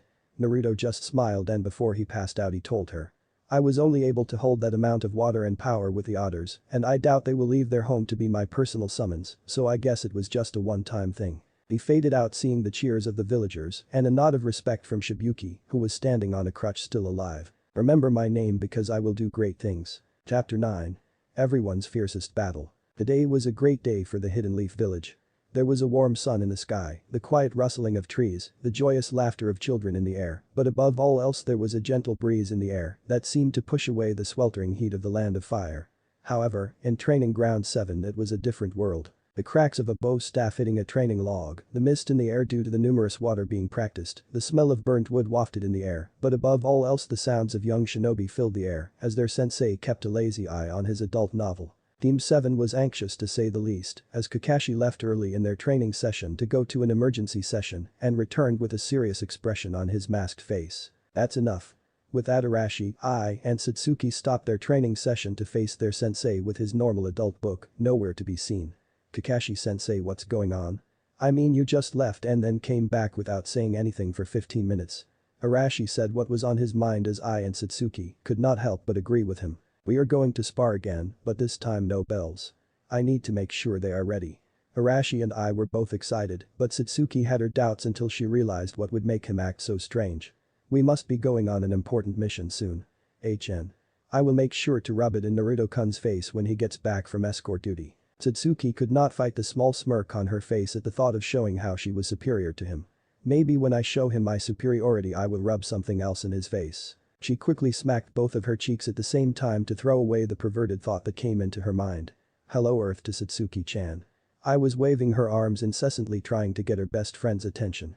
Oi, stop daydreaming about Naruto, or should I tell Arashi and Kakashi-sensei about that fantasy where you had Naruto? Suddenly, I found it hard to breathe as Satsuki had both of her hands wrapped around her throat while also flailing her around like a balloon in the hand of an angry child. I told you that in secret. I was struggling in Satsuki's grip while Arashi looked away from the whole situation as he did not want to get involved with anything involving Satsuki and Naruto. Yeah, I'm sure Naruto would straight murder anyone that would try to be with Satsuki. With a plastic spoon. Kakashi just sweat dropped at the situation of finding his sensei's daughter being strangled by the Uchiha heiress. Meanwhile Sarutobi's apprentice was looking slightly fearful of breaking it up. Well, at least when it comes down to it they will put aside their issues. I hope so. Okay guys, ready yourselves and come at me with intent to kill or you won't be able to get your first mission, and from what I heard it was easily B rank, maybe even A rank, depending on what happens in the field. That stopped all the excitement as all three slowly separated and prepared their weapons. Good. They know this is serious from here on out. Now show me your abilities to the fullest. Ready. Start. Arashi whipped out his staff, I pulled out dual kunai, and Satsuki Sharingan roared to life, whereas Kakashi lifted his headband revealing his own Sharingan. I and Satsuki immediately took the lead as Arashi followed behind. Dragon Tiger Hair. Snake Ram Monkey Boar Horse Tiger. Water Release. Wild Water Wave Fire Style. Fireball Jutsu. The two combined met in front of Kakashi, forming a dense cloud of mist. Clever, trying to limit my vision before Kakashi had to duck as the sound of a bow staff whooshed above him. Arashi had both of his eyes closed and focused chakra to his ears to locate his sensei. There. Arashi and Kakashi clashed for a while until he disarmed Arashi, but to Arashi, it was an advantage as he began to weave signs under the cover of the mist. Arashi lifted his foot only to then slam it into the ground, creating a large crack from himself underneath Kakashi. What? He knows that Arashi sent a torrent of flames into the crack where it combined underneath the ground where Kakashi was standing. Fire Style. Exploding Flame Crater. Arashi finished by clapping his hands together, forcing the fire to erupt from the ground like a volcano. Kakashi took a powerful jump to the side to avoid the fatal fire explosion, only to fall into his team's plan. Snake Ram Hair Dog Snake Wood Style. Wood Dragon Jutsu. I summoned a large wooden dragon under the spot where Kakashi landed, which propelled him up into the air with tremendous force. Kakashi was spread out over the front of the dragon, as the speed at which he was going only allowed him to flip onto his back. Shit, at this rate, he could not think any longer as Satsuki was coming down from above to meet him in the air. Fire Style. Blazing Windmill Shuriken. Satsuki spun the large demon windmill shuriken in her hand and wrapped it up in a large stream of fire, only to throw it directly at the copy ninja. And one more.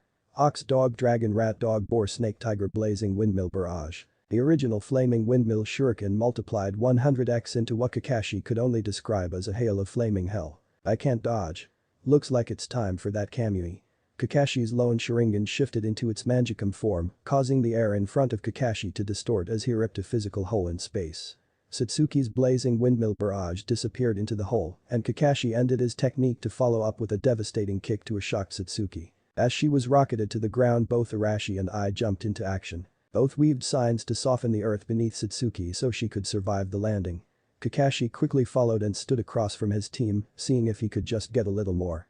Come on guys, is that truly the end of your powers? Come on, push even higher. The three took some distance away to perform their collaboration. Well then sensei, get ready. Arashi and Satsuki stood on the sides of I and weaved signs to begin their deadliest combo. Ram Horse Snake Dragon Rat Ox Tiger Fire Style. Dragon Flame Bomb. Or Ram Snake Horse Dragon Lightning Style. Dragon Thunder Bomb. Ram Horse Snake Dragon Rat Ox Tiger Fire Style. Dragon Flame Bomb. Team 7 Collaboration Jutsu. Lightning Flame Dragon's Roar. They combined to form a massive blast of fire encased in wild lighting that roared right through Kakashi and the training ground, shaking the ground with its massive power. The echoes of a roaring dragon channeled throughout the village, stopping whatever they were doing to listen to the powerful roar of Team 7. That's it, I'm done. Arashi thought as he dropped to his knees, struggling to collect his breath. However, he was not the only one exhausted as both Satsuki and I followed suit. You know what, that is quite fearsome. Their eyes widened as they turned to see their sensei completely fine.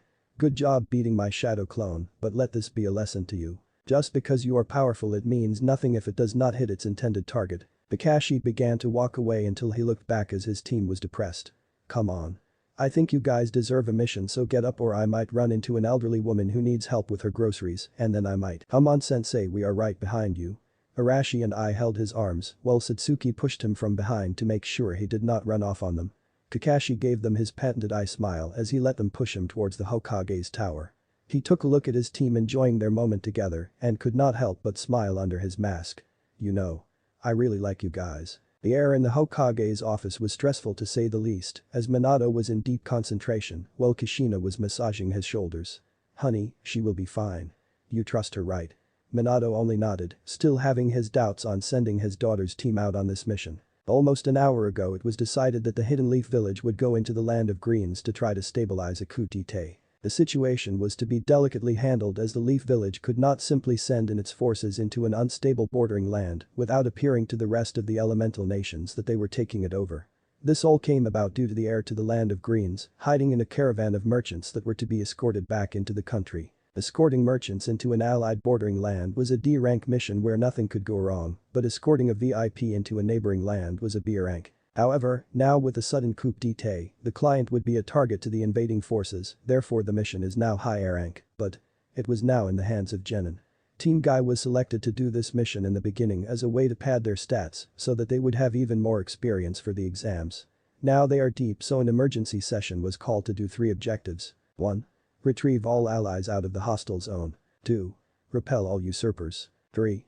Re-establish government stability. I was the most vocal about how he could get his team in and out before anyone else knew, but Minato shot that down, seeing that it was only a temporary solution. Kakashi came to the aid of his eternal rival by stating he would lead a team to get the Genin out of there. However, Minato laid down the final decision that Kakashi's abilities would be of better use to defeat the invaders, and his all-star Genin team would back up Team Guy's Genin. I'm about to send Ai-chan on her first mission, and here I am hesitating putting her out into the real world. But I did not think for a second to pull Anko away from Naruto when he was on his first mission alone. Like I always did. Minato looked down and tensed into Kushina's hands, trying to physically force down the immense guilt and pain of being such a hypocrite. He did not have to think long as Anko came into the room. Sorry Hokage-sama, I did not want to interrupt anything, you two might have been doing, she said flirtatiously as Minato could only sigh while Kushina gave her apprentice a small smile.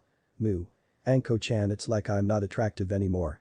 Anko picked up the conversation and continued to go back and forth until Kakashi's team came in. Kakashi, you are late. I thought we worked on that. Kushina was tapping her foot impatiently as Kakashi just dug into his book further to avoid her angry glare. Satsuki however was excited at the sight of Anko as that meant that Naruto came back. Anko-sensei. How did the mission go? Is Naruto come back? Anko looked over to the surprisingly excited Uchiha heiress and the interested Arashi, but only gave them an unsure smile. Truth be told, I have no idea how he is doing, seeing as I kind of left him there. She shrugged and looked away only to find herself face to face with Satsuki. So you left him alone on his first mission.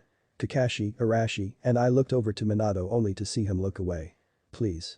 The mission was basically over and he is a big boy, I can assure you. She finished emphasizing just how big Naruto was with a gleam in her pupils' less light brown eyes. You bitch. Satsuki's Sharingan was on fire as she violently fought Arashi's and Ai's firm grip, keeping her in place from ripping Anko's smirk off her face. If you lay a single finger on Naruto-kun, I will torch your ugly face. Anko grew a tick mark at that insult, so she ignored her and spoke to Kakashi. Kakashi, you should control your genin. I understand that she is so mad because of these, but she should not act like such a child. Anko then grabbed her large breasts, making sure to rub it in Satsuki's face. Satsuki stopped struggling and could not help but look down at her own chest and feel self-conscious. Maybe Naruto-kun likes girls with bigger chests. Kushina, seeing how depressed her best friend's daughter was, could not help but try and comfort her. Oh, don't worry about it, Satsuki-chan, I know for a fact your mother did not develop as nearly as quickly as you did. She came in close to her ear and whispered that she was teased in their genin days because other girls told her that she deserved to be in the Uchiha clan because she was as flat as a fan. But of course she grew into a beautiful woman like myself, right Minato-kun? Minato just dumbly nodded and quickly made sure to compliment his wife lest he find himself dead by nightfall. The conversation stilled as he came flying into the room with a scroll in his hand. Hokage-sama. The hidden waterfall village was invaded recently. Their leader is in critical condition. Minato quickly got up and ripped the scroll away from the. He quickly bit his thumb and smeared his blood to unlock the scroll, which revealed a disc. Someone get me a television now. His order was quickly complied with as Satsuki was unbelievably worried. Naruto, please be okay. Everyone watched as the screen was filled with static until it cleared up to reveal a shot of the hostages captured and their guards watching over them. Minato paused the tape and asked the secretary to bring a bingo book. Okay, so far the hostages are held by a couple mid-ranked missing ninja from the Hidden Rain village, but I doubt that's everyone, so let's keep it rolling. Satsuki and Arashi were extremely worried as they had not seen Naruto the entire time and were wondering where he was. We have been captured. I am recording in case we don't make it out. I love you, Lee-chan, but I have to let the others know what is going on. The camera was suddenly covered up by the man recording until there was audible whispering, oh my god, I think we are going to be saved.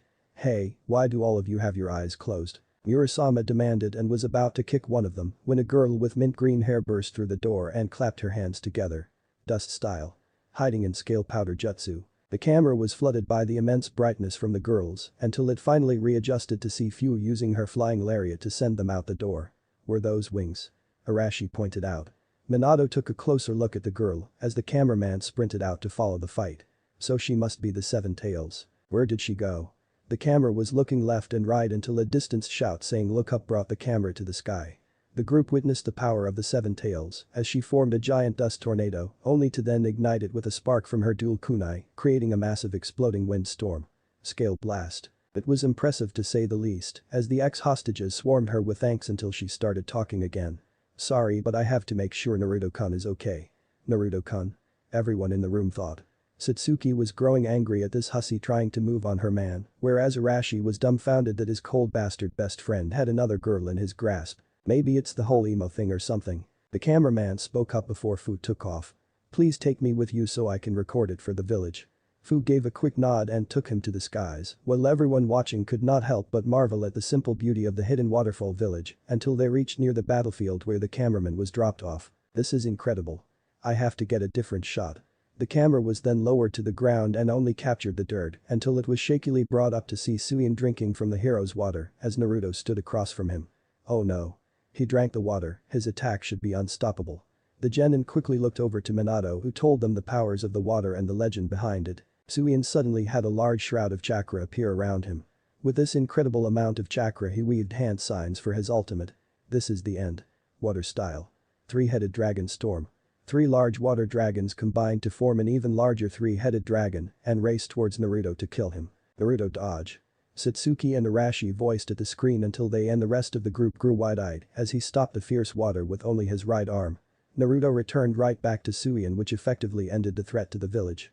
Listening to Naruto's explanation of how he accomplished the incredible feat, they were impressed. Damn show off, I'm sure I could have done something better. I quickly slammed her fist right into his head to shut him up. Thank God it's over. Hey. The cameraman was about to leave his spot until he noticed Suin was not done yet. As he drank the rest of the bottle, Minato and they were extremely worried. Why would he drink so much chakra? Naruto just explained to him that he was useless. Suin began to weave signs for only those that would work under this condition. Naruto stops him. Minato yelled out to the screen as he knew along with the other older ninja in the room what his plan was. Satsuki was going to ask what had all the older ninja worried about until the camera was dropped onto the ground and slowly picked up to view the massive wolf summon. Oh. Oh my god, we are all going to die. The cameraman was running in the other direction but kept the camera on Naruto, showing how full of fear he was at the mighty wolf summon. The raging beast stilled until his powerful voice boomed throughout the village. Then I am sorry, but if one of the pack is slain in combat, then it is up to the pack to kill him. Defend yourself. The ground shook and everyone could only watch in horror as Naruto was sent flying into the air only to land on one of its massive teeth. Satsuki could not watch anymore as she started crying into Kushina's chest. Arashi was just staring at the screen of a deathly still Naruto pierced almost in half. You bastard, get up. Come on man, get the hell up. I latched her hand onto Arashi who grew quiet and could only whisper out no. I looked back to the screen to see Naruto fighting to get off the tooth. He is okay. Satsuki looked back to the screen to see Naruto pushing himself out of the jaw of Kukiga only to watch as he plummeted into the river below. Is he okay? The camera stayed on the spot where he fell from for a while until nothing happened. Maybe he did die from the fall. Everyone's eyes widened as the water began to violently whirlpool and became dark black. Oh no, he did activate the Uzumaki bloodline. What will happen now? Kushina held her arms around Satsuki, who was holding on to a glimmer of hope until the water stopped. Naruto-kun. No. Please. She collapsed into Kushina as the screen went black. What? Wait. Where is Naruto? What is going on? Arashi got into Minato's face. How could you leave him out there like that? I thought we were taught to be there for our comrades, not let them die alone. Kakashi put a firm hand on his shoulder and told him to stay quiet. Minato was looking out the window as he tried processing his son's death. Alone, huh? I don't feel anything except guilt. I never fully accepted he was my son, so I don't really feel sorrow but just guilt. The screen came back to life as it showed the giant summon crushing homes and causing mass panic while the green-haired girl was getting them away. Nkiga suddenly turned towards the waterfall and got up, so the camera followed his gaze to the waterfall. Wait, who is that? The camera zoomed to Naruto, who was still alive but clearly wounded as the bandages around his stomach were tainted blood red. He is alive.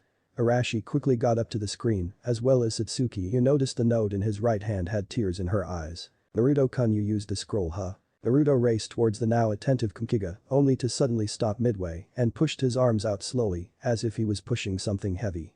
Ahhhhh. Eat this. Water style. Tidal wave. A huge wave was formed and slowly moved forward towards Nkiga, who had a raised eyebrow at the S-rank water. The tidal wave simply appeared as a huge wave of water, several stories high. Once the water reached its apex and crests completely, the huge wave came crashing down on Nkiga, delivering tons of water right into the royal fang, forcing him close to the waterfall that Naruto emerged from. That's it, show that mutt who's boss. The others were in shock from his solo S-rank that only Nidaime could perform. Now what will you do soon? Naruto dropped into his stance in preparation for the next, as the others could only drop their jaws at what happened next. You see, I have a few things I need to protect as a ninja. So I will stop you right here. 3 shadow clones with otters on each of their shoulders emerged from the waterfall. That looks like Sensei when he enters Sage mode. The clones ran equidistant from each other and gathered such an incredible amount of water from the waterfall that it was as if the waterfall itself was wrapping around the 3, forming a giant trident with 3 massive drills on its end that matched the size of Nkiga. Collaboration jutsu. Water style. Raging Uzumaki trident. The massive drill-like trident slammed into Nkiga and pushed him all the way to the center of the village into the massive tree. The camera zoomed in on Naruto, who was looking down the snout of the giant wolf. I am Naruto. A member of the Uzumaki clan. Remember my name. The group could feel the pride rolling off him for his clan. As the others were cheering or looking really happy, Kushina could not help but start to withdraw into herself and look away towards the ground. They are coming back. I can feel it. Minato was elated at the sight of his victorious son and thought to himself how proud he was. Satsuki and Arashi were clearly excited, but Satsuki only gave a small smile as she had a gut feeling that he would pull through. Well, at the end, the screen blackout as Naruto was being helped down by Fu. Whoa. Kakashi-sensei, you need to train us more if we are going to outdo Naruto. I can't let him get too big of a head. Satsuki and I were thinking the same thing and felt like they would run out of the room to train until the screen came back on showing a door. Fu. Please don't do it so hard, I'm still injured. The camera could hear Naruto's loud, almost sexual grunt. Don't worry, Naruto-kun, I will go really slow. Everyone took 2 steps away from the deathly silent Satsuki Uchiha, who looked as if she was going to explode. That bastard. I'm going to kill him slowly once I am done with that bitch. She quietly murmured to herself as the others were looking for the nearest exit until the camera peered through the door to see Fu trying to gently shove him in bed. Fuck. What happened to hospitality? Fu responded by saying that hospitality goes out the window when he decides to play hero and not wait for her to come. The cameraman came into the room and asked if he could ask him some questions. I don't think I am feeling awesome. So what was it like to face that huge beast? Naruto looked away before he gave his honest answer that he was terrified of fighting something so big. Well, what gave you the courage to fight him? Naruto looked over to Fu and gave a small smile. Well, that's a little bit harder. All I cared about was proving that I meant something in life and trying to be someone, but that blinded me from seeing those who cared for me. I would say it was my friends, both old and new, that gave me the strength to get up. Arashi and the other genin could not believe what Naruto just said. I guess we really got to him. Naruto guided the cameraman to the side of his bed where he was lying down. Now, above all else, I made a promise to a little raven that I would come back in one piece. Satsuki looked down at the ground as she blushed from Naruto's words, but that was only the beginning. Naruto asked if the video was going to be sent to the Hidden Leaf Village, only to see the camera shake up and down. Well then, since I'm going to send this to the Hidden Leaf Village, what is the first thing you are going to do when you get back? Naruto looked down and gave a mischievous smile that the camera could not see. Well, that's a good question. I guess when I get back to the village I am going straight to the Uchiha district. Everyone in the Hokage's office looked towards the screen wondering why he was saying that. Do you know about going to the hot springs, getting food, or sleeping? The cameraman asked. Naruto slowly brought himself up so he was sitting up with his legs over the side of the medical bed. He looked directly into the camera and continued. I'm going straight to Satsuki Uchiha's room, closing the blinds, then locking her with me in that room. His ocean blue eyes pierced the camera as Satsuki's face was growing redder by the second and all eyes went on her. Naruto gripped the bottom of his shirt and slowly brought it over his head while maintaining eye contact with the camera, giving the group a little show. Satsuki could not believe what he was doing. Just stop please. But keep going. The other ladies in the room could not help but feel the heat rising in the room as Naruto looked really hot and looked like a younger version of their husband Hokage. He bit his lower lip and let out a slow yet heavy exhale that quieted the room as if he was right there with them in the room. Then I'm going to sit on her bed and make her slowly take off her clothes until she is standing in nothing but her black skimpy lingerie that she thinks I don't know she wears. He took another deep breath and looked right into the camera, bringing shudders down her spine. And removed them with nothing but my teeth. He brought his thumb onto his lip only to then slowly drag it down to follow a large bead of sweat that went down his chest and slowly rolled over each of his defined abs, leading to what made Satsuki simply weak in the knees. Naruto stood up, showing the camera his V-cut at the end of his abs that guided her eyes straight to his groin, causing her to get wet, thinking a million thoughts per second. Naruto slowly went to unbutton his pants as Satsuki did not realize it, but she was right in front of the screen enthralled with her boyfriend's show. He stopped right before taking his pants off. You want to see Satsuki-chan? My big thank you, huh? Yes. She screamed at the screen along with the rest of the girls that seemed to flood the office out of nowhere. Well then. This is just for you, so watch closely. He slowly unbuttoned his pants and dug his fingers into the side of his pants to tug them down. Only for the camera to be suddenly turned off, leaving only a black screen. All the girls were quiet, waiting for it to turn back on until nothing happened for a while and they yelled at the screen. What? After that sudden outburst there was a violent fight to have the video for themselves. Satsuki ripped out the DVD player from the wall and sprinted at godlike speeds away from the horde of fangirls. She slammed the door behind her and was gasping for breath as she held the DVD player to her chest. I did it. It's all mine. She began to laugh like a maniac until Makoto walked around the corner and saw her daughter tightly holding onto a DVD player. Honey, why are you holding that? Makoto was interested as Satsuki was fumbling with her words. Naruto-kun. He sent me a video for a new one. Yeah, it's a new fire he found on his mission. It may not have been a fire, but damn was it hot. Makoto looked skeptical, but figured she could watch it later. Well, that's good, honey, maybe I could watch it with you as I have not practiced my fire style in such a long time. Satsuki's eyes were wide and she immediately ran past her towards her bedroom. Don't worry about it, Kasan. It's not really your speed anyways. Hahaha. She finished with a forced and obviously nervous laugh. Makoto was about to follow up the stairs until she heard a knock on her front door. Who could it be now? She opened the door to reveal a sweaty and out-of-breath Ai-senju, who was frantically looking behind Makoto for something. Can I help you, Ai-chan? I looked up to Makoto only to quickly look down and then back up but struggled to find the word she needed. Makoto-chan. I was looking for Satsuki because of her. Oh, we need to work on something together, so I need to talk to her. Makoto simply nodded and let her speed by only to hear the sounds of a catfight upstairs. It's mine, you tomato. I saw it first. And your hair looks like a duck's butt. Maybe it would have been easier raising another boy. Itachi was always quiet. Makoto walked back into the living room, ignoring the sounds of the two girls fighting. Fugaku came in from outside and asked her why Satsuki and I were fighting. Trust me. You don't want to get involved as it's another one of their fights over a boy or something. Fugaku just sighed as Itachi walked in the room about to ask the same question, only to see his father give him the look that said it was too much trouble to answer whatever question he could have asked. On top of the Hokage Tower, Kakashi and Anko were peeved by what Minato just said. Wait, you want to put Naruto through another mission just after the one is still recovering from? What about Kakashi's team? They are ready for the mission. Anko said in frustration while Kakashi nodded in agreement. Minato explained why as he gave Anko a folder that held just who was involved. We were able to piece it together from our initial scout that we are dealing with the criminal brothers. Minato took in a heavy breath as Anko flipped through the light folder. Not much is known about the trio, however we do know that each of them practice a unique style of, and specifically Ruga is feared due to his raw water manipulation. Naruto is the only one close enough to both get there fast enough to rescue the team and has the skill set to fight them only if they are forced to engage. Kakashi was about to speak up but Minato stopped him. Kakashi. Do you truly believe your team is capable of handling themselves on a solo mission without drawing in the enemy for a fight? Look, I understand how talented they are, but the less bodies we need to take out of the land of greens the better. Anko balled her fist in anger at the thought of putting her student out again by himself. I don't know what your problem is, but this is ridiculous. I can't let him fight alone again. What kind of sensei would I be? Minato turned to her and tried to placate Anko by saying that she will be leading a team that will be tasked to fight the rebels and stabilize the area, so when she was done she could help him when she was done. TSK. Fine, that's probably the best I could get anyways. Kakashi, I have another mission for your team, but it is just a delivery, so it should be a good starting mission. Kakashi nodded and sunshine away to meet his team, leaving Anko and Minato on the roof. Anko knew what he was going to say, so she summoned a snake that reverse summoned her to the hidden waterfall village, leaving Minato to sigh at Anko's indirect anger. Naruto and Fu were playing a game of shogi as they were waiting for Anko to come back, however Naruto was not thinking about that as Fu was beating him in shogi. Damn Fu.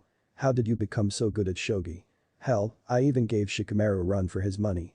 Fu said she was good from playing with herself, trying out tactics from a shogi book. Speaking of playing with yourself. I couldn't help but notice you watching me. Thank you. Fu blushed and Naruto took that time to switch the pieces around, so he was winning. Hey. I saw that and what did you expect? I mean, you practically were doing a striptease. Naruto chuckled at that as he reveled in the fact that he could get under her skin so quickly. Well, I am sure you weren't the only one that was flustered. I hope you noticed me, Anko-senpai. Anko walked into the room with a chuckle at her Genin's words. Oh yes, I am sure the entire female population in the Hidden Leaf will notice you now. Naruto paled at the thought as he did not think about that. I guess it's a good thing since Atsuki-chan will get more target practice. But that leaves me with all the bodies to get rid of. Anko looked between Naruto and Fu with an expectant look on her face, so Naruto quickly introduced her to Anko. After the formalities passed, Anko knew it was time to get down to business. Gaki. Get your new friend out of here, we have to talk. Fu nodded and left after Naruto told her he would see her later. Brad, I know you're not going to like this, but you can't go back to the village now. You have a new mission in the lands of greens. Wait, you mean right now? I just finished this mission and hell, it must have been at least a high B rank. Anko gave him the folder Minato gave her on the rooftop and began to explain the situation. Naruto looked down at the ground and crushed the folder in his hands. So he just wants me to go alone and get myself killed in a hostile zone because I'm the right one for the job. He spat out venomously. Anko pushed his head up so she was matching his fierce eyes with her own. You think that you're the only one that has to go through this? How you crybaby. Countless ninja have died never being noticed by their village. We are ninja, get it through your head. This world is not for weak individuals because you will be eaten alive. Naruto looked away only for Anko to grab his attention again forcefully by slamming him against a wall. Don't think for a second this is happening just because of your status in the village. Naruto. I think you are a great ninja and I believe you will do great things. Naruto's eyes widened at Anko's statement. She believes in me. Anko pulled away from the stunned Naruto and gave him a scroll. This is a gift from me for your first mission. Don't think this will be a normal thing. I will only do this once. Naruto's eyes widened at the gift but realized that his sensei is held as an assassin mistress. Out the scroll came dual spring-loaded kunai arm bracers that had both protected his forearms while giving him the ability to arm himself without reaching into his pack. Whoa. Anko-sensei is great. I will make sure to complete this mission and make you proud. Anko ruffled his hair while Naruto initially seemed agitated from the contact, but he eventually let her do it as he had a smile on his face. Good Gaki. Now, I will be in the area, so if you need to be rescued just call out for me and I will come to your aid, princess. She finished with a teasing grin while Naruto punched her shoulder in good fun. I better head out, who knows what these genin are doing. Naruto sprinted out the window and sped by Fu, who was waiting for him. He turned his head while running and gave a smile with his eyes closed along with a thumbs up, just like Arashi gave him that day on the Hokage mountain. Fu waved as he left and gave a smile of her own. Naruto. Thank you for everything. Naruto was just outside the village looking at a map when he sensed a non-human chakra source approaching from the nearby bushes. He summoned a kunai to his hand with lightning speed thanks to Anko's gift. Come out, I sensed your approach as soon as I left the village. The Suga, Lotus Fang, slowly came out from the dense brush as Naruto narrowed his eyes at the all-white wolf that reminded him of Kunkiga. So you sensed my approach from so far away, I am impressed, but then again you did beat Tusama. Naruto's eyes widened from that information and quickly took a defensive stance while infusing the air with chakra. Hasuga's eyes narrowed and a low growl escaped his jaw. Boy. Do not test my patience. I hate that I am doing this, but because you Sama demanded I be the one to do this, I am here. Naruto stopped infusing his chakra but did not release his hold on the kunai in his palm. At least he is not a trusting fool like Suyin. In his eternal wisdom, we of the Wolf Clan would like for you to be our new summoner as you are the first to survive our clan's tradition of revenge. Do you think Naruto Uzumaki will accept this honor?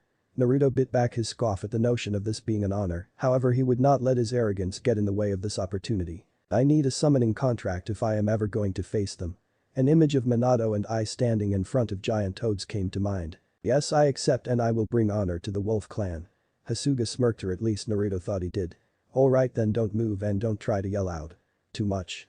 Hasuga pounced and clamped his powerful jaw onto Naruto's left arm, leaving 2 large punctures allowing blood to freely flow out of them. Naruto bit his tongue hard enough to make it bleed, so he did not give Hasuga the benefit of hearing his pain. Eventually the blood that was flowing out coagulated into a dark red ink that formed into a series of spiraling lines that ran down his forearm until it connected together into a wolf with its jaw open at the beginning of his wrist. What the hell happened to summoning contracts and what is this?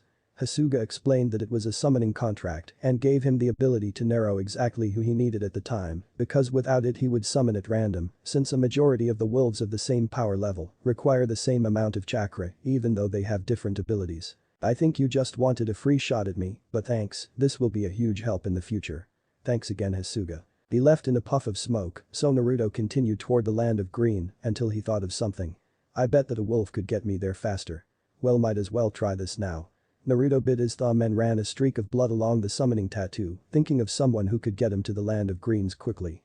Summoning jutsu. He slammed his hand onto the bark of the tree branch he was standing on, and a cloud of smoke appeared revealing a large solid black wolf with wide eyes that easily stood to his chest. Naruto-sama, how may I be of assistance?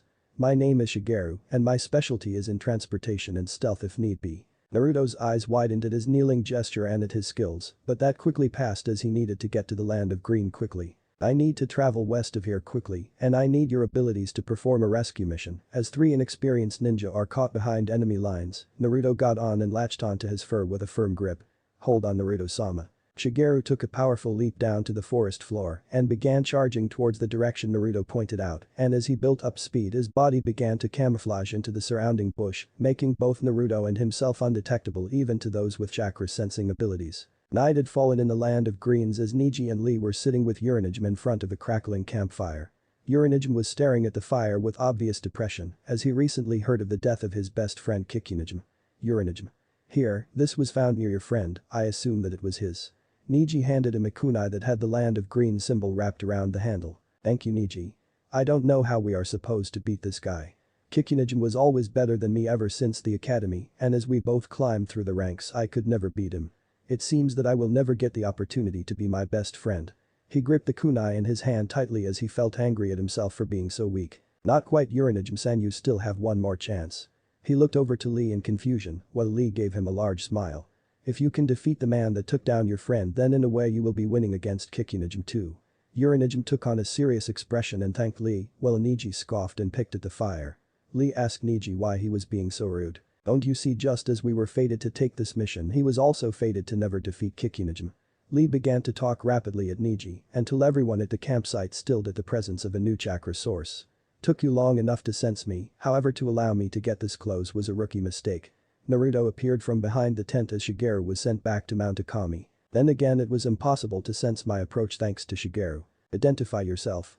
They took a defensive stance in front of the other tent that was across from Naruto. Naruto, you're back up and quite frankly your savior. He tossed Neji his mission scroll and after he checked it with him, both Lee and Uranijim relaxed their guard. Naruto took Neji's previous seat in front of the fire and asked him what had happened so far to get to this point. Neji began to tell him about the mission that went south quickly. Flashback, Team Guy was assigned a D-rank mission to escort a group of merchants from roving bandits to the village in the land of greens so that they could gain more experience for the exams coming up quickly. They reached a rocky path where they saw the caravan of elders, a young child, and strangely 3 grown men that they were supposed to guard, but before Neji could formally introduce themselves, Lee ran straight towards them. Yosh. Hello there, we are here to help if you are the caravan heading towards the land of greens. 2 men took defensive positions in front of what appeared to be a normal-looking merchant, but their reactions immediately alerted Neji and Lee, however they did not show it. Who are you? Neji stepped in front of Lee and explained their mission, and the 2 men introduced themselves as Uranijim and Kikunijim, and the other man behind them as Shun. Right, well we shall aid you along your journey. Lee pushes the nearest cart while Tenten and I will push the one in the back together. Lee gave an over-exaggerated salute to him, and they began to move the caravan at a quick pace towards the land of greens. Wow mister, you must be really strong to push this by yourself. The small girl on top of the cart made presence known to Lee, who was easily pushing the cart up the mountain. Ah, this is nothing, just watch as the full power of youth explodes. Lee began to push the cart even faster to where the person in front of it could not keep up. Youth. The little girl yelled out in glee as she giggled, meanwhile Neji and Tenten's sweat dropped at the thought of Lee spreading their sensei's teachings to one so impressionable. Looks like we need to catch up, Neji. Tenten turned to Niji, who was sighing, and decided that the best course of action was to speed up as well. Tenten nodded and looked away from Niji with a small blush on her face from being so close to him for such a long time. Eventually the group stopped to drink water so the others could rest. However, Team Guy's break would not be long as the little girl Lee was pushing came rushing towards Lee. "Lee, there is smoke." Lee looked towards Niji and told her to guide him. Niji told Tenten to stay with the caravan so that they could investigate. Finally they reached a peak and saw what she was talking about. "Niji. I'm on it." Niji looked towards the hills that had the black smoke and found 2 chakra sources. He turned his back from the child and spoke to Lee under his breath. "I have located 2 ninja lingering around nearby. I will eliminate the threat and make sure to keep the caravan uniformed as it will create panic." Lee nodded and Niji dashed off the cliff towards the smoke, whereas Lee guided the small girl back to the caravan, saying that everything was fine. "Come out, I know both of you are there." 2 ninja outfitted in the Land of Green's official ninja gear came out. That does not make any sense. Why would the Land of Green send their ninja out of their own village? Unless Niji dropped into the gentle fist stance with his Byakugan blazing. So the Hidden Leaf sent a Hyuga. Well, this will be fun. Niji closed his eyes and let his work as the world turned black and white, with the 2 ninjas and himself in white, appeared on top of a yin-yang symbol in the center of 2 larger green circles with their own symbols. "You are in range of my 8 trigrams." His eyes burst open as he dashed towards the 2 unprepared ninja. 8 trigrams. 64 palms. Niji was on top of the first one before he could bring up his sword, so he was swiftly paralyzed, and as the second one was about to jump away, Niji shifted towards the second one and delivered chakra strikes to his body. Niji was constantly switching between the 2, but to them and anyone watching he was just a blur as jabs of chakra were exploding into them, shutting off their chakra points. 64 palms. He delivered a powerful chakra charge palm to both of their hearts, sending the 2 soaring into a couple of nearby trees, ending the fight for good. He looked down at his 2 opponents and scoffed. "You honestly believed you could beat me with that level of power? Pathetic." Niji ran back to the group and explained what just occurred. "Look, we do not have enough information to correctly infer what is going on here, therefore the best route is the safe one. We will switch routes to ensure that whatever is occurring in the Land of Greens does not spill over into our mission." "Got it." Lee and Tenten hesitated but nodded nonetheless as it was in the best interest of the client and the mission to take a different route. "I will set up traps to ensure that none of the ninja involved will be able to pursue us undetected." Niji and Lee gave Tenten their thanks and began to travel with the group towards their new path. A little while later Kikunijim separated himself from the caravan to use the restroom as Tenten returned stating that she was successful. "We need to hurry this mission up because whatever is happening here is becoming serious quickly." "Alright, everyone, stop for a little while." Once he had everyone's attention he explained what his plan was to speed the mission up and ensure the safety of the caravan. "Listen closely, we will be splitting into 2 groups." "Lee is quiet as I explained." Lee stopped himself from talking during Niji's order. "We will divide the group between the fast-moving people and the elderly and young. Tenten, you will travel with the fast group and ensure their safety while maintaining a swift pace to the destination. Lee, you and I will be guarding the slow group and a majority of the cargo from the ninja who wish to use it as an aid to whatever is happening now." Niji and Lee wished Tenten good luck as her group headed off. While they were disappearing further down the trail, Niji made a quick count. "Wait. There should be 3 with Tenten. Where is the third?" "Lee gets the group moving now. I will track down the last of their group." Niji quickly separated from the slow group in search of Kikunijim. Niji raced back towards the old trail in search of Kikunijim, with his range extended to the maximum range. He stopped when he noticed a still body lying on the forest floor not too far away from his position. DSK. What a fool, thinking he could become a hero trying to save the caravan. He took a closer look at the strange wounds that were covering his body. They look like bite marks, and there are so many of them. He also seems to have drowned due to all the water in his lungs. Bite marks and water. There is no known way to do this. Whoever did this is following us and is after whatever we have. That means Lee is in danger. Niji grabbed what he believed was a personal item of Kikunijim and headed towards Lee's position. Meanwhile, Lee was pushing the now much heavier cart and was talking with a little girl until small bubbles of water began to slowly surround them. "Everyone gets close to me." The group stopped moving and got closer to Lee for their safety. "The bubbles, they are joining together to form a much larger one around us. Get under the cart." Lee jumped on top of the cargo and stood on his hands to prepare his move. Leaf whirlwind. Lee exploded off his hands and performed a series of high kicks and low kicks, powerful enough to create a whirlwind around his body, thus dispersing the forming water barrier. He dropped down into his strong fist jutsu and prepared himself for the oncoming opponent. However, that was unnecessary as Niji returned and explained that whoever attacked them was now out of his range. Why would the enemy engage us only to run away immediately? Lee thought hard, but Niji answered his question quickly. Because Lee, we don't have what they want. It was so simple. How did I not see it before? Lee asked what he missed.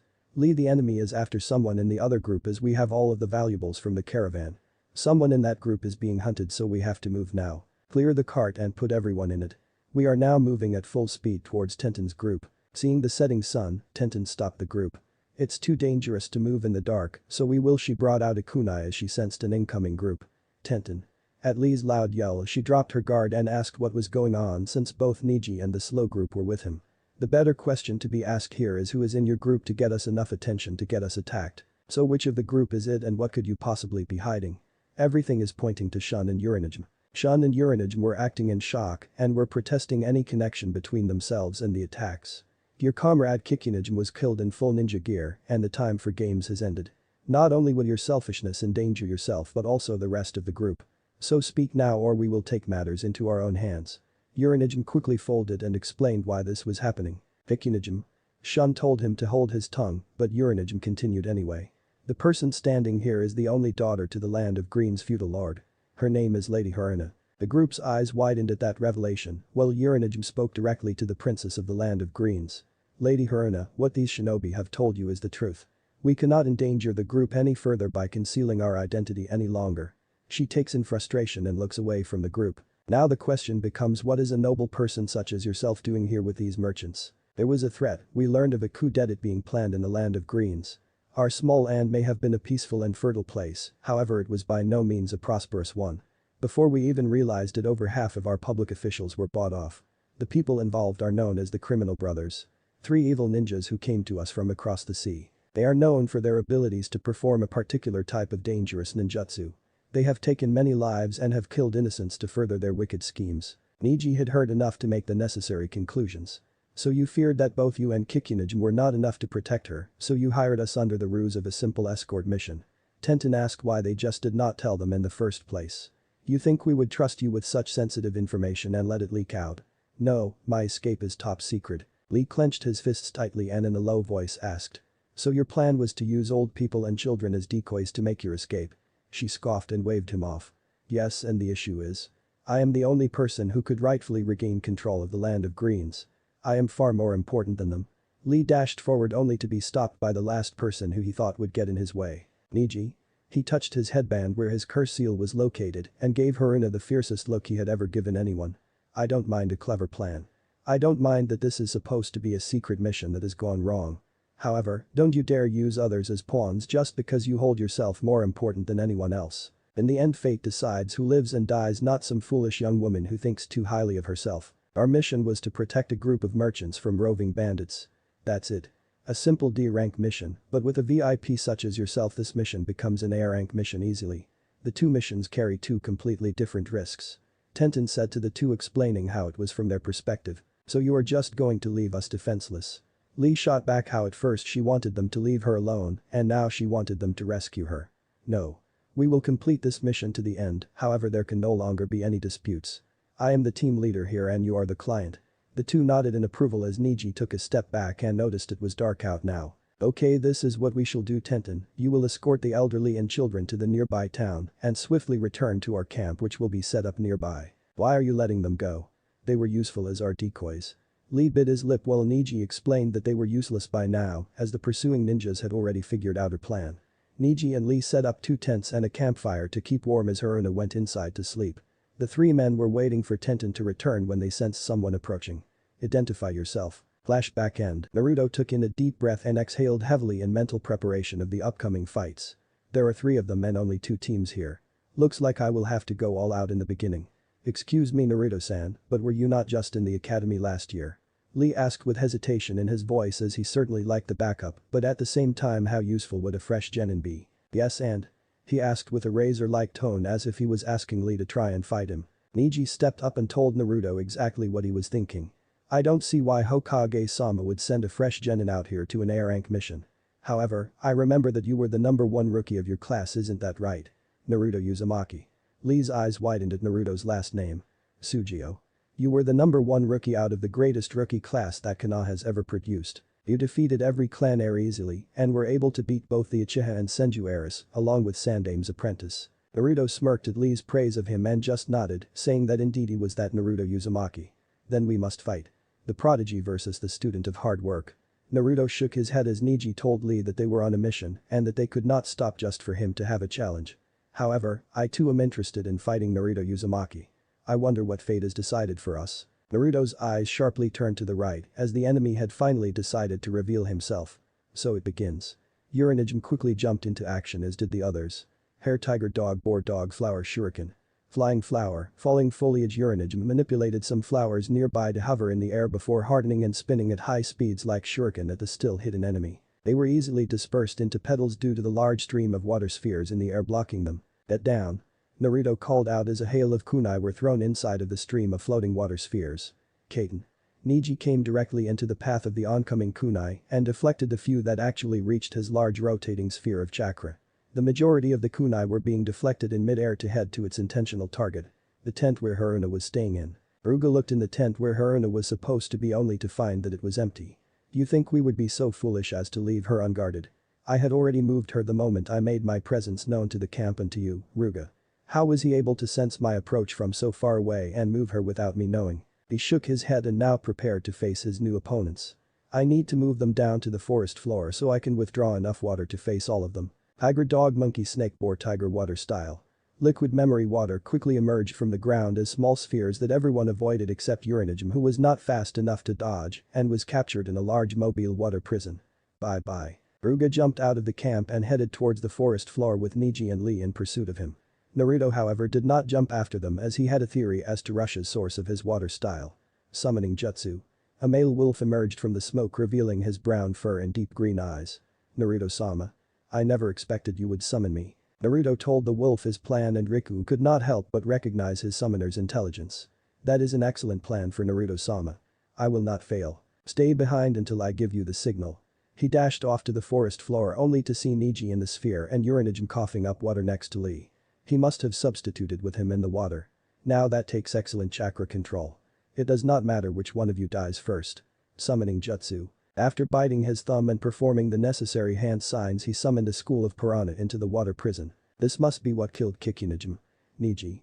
He quickly closed his eyes and mapped out the battlefield with his. There must be a weak spot in this sphere. Where are you? There. Right before the piranha could start eating him he poured his chakra out of his chakra points in his left foot which was hovering right above the weak spot.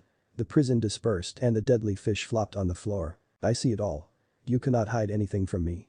Ruga was trying to stay calm, but he was outnumbered, however to his delight and Team Guy's horror a female scream shattered the tense situation. Tenten. Both of Team Guy recognized the voice as their teammates. Haha, looks like Jiga is having a good time with your teammate. Jiga. He is the one with the power of magnetism. I am really going to hate this question. Neji. Lee. What kind of person does your teammate perform? Neji and Lee looked back at Naruto with a questioning look on their faces. She primarily uses ninja tools and knows some fire. Why? Naruto cursed under his breath. And this was going so well. He looked at Neji and Lee to tell them just how much of a disadvantage she was at. Jiga's special ability is the ability of magnetism, meaning there is a high probability your teammate will die soon if you two don't help her. Shitty is right, Tenten can't beat an opponent like that. We will leave this in your hands then. Lee. Let's go now. Lee moved with unmatched speed as he followed behind Neji towards Tenten. Now there were two. Naruto sighed at Rush's attempt at being threatening. Uranijin. Unfortunately you won't be able to match a ninja of this level, but I will make sure he falls. I like to see you try. Water style. Liquid memory flash forward. Ruga summoned a massive stream of water spheres and they raced towards Naruto and Uranijin. Guess this will be a good time to try out my new tiger. Water style. 1,000 exploding flying water needles of death. Naruto summoned water from the air and formed it into hundreds of water needles that matched Rush's water spheres. They rushed forward and they were caught in each of the water spheres. Ha! You are worthless to me. Naruto smirked and flared his chakra, causing each of the water needles to explode in their water sphere, ending Rush's. The remaining water mist from the explosion prevented him from seeing Naruto rush towards him with a vicious punch. Ruga quickly formed a water sphere around his body stopping Naruto's punch. Ruga smirked at Naruto's surprised reaction. Surprised? Isn't water amazing? Whatever you throw my way this bubble will protect me from the impact. My defense is ironclad. Naruto just chuckled at his statement. Ironclad you say, well let's find out. Naruto pulled out 2 explosive tags and wrapped them around the kunai from his arm bracer. He threw them at the bubble only for it to block the explosion easily. What did I say? My defense is the ground underneath him cracked away, revealing Naruto emerging from the ground. Ruga was able to lean back and avoid the surprise attack. Before Naruto could follow up, a large geyser of water emerged from the hole he was just in, sending him flying into the air. You can't beat me. I am a god of water. Summoning jutsu. A large shark appeared inside the geyser and looked to eat Naruto as he started to fall down. This is it. Go eat him. The shark obeyed its master and opened its jaw wide to eat him whole. Naruto. Uranijin called out, but it was too late as Naruto was eaten alive. Ruga was laughing hard at how pitiful his opponent was. Looks like that, now to finish you off. He stopped however as the shark suddenly exploded, revealing that the Naruto he had eaten was an exploding shadow clone. You thought it would have been that easy? You call yourself a god of water? What a joke. Let me show you the power of the Uzumaki. Tiger ox monkey rabbit ram boar ox bird water style. Airborne whirlpool. Naruto held his arm to the sky and a large whirlpool began swirling dangerously above his arm. I have never seen a technique like that. Is he going to throw it at me? Naruto lowered his gaze to the ground and stomped on it before he concentrated water chakra onto his extended arm. This is the end. Water style. Great whirlpool enfolding technique. The whirlpool began to wrap around his arm forming a giant water vortex. He took the skies and dove down to deliver the final blow. I can't let that hit me. Ruga strained as much of his chakra into the ground only to find that he could not summon any water from it. Why can't I summon any water from the ground? Good job Riku. Riku has an excellent earth affinity, so I had him completely solidify the ground beneath us when I stomped my foot. Now Ruga is completely defenseless. There can only be one god of water. Naruto slammed him into Ruga who could only put his arms up in defense, but it was useless as he quickly brought into the whirlpool and ripped to shreds from the intense technique. Naruto landed and shook the rest of the water off his arm.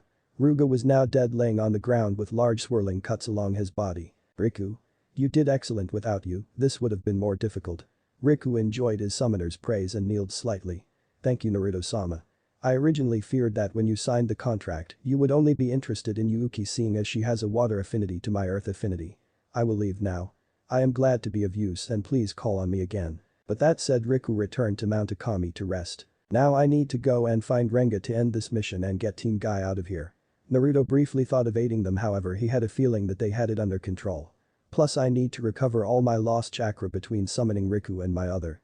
Naruto dashed deeper into the forest and towards the palace in the center of the Land of Greens, as that's where he sensed Renga was. Tenten and Haruna were running away from the campsite for quite some time until Haruna became tired. I have to rest for a while. She was breathing heavily, so Tenten gave her some water and told her that they would wait here for the others to return. We will do no such thing. After I am done catching my breath you are going to escort me to safety, and that's an order. Tenten pointed out that Niji and the others were not here yet. Well, that is their problem if they run into trouble out here. I wanted to use the peasants as decoys, but you three insisted on the long way. She shrugged her shoulders and gave Tenten a passive look. We would all be home free by now if you ninja were not so soft. Tenten got right into her face and told her how stuck up she was. How could you say that? Kikunijim died to protect you. Haruna met Tenten's intensity with her own. What's the problem? He was a ninja. He knew the risks and his duty as a ninja for the Land of Greens.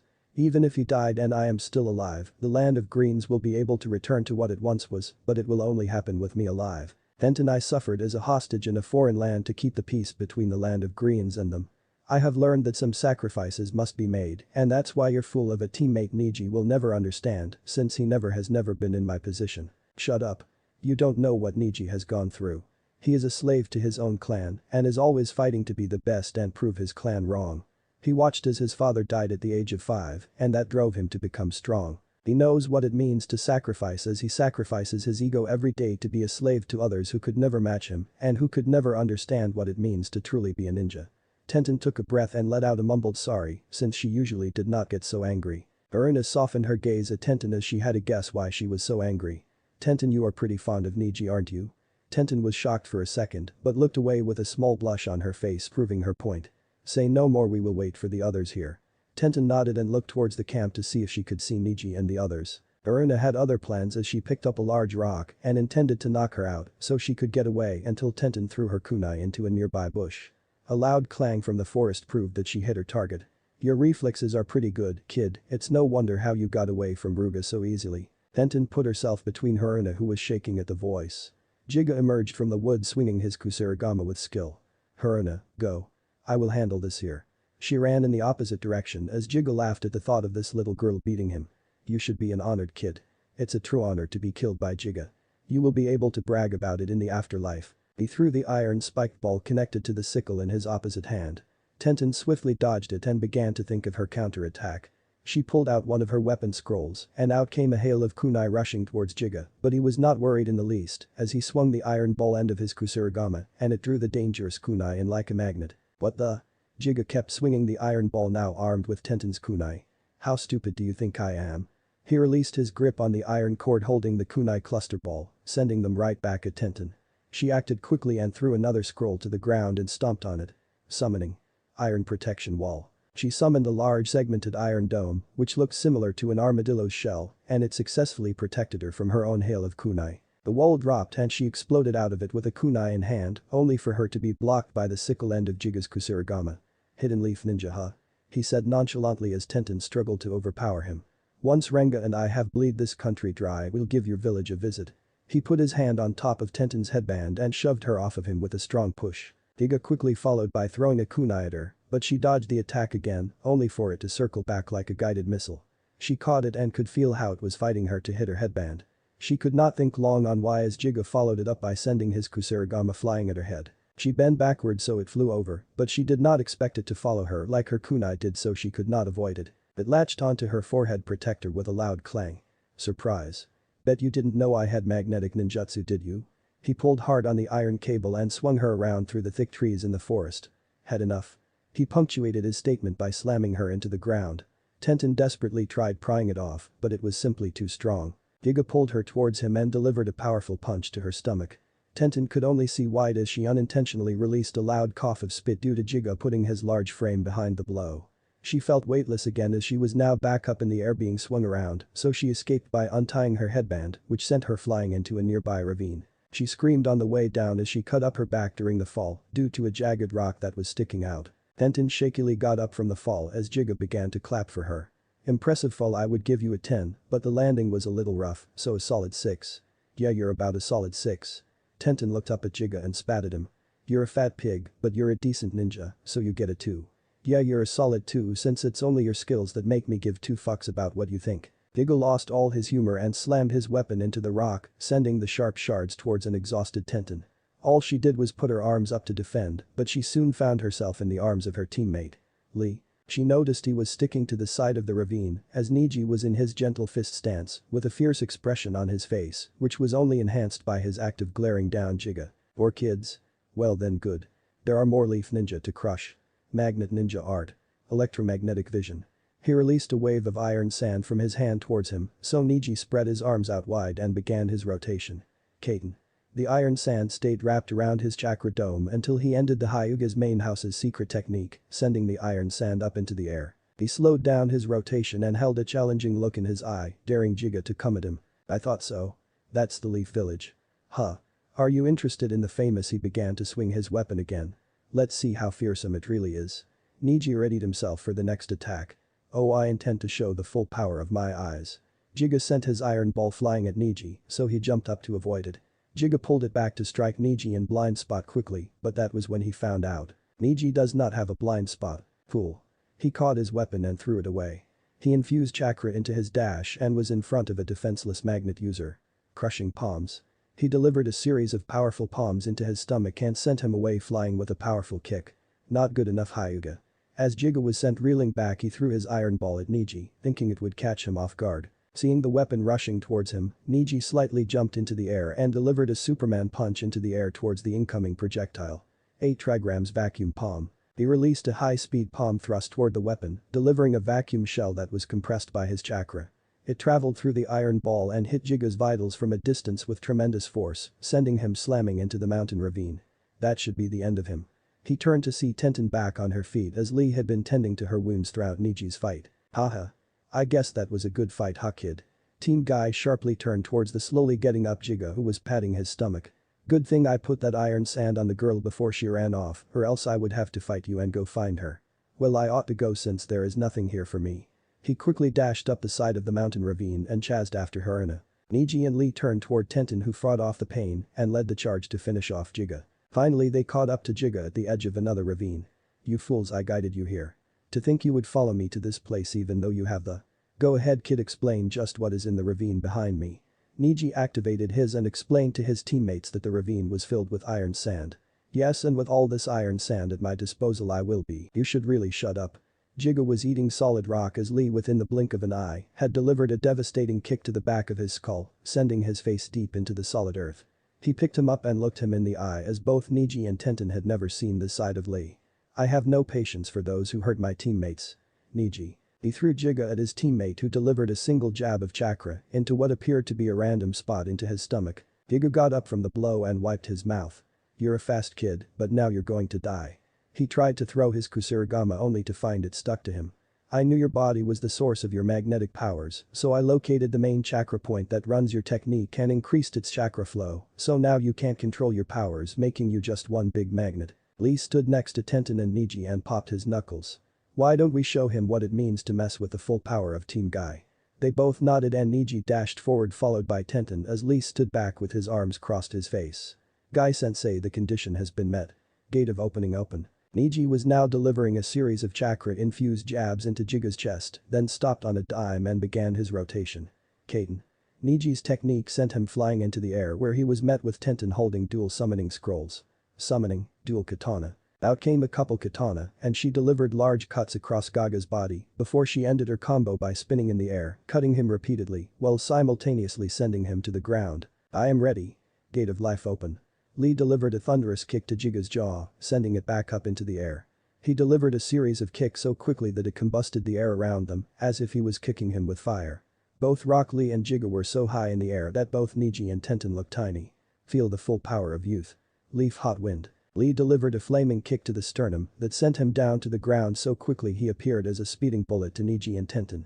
Jiga was sent deep into the iron sand pit and thanks to Neji's move the ravine slammed shut around him as his powers of magnetism were so great. Lee landed on top of the crack, which was what was left of the ravine, and knelt down feeling the ground beneath him. Jiga, I will not forget you. You were a fearsome opponent. Neji and Tenten grabbed his attention. We should head out. We can't let a rookie take over our mission, right Lee? Tenten looked confused as she did not know about Naruto. Lee quickly wrapped his arms around Neji and Tenten and began to talk excitedly about their backup, but more specifically how he was certain he was going to defeat him. Neji meanwhile shook his head at Lee's antics and felt an overwhelming sense of pride in his team as they defeated such a dangerous opponent. I wonder how Naruto-san is doing. Naruto slowly climbed up the stairs of the feudal lord's palace as he felt no need to rush. He has just been sitting there for a while now. He finally reached the throne room as it was a long elegant hallway covered in a wide red carpet, surrounded by large windows along the walls, leading to the final massive window behind a lavish throne, with none other than the last of the criminal brothers sitting on it, as if he were king. Renga.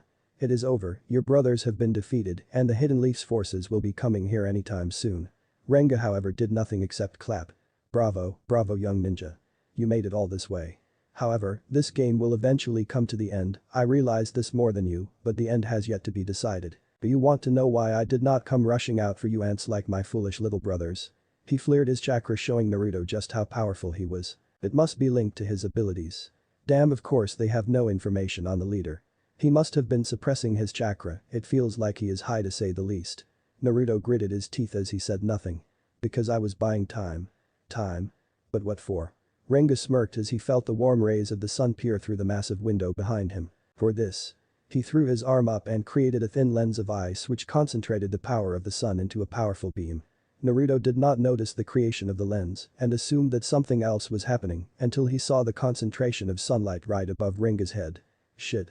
He can concentrate on the power of the sun. Naruto tried to jump away but found himself trapped as he tried to move away, but invisible walls prevented from moving. This is called Amaterasu. For the reason you will see now.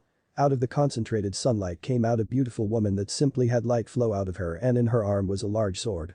I can control the power of the sun. Light travels at over 186,000 miles per second and with her power I will take over the world.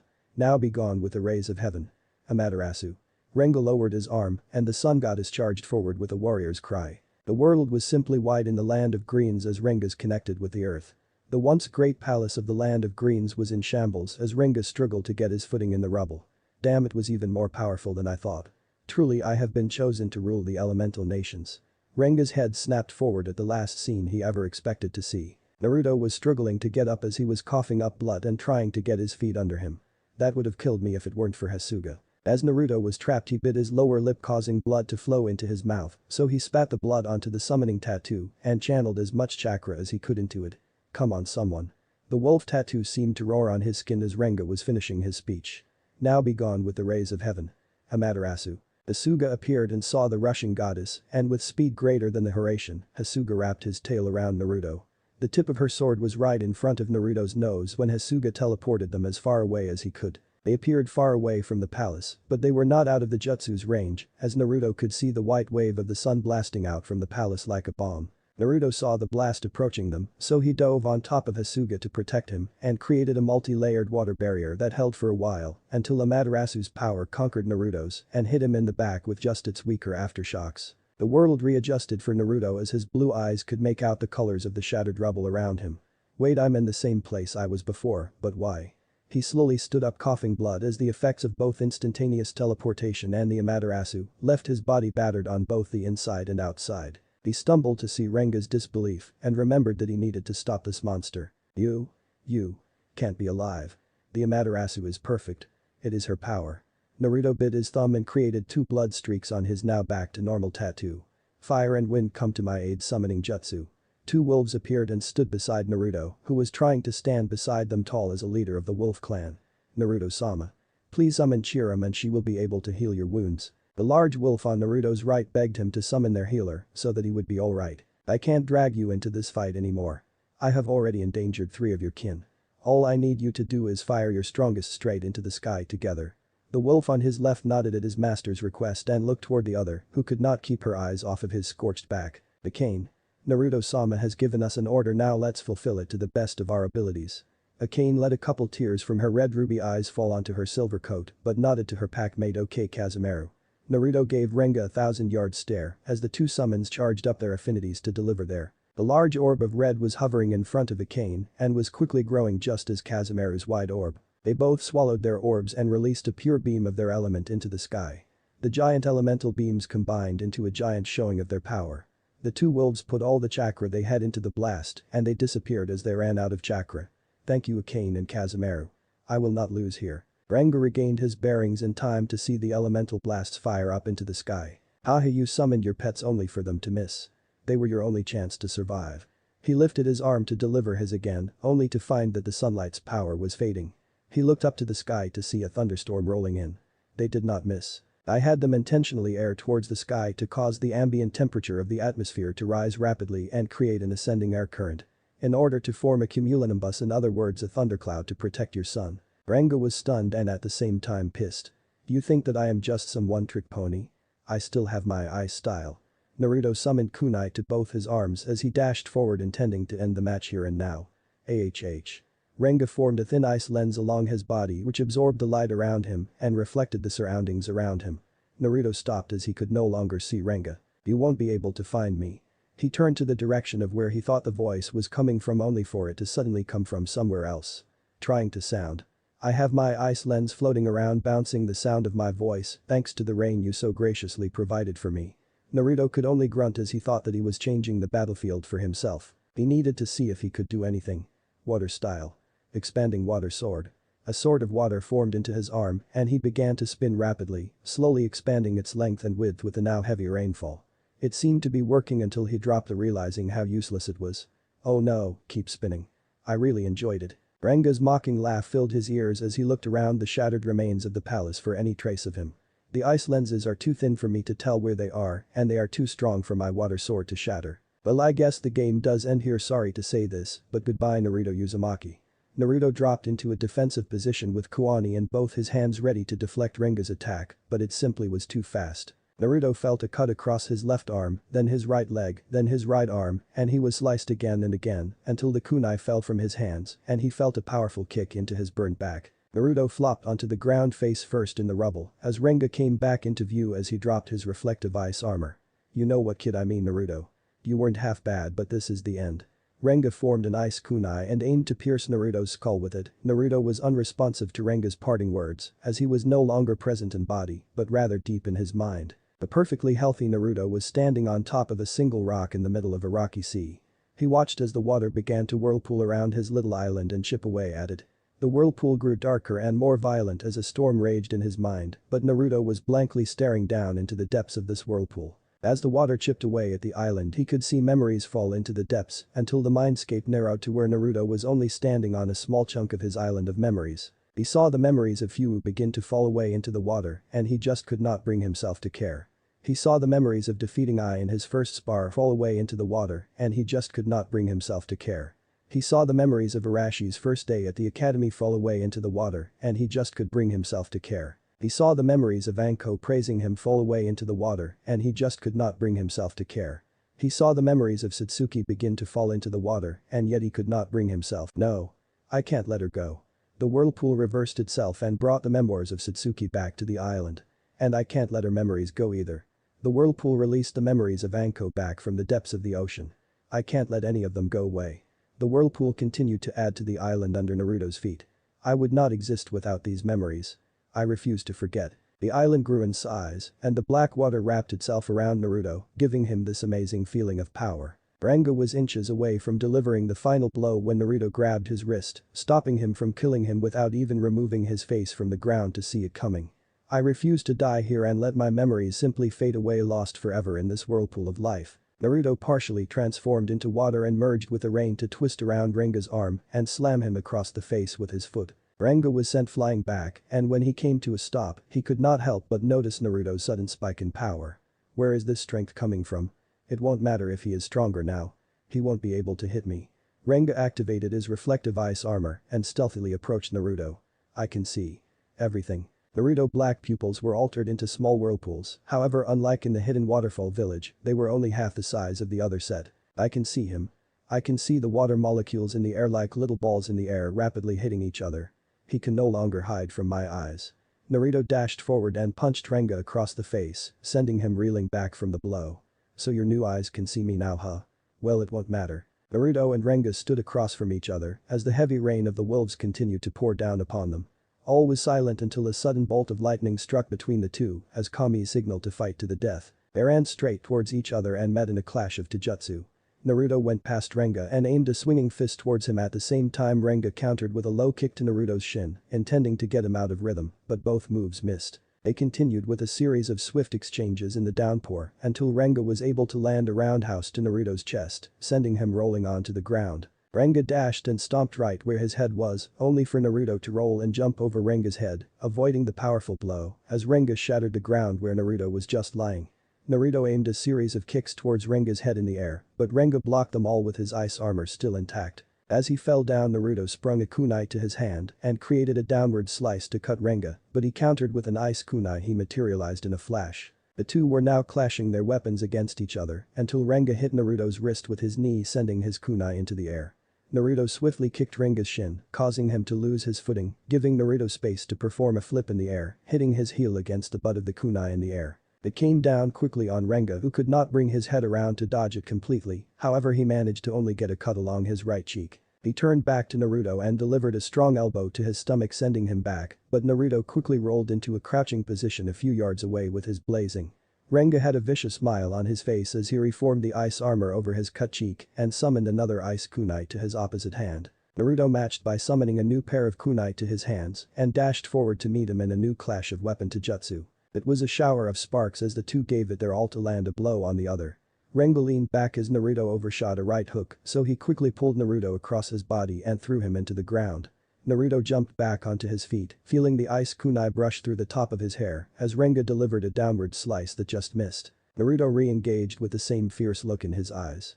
Renga matched Naruto's eyes with his own, and they began to move their arms as quickly as they could, creating a large spark storm that blinded both of them for a second. Naruto moved in first only for Renga to tuck Naruto's arm under his own, forcing him to drop the kunai in his left hand. As that happened Naruto twisted his wrist to release himself and succeeded in disarming Renga's left hand as well. They glared into each other's eyes as they tried to overpower the other as both of their arms were occupied holding the other one off. Renga gave Naruto a smirk and performed one-handed seals using Naruto's hand as well. In the brief moment Naruto looked down at his hand performing the seals with him, Renga sent a sudden up kick to his chin and jumped away from the stunned Uzumaki. Ice release. Exploding eagle storm. He formed a flock of ice eagles that flew towards Naruto at great speed. Naruto crouched down and slammed his hands onto the ground. Water style. Water wall.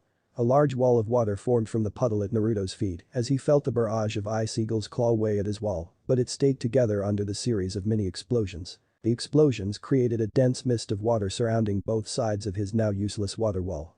Naruto's head looked up as he sensed Renga's fast approach.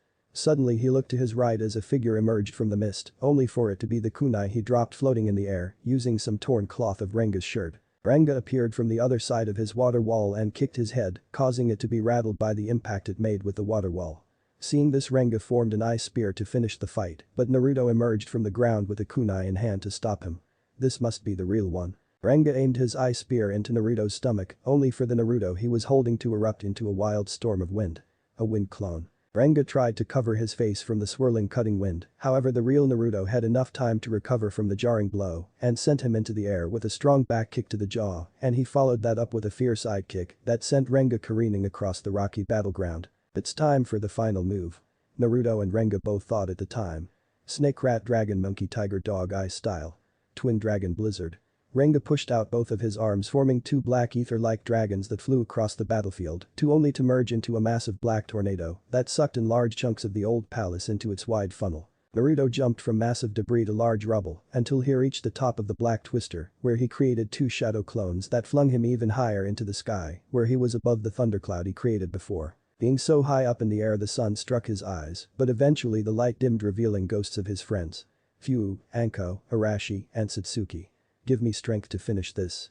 They gave him their own smile as he pulled out his hand and formed a giant swirling black sphere of water that looked exactly like a massive version of Minato's technique. He looked down at the storm beneath him and the daunting black twister still going strong, feeling doubt creep in until he felt his friends place their hands on top of him holding the massive swirling black water sphere. He returned their smile with one of his own as he dove down into the storm without fear, letting his massive technique lead the way. Renga looked to the sky only to see a giant black ball of water break through the storm cloud like a massive meteor. AHHH. Water style. Colossal Uzumaki sphere. Renga's powerful black twister was being squished under Naruto's technique, and Renga could do nothing but watch as he was defeated, and Naruto connected his technique with himself. You know. This is not such a bad way to go out. It is not world domination, but at the least it's amazing. Ruga. Jiga. Lead me across the line. The technique downed on the land of greens, leaving a large crater where the feudal lord's palace once stood, defending it as its protector. However, someone new stood in its place as its protector for today.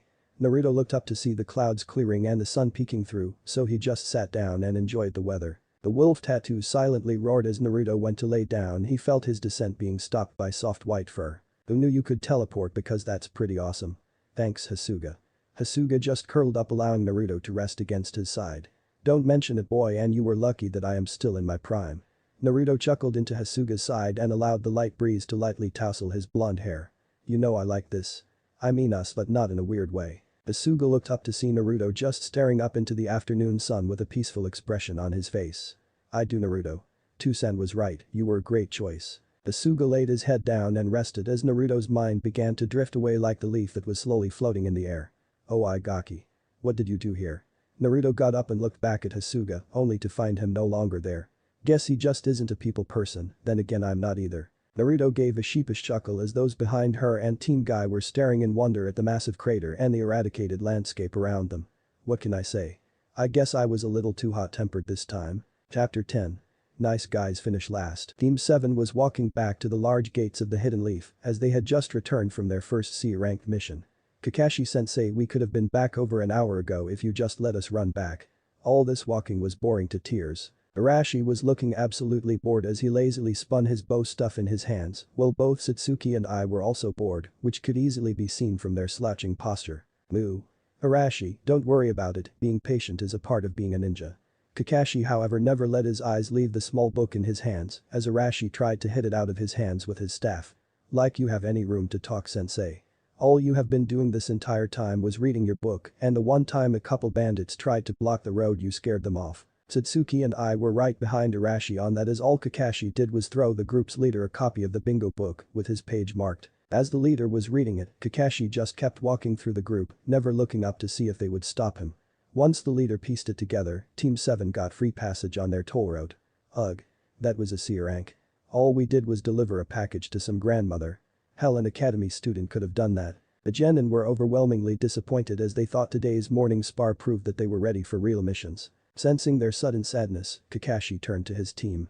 Look guys, the original mission was given to another team that was closer and better suited for the mission, so we got this mission instead. Arashi and Satsuki yelled out saying that was bullshit and that they could handle themselves. Sensei, you know that's crap. We are better together than anyone who could have done that mission. That's for sure. I doubt even Naruto could handle all three of them at once. But that's not the point. Kakashi gave them an eye smile and told them that he would try to get them a better mission next time and left in a leaf shunshin. As soon as he left, Satsuki left towards her compound. Satsuki-chan, where are you going? I'm raring to go, come on let's have a spar. I dropped down into an offensive stance only for Satsuki to walk past her. Maybe next time I have to review mine. She said with an unseen blush on her face as she ran back home. Unbeknownst to the Uchiha heiress, a shady figure followed after her with a lustful grin on his face. Ai and Arashi squinted their eyes at her back. Does she really think she is fooling anyone with her act? I sighed loudly as Arashi had a small blush on his face. Alright, this is your chance, Arashi. He coughed into his hand and got her attention. We could, spar together or something. A sad face turned into one of joy as she would finally get to work off this excess energy. Her purple eyes are so beautiful when she gets like this. Come on Arashi, let's get to the training ground. She grabbed his arm and pulled him towards the training ground. She looked back at him with a small smile on her face, and a light breeze gently blew her red hair, drawing him into her happy expression. She is so perfect. I would do anything to protect her. They reached their training ground, and the two readied themselves. How about this eye? No ninjutsu, just taijutsu and weapons. She nodded and pulled out two kunai as Arashi began to spin his bow staff rapidly. Well come on, I am not going to have to wait all day, am I? She took the initiative as she sprinted forward and tried a downward slice only for Arashi to block it easily with the bow staff as he held it above his head. You know I love the bow staff for many reasons. He threw Ai off the staff as he began his counter-attack by dashing forward and trying to hit her with the ends of his staff. Ai tried to get some leverage, but her kunai just could not get in his guard as he continuously thrust out and moved his staff in a circle, constantly slapping her hands from getting too close to his body. This is getting me nowhere. I backed off as Arashi slammed the ground where she was just standing. She reached into her pack and threw a barrage of kunai at Arashi, who shifted into a wide horse stance and prepared to deflect the incoming metal storm. You know they say that a master of the bow staff can move his staff so fast he can deflect an arrow from a bow. He spun his staff quickly to where it was just a blur of wood and he successfully stopped all of Ai's kunai. He did it without using his chakra to speed himself up. I thought in shock as he began to slow down and thrust out, pointing the staff directly at Ai. Even though the staff is straight, the jutsu is based on fighting in circles. He began to spin in a circle and tried to crack Ai across the face with his unpredictable movement. When you have reached the level I have, the bow staff can form a spherical barrier, offensive and defensive at once. It is both a weapon and a shield. He caught her off guard and delivered a hard thrust into her stomach, sending her rolling back from its force. Ai stood up and tried to rub away the pain of Arashi's last attack. Forgive me Arashi, but I must do this. She focused her chakra into the ground and created a wooden spear the length of Arashi's bow staff. She pulled out of her pack a few brightly colored ribbons and tied them right behind the head of the sharp weapon. So she is getting serious. As she moves the spear, the ribbons will distract me from following the exact location of the spearhead. Plus, it will absorb any blood to make sure the shaft won't get slippery with my blood. Arashi's eyes narrowed and met Ai's serious expression with one of his own. The time for words ended, now the real fight would begin. Arashi disappeared from Ai's sight and she lost him until she saw his shadow on the ground slowly grow as he was coming down from the skies with a thunderous strike. She moved out of the way instead of trying to block, which was a smart move as the strike shattered the ground where she just was. Ai moved quickly as she thrust towards the side of Arashi's face, only for him to duck and swing his bow staff at her legs to sweep her, but she jumped, making both of their moves miss. Arashi, still crouched, slammed one end of his staff where Ai was standing a brief moment earlier and vaulted himself using the staff to get up and deliver a series of quick kicks in the air to Ai's face, only for her to block each one with the side of her spear. Arashi used his incredible upper body strength to pull his staff out of the ground and deliver a powerful blow to Ai's wooden spear to finish his air combo. Both wooden weapons met and the aftershock of the blow was powerful enough to create a gust of wind. Ai threw him off her spear, which Arashi used to backflip into his stance, only for him to be put on his heels as Ai began a flurry of deadly strikes from her spear. Arashi tried to dodge all of them, but his eyes naturally were tracking the bright ribbons on the end of the spear, which caused him to lose the spearhead for a brief second, allowing Ai to score a long cut across his cheek. He broke Ai out of her combination as he swiftly brought his bow staff across his body and smacked her spear away and twirled it above his head to land a blow on Ai's skull. Ai, who could not bring her spear up fast enough, leaned backwards from the blow and let it sail inches away from her face. There. Arashi's eyes widened as he noticed Ai's lack of balance and brought his bow staff straight down on the still bent backward Senju. Ai spun her spear on the ground to shift her body into a side roll that narrowly missed Arashi's lightning-quick follow-up. The two of them resumed their original stances and squared off for the final exchange. This is it right here. Time to make my move. Arashi and I dashed forward and met in a clash of weapon taijutsu as the training ground was filled with the sounds of wood cracking from the two weapons, connecting at such high speeds and thunderous force. Their eyes were locked as Ai and Arashi moved in circles, trying to get better positions, while at the same time increasing their arm speeds to break the other's rhythm. Ai slightly faltered as she was not used to practicing with such a long-range weapon. Arashi, seeing this capitalized, sent her spear soaring into the sky and quickly tackled her, preventing her arms from moving as he pinned her hands to the ground with his bow staff. It was getting late as the sun began to set on the two fighters who were both breathing heavily into each other's face. Arashi was the first to come down from the adrenaline rush and was captured in Ai's beauty. Ai's chest was moving up and down as her heavy breathing seemed to make her breast swell and her shirt was damaged in the fight so Arashi could see some of her cleavage. Her lips were slightly parted as she tried to control her breathing, giving him a view of her soft pink lips and her cute purple eyes, fluttering from the sudden loss of balance. I can't help myself. Arashi closed his eyes and descended his lips onto hers, but before they could connect Ai spoke up. Hey Arashi, you mind getting off me before you pass out, silly? She said in a light-hearted tone unaware of Arashi's plan. Sure, Ai. He rolled off her and laid on the ground next to her, with his arms tucked behind his head so he could stop himself from choking himself for being so slow. They lay still for a while enjoying the setting sun until I got up saying that she was starving. Hey Ai, would you? Arashi looked away in nervousness as she tilted her head to the side in confusion, making her look even cuter. Alright, just get it out there. Nice and calm. Would you like to come over to my place for dinner? Arashi basically yelled it out at the ground as he refused to look into her eyes. I said something that he could not pick up. What did you say? I giggled and lifted his head, saying that she would enjoy spending more time with him. His eyes widened and quickly told her to be at his place in an hour or so and promised to blow her socks off with his cooking. Okay, I will be there in Arashi-kun. Arashi was so happy at the personal suffix that his grin rose to new heights. Alright Ai-chan. I will make sure everything is perfect. He sped off leaving Ai in a cloud of dust from his super takeoff. I wonder how Tusan and Ka-san take this. I entered the Hokage's mansion to find both of her parents sitting at the table with what looked to be a special meal. Ai-chan. Look what your mother made for completing your first mission. Minato quickly put his daughter into a nearby seat as Ai became flustered and pouted at Minato. Tusan. That was not a real mission. I thought we were getting a serious mission like the one you gave to the other team. Ai-chan, I could not send my precious daughter out for such a dangerous mission for her first time. Minato emphasized this by trying to calm her down with his surrendering body language. Musum-chan, your father just wants you to be safe and slowly work up to the bigger missions. I was growing angry at her family. She worked hard for years to please both of them and prove she could handle herself, but her parents seemed to stop her at every turn. Why? I am strong enough. Ka-san, Tusan, please, why are you like this? The activity at the table stopped as the two adults looked down at their plates and refused to answer the question.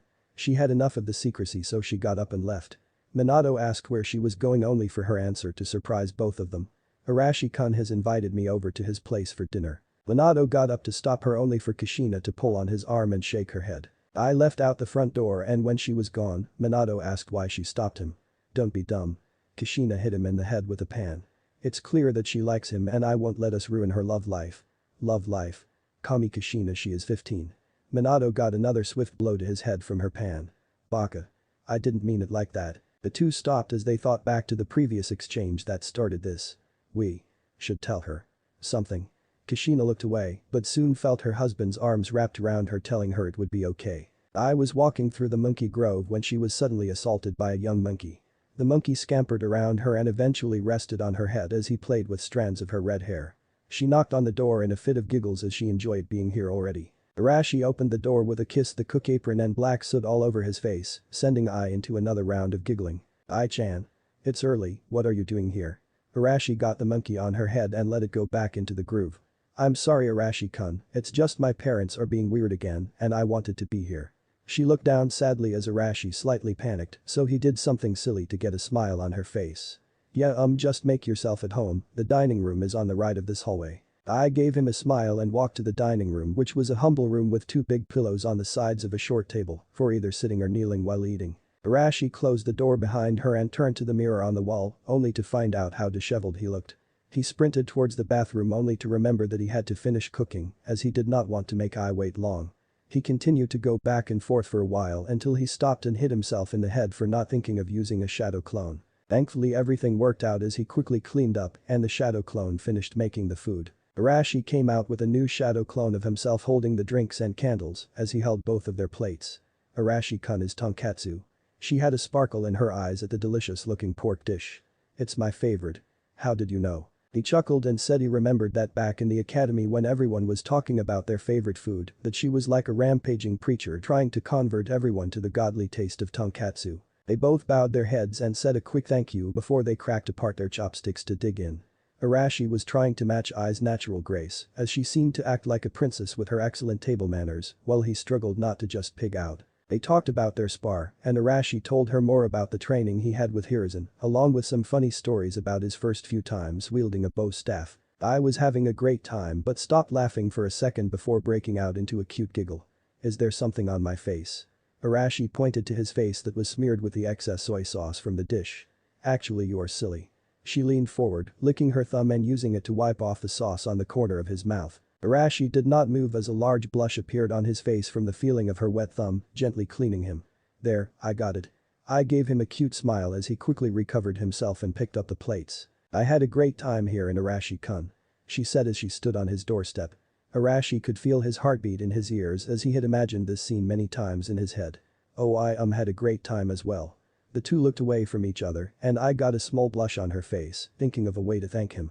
She slowly turned towards Arashi only to find herself in a tight hug. If you ever need to get away from your parents, just come here and I will take care of you, okay Ai-chan? She returned the hug with a small smile on her face. He does really care for me. He is such a great friend. Arashi on the other hand was biting his lower lip hard as he was blaming himself for pussying out. Damn it. I ruined it. It will be okay, there will be another time to tell her my feelings. They parted and I walked back home, slipping away into the darkness of the night as Arashi held his forehead to his front door, feeling a strong weight rest on his heart. I can feel it. It will go either one of two ways from this point on. I re-entered her home silently as it was getting late. I had no idea I was at Arashi-kun's for so long. She was going to head up the stairs towards her room, only to see both of her parents waiting for her in the living room. Ai-chan, we are not mad if that's what you are thinking. Please sit down. She slowly sat down in the seat across the couch where her parents were holding hands. What's going on Tosan, Ka-san? Ever since you were just a little girl you were talented beyond your years. And as you grew in your skills you were able to sense how we were feeling from time to time. The reason we wanted to talk to you tonight was so we could tell you why we act the way we do. Minato took a deep breath as Kushina tightly held his hand while I was paying the utmost attention. When your mother told me that she was pregnant, it was the second happiest day of my life, and when you were finally born in the midst of the Kyuubi attack, I was terrified and so happy to see you born. Because I knew what my responsibilities were as a father and as a Hokage, but it led to a great conflict in my heart, knowing I would be responsible for making you bear such a great pain. I had tears in eyes as she listened to her father pour out his heart. But you were not the only one born on that night as Kushina was pregnant with twins. Ai's eyes grew wide and looked over to Kushina who was lightly crying and holding her stomach. But what if I had a twin? Minato looked down and then looked his daughter in the eyes. Menma died because I was too weak to stop Kyuubi and save all three of you. Ai covered her mouth with both of her hands and was shedding tears for her dead brother. Ai sniffed her tears after a while and grew slightly angry. Why did you not tell me about this before? Why keep it hidden from me so long? Minato looked away and could not bring himself to speak, so Kushina spoke. Minato-kun had nothing to do with it. I looked over at Kushina as she looked down at herself. I lost one of my beautiful babies that day, and I promised myself that I would try to make your life as best I could, so I had Minato-kun keep it a secret, but I could see how the stress was getting to him, and the secrecy was tearing our family apart, so I thought I could be strong and tell you the truth Ai-chan. I was surprised at her answer as she did not think how hard it must have been for her mother to build up the emotional strength to tell her what happened. I looked down at her legs and balled her hands into fist gripping her pants. I need time to think. She left the two parents and headed out into the cold night to walk aimlessly. Once the door shut, Minato turned to Kushina. Are you sure it was the right thing to tell our daughter that? Kushina shushed her husband. As far as I am concerned, my other child died that night. Now you have other things to attend to. Kushina stood up and took off her clothes and guided her husband to the bedroom to forget as Minato drowned his cowardice in the carnal pleasure his wife gave him. Arashi was about to head to bed when he heard a knock at his door. "Oi, don't you know what time I-chan?" What's Arashi saw the tears coming from her eyes and stopped talking. "Arashi, I'm sorry for disturbing you. I will just go. I don't know what I am doing here anyways." She turned away only for her to feel a strong grip on her wrist that pulled her up into a hug. She cried into his shoulder as Arashi did not know what was going on, so he just held her. "I-chan told me what happened." He pulled her inside and closed the door behind them, holding her up while she latched onto him. I cried as she told him what happened and he just held her as she talked the entire time. I was slowly regaining her senses and rubbed her tears into his shoulder while feeling his comforting hand rub her back gently. She yawned and could feel Arashi taking her somewhere. Arashi gently put her into his bed and before he could leave he felt her soft hand wrap around his. "Thank you for listening to me." Arashi turned around and gently kissed her forehead. "Of course, have a good night, I-chan." I had a small smile on her face as Arashi left to close the door, but I had one more thing to say before he left. "Thank you Arashi Nai-san." Arashi stopped cold and looked over at Ai's passed out form before he walked out the room and tried to take a couple steps out but could not move. He gripped his chest as the previous weight on his heart tripled and felt as if it was physically dragging him down. He leaned up against the door to the bedroom as his legs slowly gave out on him.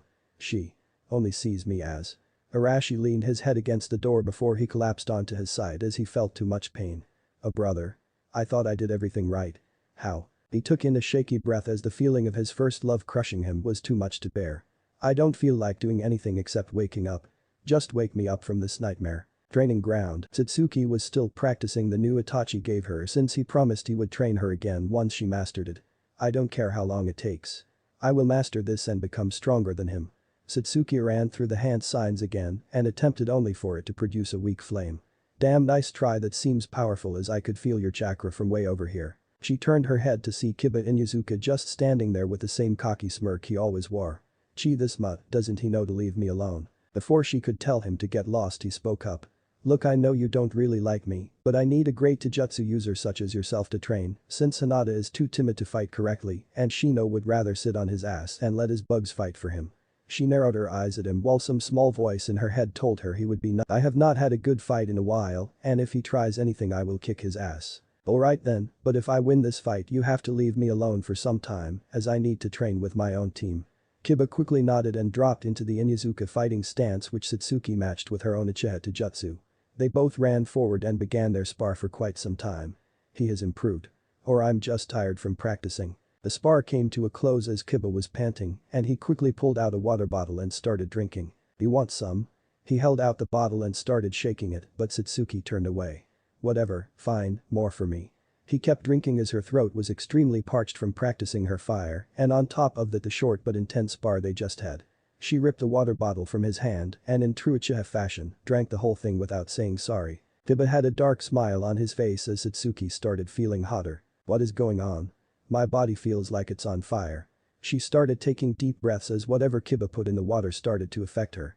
"You feel it now, don't you?" She looked over to Kiba showing him that his father's aphrodisiac really worked. "You bastard. What did you put into the water?" She stood firm and glared hard at the Kiba, but it did not help as his face started to look more attractive than it's ever been. "What does Satsuki-chan mean to me? But don't worry, I am sure any second now you will want to make it up to me." Her eyes began to droop and she felt unbelievably horny as her body was producing an extraordinary amount of hormones and increased the blood flow to her sexual organs. In other words, she was desperate to get sexual gratification and Kiba seemed to be the closest source to get this. "Damn. You." Kiba could see the last of her resistance fall apart and made his move. How did it come to this? Flashback. For some unknown reason Kiba hated his father. Was it the smirk that often graced the elder man's lips that aggravated him? Or was it that he was always seen as the son of the great war hero of the Third Ninja War who served as the great Yellow Flash's teammate? In time, he had convinced himself it was because of the many secrets his father had. But as each secret was exposed to him, the hatred began to lessen. The amount of loathe he once had disappeared and turned into deep respect. He didn't understand why. Kiba never really felt that his father loved him. He recalled being told by his mother that when he was born, his father had held him firmly in his hands and was shown off proudly to the members of his parents' social circle. But as he grew up, he never remembered ever receiving praise from the man in whatever achievement he got. "Keep up the good work." Those words were all he got. Even as he excelled in the academy and proudly took the mantle as the heir to the Inuzuka clan like his father once did, he still received those same encouraging words. It sounded routine to him, as if it was out of obligation that he was being told those words and not out of affection.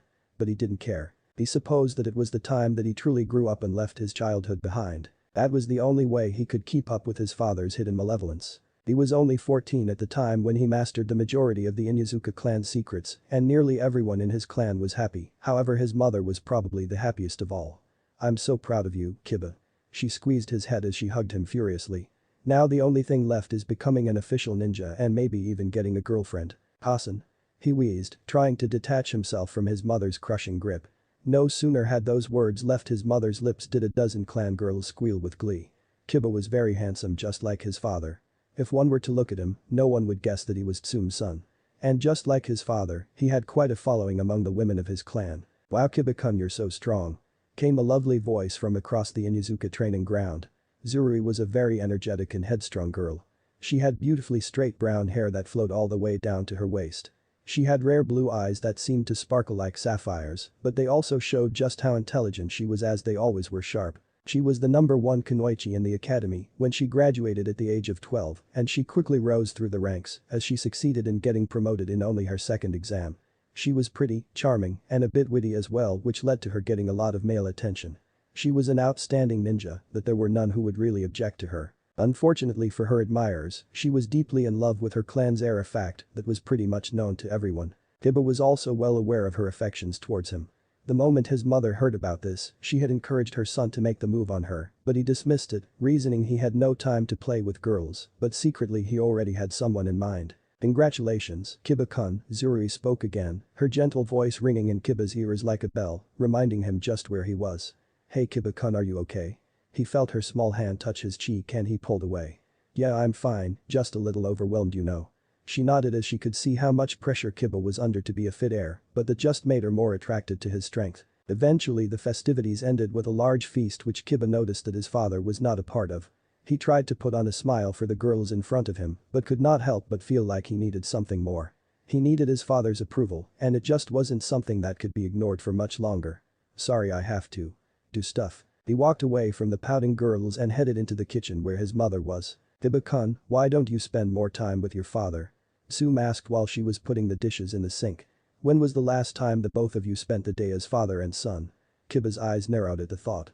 "You know he is always busy, Ka-san," he answered, irritation present in his voice. "You know, the great war hero. Teammate to the legendary Yellow Flash. Stuff like that, Ka-san." "Nonsense," Tsume scoffed at his response. "It's because he is such a great hero that you should get to know him better. The entire village loves him, you know. How much did you think your mother went through just to become your father's #1? Her smile was bright and honest, and Kiba just did not have the heart to break it. Despite what his mother was saying, he was aware of her insecurities as a wife to one of the most powerful and second most handsome men in all of Konoha.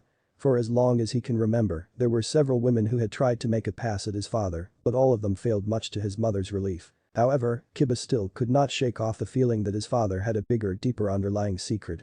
That situation bugged him and annoyed him. "I am the only one who cares for Ka-san. That's why I'm the only one who can protect her." He thought highly of his mother as she was the main source of love for him as he grew up. Of course he had his older sister, but it just was not the same. His mother was an irreplaceable figure in his life that supported him to be so great and prove himself to his father. In the past, that's how he thought. Because he never really felt a true connection with his father, he saw him as a threat to the family and someone who would inevitably hurt his mother. He would never allow that. "Kiba-chan, please." Tsume pleaded with a playful grin on her face. "It'd be good training for you too. You also want to become the leader of our clan someday, right?" Kiba always prided himself with being the obedient son to his mother. And if his mother requested, he'd do it right away. Although disliking the notion of spending some time with his father, he got up and begrudgingly sought the clan leader wherever he could be. The streets of Konoha had become livelier over the years after the Kyuubi attack, as Minato led the village to rebound back after the crisis, creating a boom in village population, and with his father being seen as a hero for leading his clan to find survivors of the attack and even put the civilians in the clan estate when the hospitals were full, he became held by the village as almost as great a man as their Hokage. Since he and his father looked alike, wherever Kiba went, he'd always be spotted. Truth is, he disliked the attention but put up with it. He especially disliked the attention his fangirls were giving him. If there was anything he didn't need, it would be the false praises and affections from other people. Feeling down, he subconsciously strolled into the Uchiha district until he found himself standing before their weapons shop. As he pushed open the door, the sound of the bell chiming greeted his ears, and he saw a familiar face with her standard customer smile turn into one surprise. "Kiba. What are you doing here?" said Satsuki as she was organizing some weapons on a high shelf. "Here, let me help." Kiba easily put up the katana in its right place before he was met with her angry face. "Geez, nothing would make her happy. I could have done that. Now what can I do for you?" The raven-haired heiress continued, now focusing his attention on his raven-haired teammate. "More smoke bombs again. I swear you run through those too fast. You are in here like every other week." Kiba laughed nervously and rubbed the back of his head. "Yeah, I guess I do sometimes, but that's not why I'm here." He shook his head. He approached Satsuki, frowning a bit and pointed his hand to the small bandages plastered on her face. "What's this?" he asked, noticing how close it was to her lips. Satsuki just huffed and turned to her side. "I-chan got lucky today in our spar. No big deal, it happens from time to time." Kiba frowned. After getting his butt kicked by Naruto since that first spar, his mother told him to try and drop his superior attitude and look to get better by challenging others, so he became a sparring partner for her throughout the academy. So he knew her enough to know whether she was lying or not. "What actually happened to you? Was it Naruto again?" he asked, his voice containing malice. Satsuki perked a bit but then turned her head away. It was well known in the academy that if Naruto got angry, he tended to lash out harshly to anyone that defied him. "It's nothing, Kiba. I better get back to work." Kiba clenched his fists and stared blankly as his friend disappeared behind the counter to retrieve a few things. Placing his reddening fists into his pockets, he turned around and left the place with fury.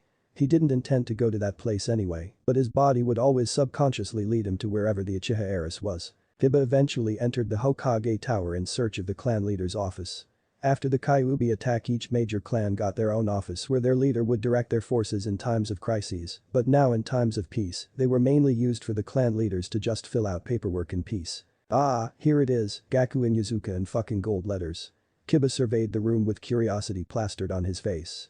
His father was usually in his office during the day, so he was expecting to find him there. Imagine his surprise when he found the room to be empty with no one in sight. What the hell? He frowned as he scratched the back of his head. This is the first time that he sought the man out of his own accord, and it was now that the man went missing. He found the situation quite unbelievable. This is just one of the things that he hated about the man. From a deep corner of his mind, he wondered why he hated his father so. It's true he had always disliked the man, but how did it escalate to such scorn? Oh yeah, the academy. It was during one of Hokage's visits to the academy back when he was a young student. Of course, a lot of the students and teachers squealed with glee at the great Minato Senju's arrival, but little did they think that his great partner Gaku and Yazuka would be there as well. Young Satsuki had such an amazed look on her face at the sight of the great heroes of the Hidden Leaf. She always believed that one day she would be like them, one of the greats, like her prodigy brother Itachi. Seeing the expression Satsuki had on her face when Gaku approached them, how she blushed and lowered her face in embarrassment made something pang in Kiba. "What do we have here?" His father's voice was deep and crisp. "Is she a friend of yours, Kiba?" The small boy nodded, still frowning. "My, what a cute little girl," his father continued, reaching out his hand to pat the raven's head. "What beautiful warm coal eyes. Certainly a marvel in the stoic Uchiha clan." Satsuki had turned different shades of red that time and found it impossible to form coherent sentences. Kiba scowled and grabbed hold of her wrist, quickly hauling her away from his father's touch. As they distanced themselves from the crowd, he didn't notice the amused grin forming on his father's lips. Yes, that was the time he truly began to hate the man. At that instant, he had felt as if his father was taking away something important from him. And he despised him for it. Kiba glanced around the room one more time, his usually wild brown eyes calmly searched for anything out of the ordinary. When he was about to leave, his gaze fell upon the life-size poster dangling from the adjacent wall. Not really the curious type, but there was something about it that he found intriguing. He approached it, feeling the smooth glossy plastic with his fingers, before giving it a light tap. It was hollow. Which means there's something on the other side. Now this really intrigued him. He brushed the poster aside to find a wall. Rather, a door disguised as a wall. He felt for the handle and, upon grasping it, slid it open to reveal a stairwell leading down under the Hokage Tower. A secret passageway, why would he have one? Kiba went down the flight of stairs, following the brightly burning candles. He kept walking, amazed at this remarkable tunnel he discovered. It just seemed to keep going and going, but moreover, it seemed to have been carved or at least owned by the Inizuka clan.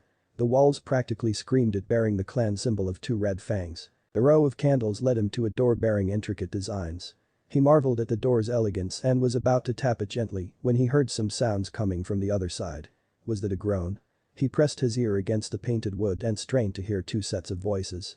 One was definitely female and the other a rough male voice. "Georgia. Gaku-kun." One of the voices moaned. "Gaku, but that's my dad's name." So his father was one of the two there. But who was the other? And what were they doing there? "Amen. Akua-chan." Tiba reeled back upon hearing his father's voice. Never had he heard his father sound like that before. But, wait. Akua. That name sounded familiar. Akua. If he remembered properly, Akua is the name of Satsuki's aunt. The black-haired one with warm coal eyes. He only knew the woman from the few times she picked up Satsuki from the academy. But I thought she was married and had a son. Shisui. Yeah, Shunshin Shisui is his title, why would she be in there? Another groan reached his ears and he felt perturbed. What were they doing there? Unable to overcome the curiosity mounting up in him, he opened the door a bit ever so slightly, just enough to have a good peek. The sight he saw shocked him. There on the bed were two bodies pressed so intimately together. The raven who he assumed was Akua was sprawled on all fours, her face being pressed down on the sheets with every thrust he received from the man behind him. Kiba gaped in awe as he saw the outline of her amazing body being sent thrusting back and forth. The marks and bruises that adorned Akua's body were infinite. There were some on her jawline, her neck, her chest, abdomen, and probably some more on that intimate spot of hers that was being blocked from view by Gaku's body. After a few more thrusts, a frown began to mar the brown-haired man's features, as if he wasn't getting enough. Just not deep enough. He hoisted the raven's legs onto his shoulders and drove in with heavy force.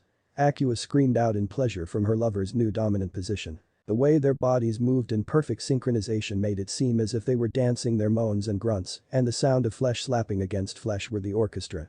He stared wide-eyed, unable to tear himself away from the sight. He knew that he should feel disgusted and rage that his father was committing the sins of adultery and infidelity. Yet at the same time, he found the scene before him so electrifying. He had never known that two people could pleasure themselves like that. It was invigorating. He continued to watch as his father's swollen member would sink deep into the dark-haired woman's pink folds. Their movements increased in pace with each passing thrust. The sight was making his toes curl in his sandals. He began to feel weak to the knees and collapsed onto the floor, but his eyes remained fixated on the sight. Unconsciously, his hand reached into his pants and began to further stimulate himself to erection. He watched the two lovers continue with their action. He began to think how Akua resembled another raven he knew of the same hair color, the same shade of black for their eyes. Their complexion may be a bit different, but the resemblance was there. He began to imagine. Imagine that Akua was that raven that plagued every wet dream he had, and he was his father who was mercilessly pounding into the beautiful woman. He imagined that it was his name being called out, not his father's.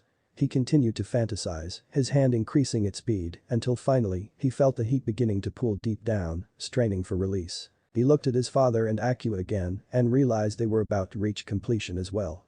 He continued to pump his cock vigorously. Close. So close. There was only one thing on his mind right now. He bit hard on his other hand to muffle the scream he wanted to release. At that moment, he reached his climax, a strangled cry escaping his lips, his mind mentally screaming one name. Satsuki. As he lay there panting, he saw his father reach his climax as well and collapsed onto the sexy raven, their bodies feeling like dead weights.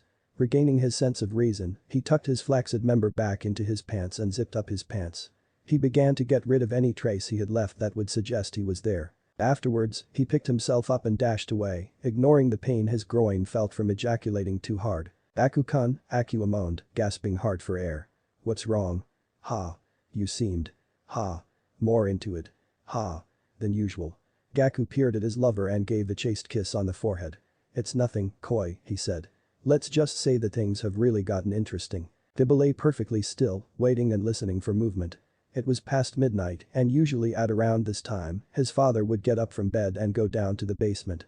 These past few weeks, he learned more about the man's habits. He also learned that the so-called home office that his father prided himself with was actually an extension of that tunnel he found hidden in the Hokage's tower. It would probably be considered a crime, but he couldn't get the image of his father and Akua so intimately involved with one another.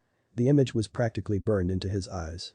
When he had gone to meet with his mother after that incident, he was flustered and excused himself from eating dinner with them. He also searched for the guilt that he had to feel for not telling his mother of the infidelity her husband had done. Yet, he found none. Not a trace of guilt or shame. Nothing. Ever since then, he would follow his father to that secret room and listen in on their lovemaking. He'd always be on the other side of the door jacking off to the sounds of pleasure the two made together. It was a pitiful and pathetic thing to do, but it was the only time he would feel heightened and rejuvenated. He waited a bit more and was surprised that he didn't hear his father moving. It didn't feel like he was getting up at all. Curious, Kiba got up and took a peek into his parents' bedroom and, sure enough, both of his parents were lying in bed fast asleep. Isn't he going to meet Akio-san tonight? Kiba frowned at the thought. This was a first, and it slightly disappointed him. He had gotten used to this new routine he had established, his dick was even beginning to spring to life on its own. Now, he was stuck with growing hard-on and no method of relief. He had tried masturbating alone in his room before, but couldn't get the release he wanted. It seems he could only ejaculate properly if he could see the face of his love. For a moment, a thought entered his mind along with bold courageousness. Ever so quietly, he tiptoed all the way down to the basement and pushed aside the bookshelf covering the entrance to the tunnel. He made his way to the secret room, took in a huge breath of air, and pushed the door open. "Aku-kun." A voice moaned as if jolted by the sound of the creaking door. Kiba gulped a bit but maintained his resolve. No turning back now, he thought. He approached the bed and felt the smoothness of the silk with his fingers. He brushed up against her cream thigh, earning a gasp of surprise from the raven. "Gaku-kun?" Akio repeated, wondering the reason for the silence and why the room was still engulfed in darkness. Lips quickly attached to her own, and Akio found no room to protest. But there was something about the kiss that felt different. The kisses continued to trail down her neck to her collarbone then to her large chest, stopping a bit to suck at a hardening nipple and a hand gripping tightly the opposite breast. Akio moaned, unable to deny the pleasure being brought about by the strange kisses, yet she felt something was wrong. She reached for the bedside lamp and clicked it on. The familiar sight of brown hair greeted him, but she knew it wasn't the same man. "You're not Gaku," she said, still locked onto the stranger's kisses. Kiba rose, having their gazes meet on equal level. "No, I'm not," Kiba said, trying to keep his confidence up. He descended onto the cream neck again, but this time, Akio found the urge to pull away. "Wait, stop," she exclaimed, freeing herself from his lustful yet inexperienced grasp. "You're not Gaku. But you look like him. Are you?" "I'm his son, Kiba." She was now in shock. Kiba, you're the boy I see with Satsuki-chan when I pick her up from the academy." Kiba simply nodded and motioned to continue his earlier ministries, but was halted by a thin hand. "Wow. Wait." Akio felt confused. "Kiba-kun. Was it? What are you doing here? We shouldn't. Am I not good enough then?" he asked in a low soft voice. His sudden query surprised her. It's not that," Akio stammered, not really knowing how to respond. "But aren't I a bit too old for you? And Gaku should be." "Dusan won't be coming down," came his simple reply. "He's fast asleep right now. And besides, with your appearance, Akio-san, no one would even notice that you're above 30. Kiba brought his head back down on her hard nipple and lightly bit on it, enjoying his new chew toy. Kiba-kun. He let out a loud pop as his mouth released her sensitive nub. "Just for tonight." He breathed out, ignoring his raging erection in his pants. Akio just gave a hesitant look and turned her head away. Kiba gently turned her face back towards him. "Just for tonight. Can I be Tusan in your eyes? And just for tonight. Can you be someone else in my eyes?" he said as his brown eyes were silently praying that she said yes. The statement shocked her, and once again she was rendered speechless. Akio gazed into the young man's warm brown eyes and realized how much alike they were with Gaku's. The facial features were the same, even the contours of the face. Everything mimicked Gaku. Whilst drowning in these thoughts, Kiba came forward and kissed her gently, pushing the beautiful raven back down onto the mattress. This was the first time he'd ever have sex with anyone, let alone a full-grown female, and he was very nervous, but at the same time, he was excited. He wanted to feel pleasure like his father felt. He smothered the raven with kisses and stray touches as he positioned himself at her entrance. "Wow. Wait." Akio gasped, already lost in the heat and the lust. "If you do it like that, it'll hurt." "Oh." Kiba said meekly, feeling out of his depth. He felt a bit embarrassed about being taught how to take someone, not to mention it was very awkward. But he knew that it would be worth it once compared to the amount of pleasure he'd feel. After a few minutes of foreplay and preparation, he felt his cock sheath itself deep inside Akio's tight heat. He gasped as the sensation flowed into him. He angled their bodies so that he had a clear view of his cock disappearing into the older raven's vagina. Kiba was wide-eyed at the sight and found it rather amazing how something so big could fit into something so tight. "Ugh. NN. Guh." They both moaned and voiced their pleasure, losing themselves in the lust. Kiba didn't know when he had closed his eyes, but when he opened them, he saw Akio's image overlap with that of another person's. "Satsuki." He whispered faintly and widened his eyes as he only saw Satsuki's cute face twist in pleasure beneath him. The passion he was feeling was now so uncontrollable that it made him hallucinate, but it didn't matter. Even if it was just pretending. He wanted this girl. He wanted this girl to become his. Bracing himself into a new position, he pounded harder into the raven, their gasps filling the room with a husky atmosphere that reeked of sex. The feeling was amazing. He had heard stories about how great sex was, but he never thought how incredible it felt. So much better than masturbating. He kept the pace up and soon. Very soon he'd reach the climax he wanted. With every thrust, he buried himself deeper and deeper, his eyes clouding with lust and satisfaction.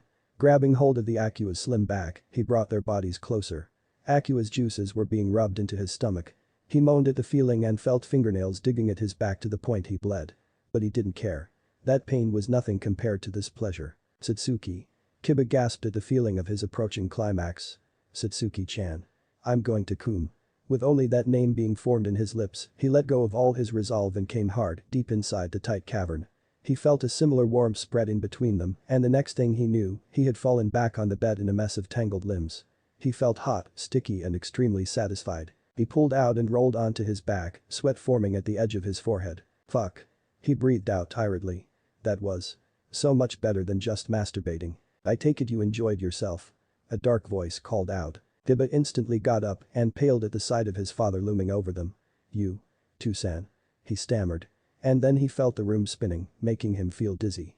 He clutched his head in pain and felt everything fade into darkness. Kiba opened his eyes in shock and gasped for air. His body was drenched with sweat and his heart was beating like crazy. Trying to calm himself down, he turned and surveyed the room. He was back in his own room with the same pajamas he had been wearing earlier. He was also tucked beneath the covers like he was originally in. The oddest thing was the time displayed on his clock was still midnight. But that can't be, he thought. That's just impossible. Enjoy yourself. A voice called out and he quickly whipped his head to discover his father seated on the chair adjacent to him, hidden in the shadows. There was a sly smirk on the man's lips and he saw him holding up a hand sign. The realization dawned on him. So it was all just a. As if sensing his thoughts, Gaku got up from his seat and approached the startled young man. You look a bit confused, son. What's wrong? Kiba trembled a bit at the man's sneer. But it didn't erase the questions that were forming in his head. You didn't think so, his father continued. That I wouldn't notice, did you? That you've been watching. Pleasing yourself to the sounds we made. Gaku pulled back a bit of the younger man's hair that had stuck to his face due to the perspiration. I've known since the first time, he explained. I was expecting you to barge in and try to murder me for such infidelity towards your mother, since you're so fond of her. But I didn't think you'd find pleasure in those erotic sounds. After that, I let you quietly follow me and watch. Why? Kiba flinched at the feeling of his father's cold fingers upon his heated skin. Why did you? I guess we are more alike than just in appearances, his father mused, but he continued on to make his point. But I wanted to see just how much. Since you took pleasure in just jacking off, I knew there had come a time you would crave for more. So I decided to find out tonight. Kiba stayed silent waiting for him to continue. Honestly, I didn't expect you to react like that to me. To think you'd shamelessly take Akua-chan, my raven like that. Be thankful that it was just an illusion. Because if you had done it in real life. He bent down to whisper directly into his son's ear. I would not have hesitated to castrate you myself. Kiba gulped as he felt his father pull away from him and watched as he walked towards the door. Gaku stopped right outside the door and spoke before he closed it. At least you've confirmed your own feelings, right? Kiba looked down, avoiding his father's gaze. That girl, Satsuki-chan. The one with sharp coal eyes and a beautiful smile. You love her, don't you? I must say, we have the same tastes. Must run in the family. Well, probably you now have a bit of confidence to express your feelings. Even if it would end in rejection. Those were the last words spoken before Gaku left the boy to his own thoughts. Kiba heard his father's footsteps disappear and figured he was probably going to Aku like he usually does. As he lay there back on his bed and thought hard on his father's words, the intensity of his emotions, and not to mention the overwhelming pleasure he had felt. Even though it was just, it felt so real that he couldn't forget about it. Inyazuka are possessive by nature, he recalled being told once before. We always get what we want even if we have to fight for it. Kiba solidified his stance and swore he would tell Satsuki his feelings. All throughout the upcoming week to the genin exams, Kiba tried to be as much of a gentleman as he could to Satsuki, even going so far as to give her help for the upcoming exams. Eventually it was the day before the genin exams, and today would be the day he would confess. Alright. I got the flowers and all of her favorites. It will be perfect. It had been days since his talk with his father and he used up all that time to think things over. True that he was an introvert when it comes to his true feelings, but experiencing a heightened ecstasy in his father had awakened some nerves inside him. Despite his questionable motives, it's true that Kiba now had a certain confidence inside him. The idea of his father doing something good for him brought an ill feeling to his stomach. Hours later the school day ended and the class quickly left to get back home to review and get some late studying done. Kiba rushed out of the classroom along with his classmates to go to his locker and get the necessary things. "Hey Kiba, what's up?" He slammed the locker closed as his classmates snuck up on him. "Nothing man, just grabbing my stuff before I go home and you know." Arashi nodded and began talking his ear off about random things, and as time passed Kiba grew incredibly bored. "Holy shit, I need to get back to the classroom to see if Satsuki-chan has left. Dude. Is that I standing outside waiting for you?" Arashi turned around only to see that she was outside. "Whoa. Good eye, maybe I should ask if she wants some ramen." "Thanks Kiba." He turned only to find his classmate gone. "Whatever. I can't keep I waiting." Kiba was sprinting down the halls, silently dropping petals from his flower bouquet and ruffling the other stuff he had prepared for Satsuki. "Please still be there." Oh, she was still there, but Kiba's eyes widened in shock at the scene happening in the classroom. No. It can't be true. But they hated each other. Kiba dropped the flowers in his hand and watched sadly as Satsuki's face was drowning in pleasure from Naruto's kisses. "Take off your skirt, but not your shorts." He heard like an echo in his mind and watched as his raven stripped for him as if it were nothing.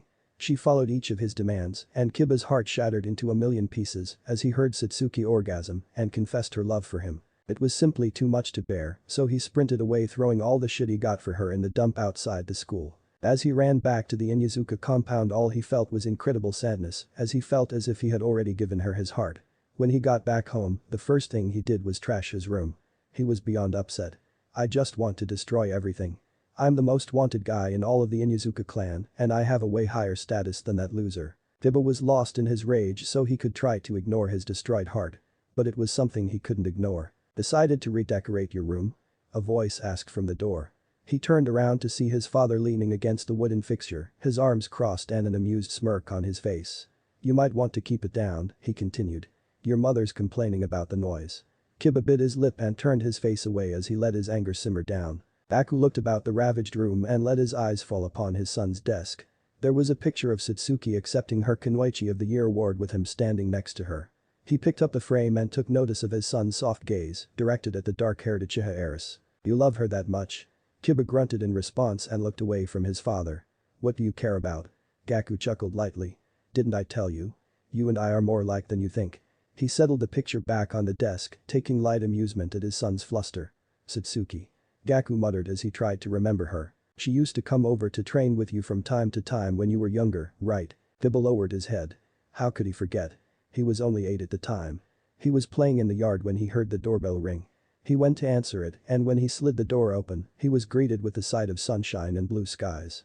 The small child standing before him held a fierce look on her face that completely complemented her sharp coal eyes and long black hair. "Come on, you said we would spar so let's go."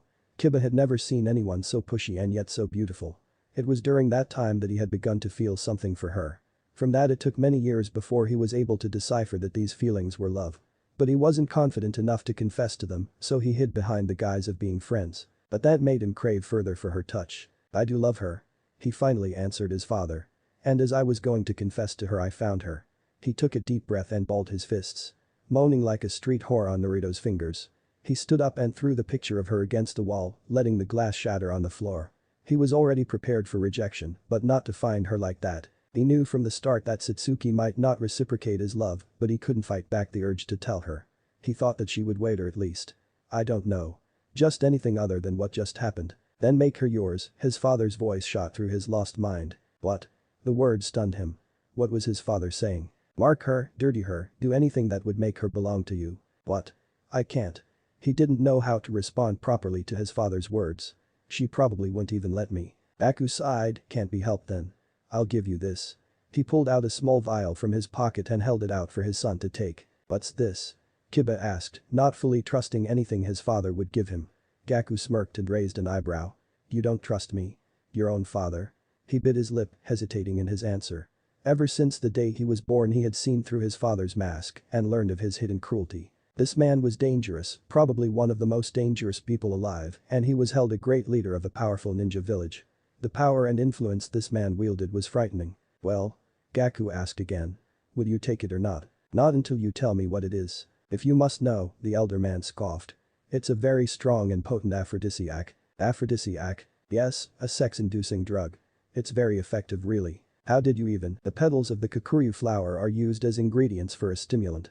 But the extract from its root is far more effective than any other drug, especially in its purest form. I initially learned this from locals in the grass country. You can't imagine how many different kinds of poisons and potions they made during the war to try and stop us, but you see the benefit of being the victor is that you get all the spoils. The way he had said it was offhandedly, like it was a piece of everyday information. Kiba bit his lip and quivered under his father's gaze. Was this man even his father? He knew he was sadistic and twisted, but he never truly knew to what extent. I can't. He trembled in his answer. Forcing Satsuki. I just can't. If you somehow get this into her body, she'll respond to you. She will even crave for you in ways unimaginable. Gaku shook the answer to all of Kiba's problems right in front of his face. Kiba felt like the shadows were enveloping him, enticing him to delve in deeper. He briefly wondered if his father spoke this out of experience, if he had used the same method on Aku in the past. But his own sense of pride and integrity refused to stoop so low. Why do I need that? I love Satsuki. My feelings are true and real. Why do I need that? On the other hand, he knew that Satsuki would never love him now, something he could never come to accept. Is that right? Is it wrong? He didn't know anymore.